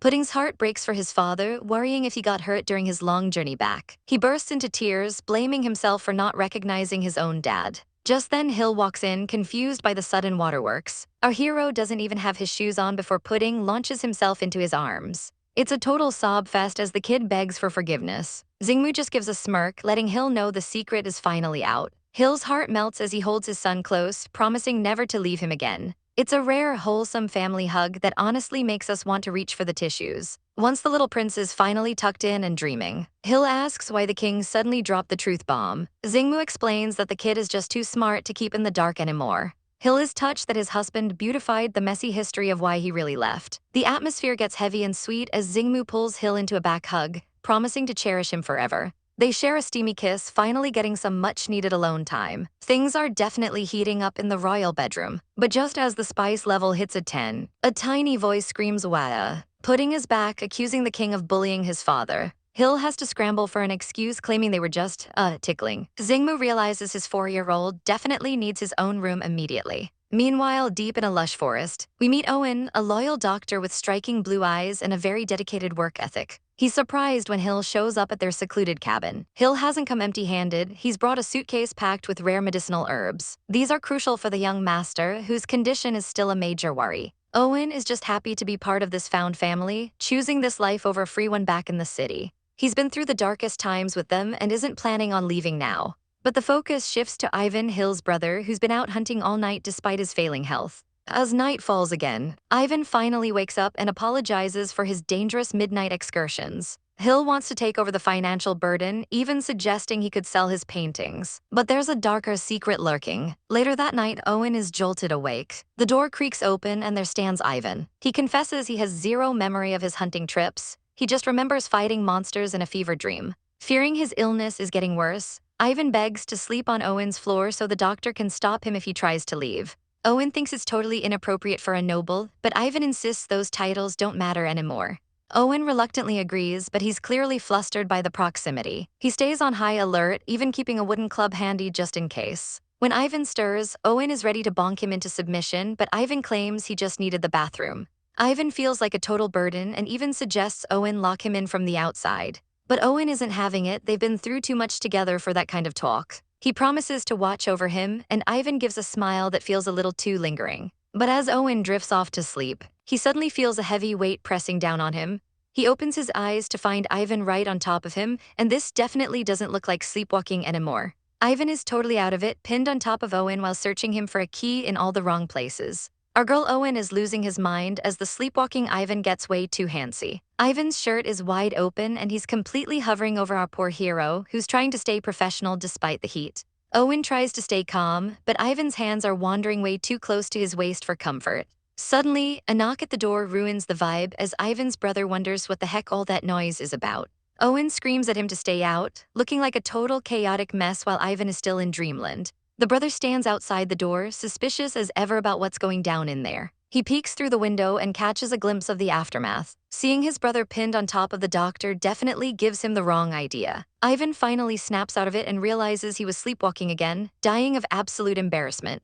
Owen plays it off cool, claiming he was just making sure the young master didn't wander off into the night. He promises to prescribe some medicine to fix this awkward habit. He's a professional after all and tells them he can handle a little midnight chaos. The brother seems to buy the excuse, giving them a knowing, savage smile. The next morning, the birds are chirping like a drama didn't just unfold. Ivan is resting up, but the tension between them is still thick enough to cut with a knife. Owen suggests they keep sleeping in the same room so he can monitor Ivan's condition. He claims he's used to the sleepwalking now and won't get scared again. The brother points out it might be inappropriate since Owen is an Omega, but Owen shuts that down real quick. He tells the brother to just stay within earshot in case things get wild again. He begs Owen to tie him up so he doesn't pull any more midnight stunts. Owen reluctantly obliges, though Ivan keeps insisting the knots be even tighter. Finally, Ivan is safely bundled up like a spicy burrito. Owen watches him sleep with a look that is way too tender for just a doctor-patient relationship. Ivan drifts off into a soft, comfortable dream where everything feels warm. He feels like he's floating on clouds, reaching out for the person he desires most.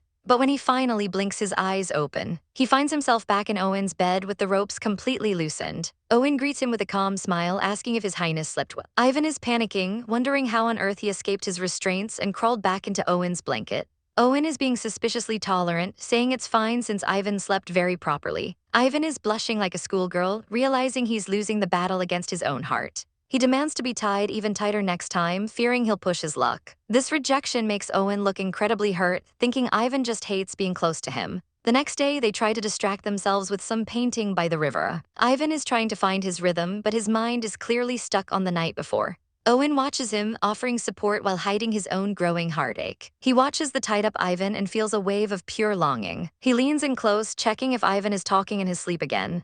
He whispers a question, wondering if Ivan is dreaming of him. Then in a moment of pure savage impulse, Owen leans down and steals a kiss from the sleeping man. But wait, Ivan's eyes fly open, catching him in 4K. The panic is real as Ivan asks why he just got kissed. Owen tries to lie and say it was just a dream, but Ivan admits he's been dreaming about kissing Owen too. Ivan asks if this makes Owen hate him. Owen stays silent, letting the tension simmer. Ivan looks completely dejected, assuming his feelings aren't returned. He confesses that he's liked Owen since they were children. Owen is stunned as the truth finally comes out. Ivan starts spiraling, saying a sick fugitive like him has no right to love anyone. He looks down at his tied hands, feeling worthless. But Owen isn't having any of that self-pity, smiling as he says he's liked Ivan for years too. He brings up a secret memory from the past, reminding Ivan of a night they spent together during a susceptibility period. Ivan realizes that spicy memory wasn't a dream either. Owen tells him to either face the truth or keep hiding behind his excuses. Ivan snaps, breaking his ropes with pure brute strength. He grabs Owen, apologizing for hurting him but refusing to let go. Owen tries to end his secret crush right there, but Ivan won't let him walk away. Ivan finally finds his courage and admits the truth. He likes him too. He's been a coward for way too long and finally wants to stop running. He promises to cherish every moment they have together. He begs Owen for another chance at love. Owen finally lets the tears fall, nodding a happy yes. They fall into a deep, long-awaited embrace that we've all been waiting for. The younger brother sees them from the doorway and decides to leave the lovebirds alone. The next morning, the vibe is finally peaceful at the breakfast table. Suddenly, their brother Hill returns from hunting, looking like a total boss. He drops his catch in shock when he sees everyone is finally home. He's overjoyed to have his brothers back in one piece. Ivan decides it's time to stop hiding and tells Hill that he and Owen are officially together. Hill just laughs and says he's truly happy for them, mostly because he already knew. Turns out the walls in this house are paper thin and he heard the whole confession. The youngest brother watches them with a smile, finally seeing his family find their happily ever after.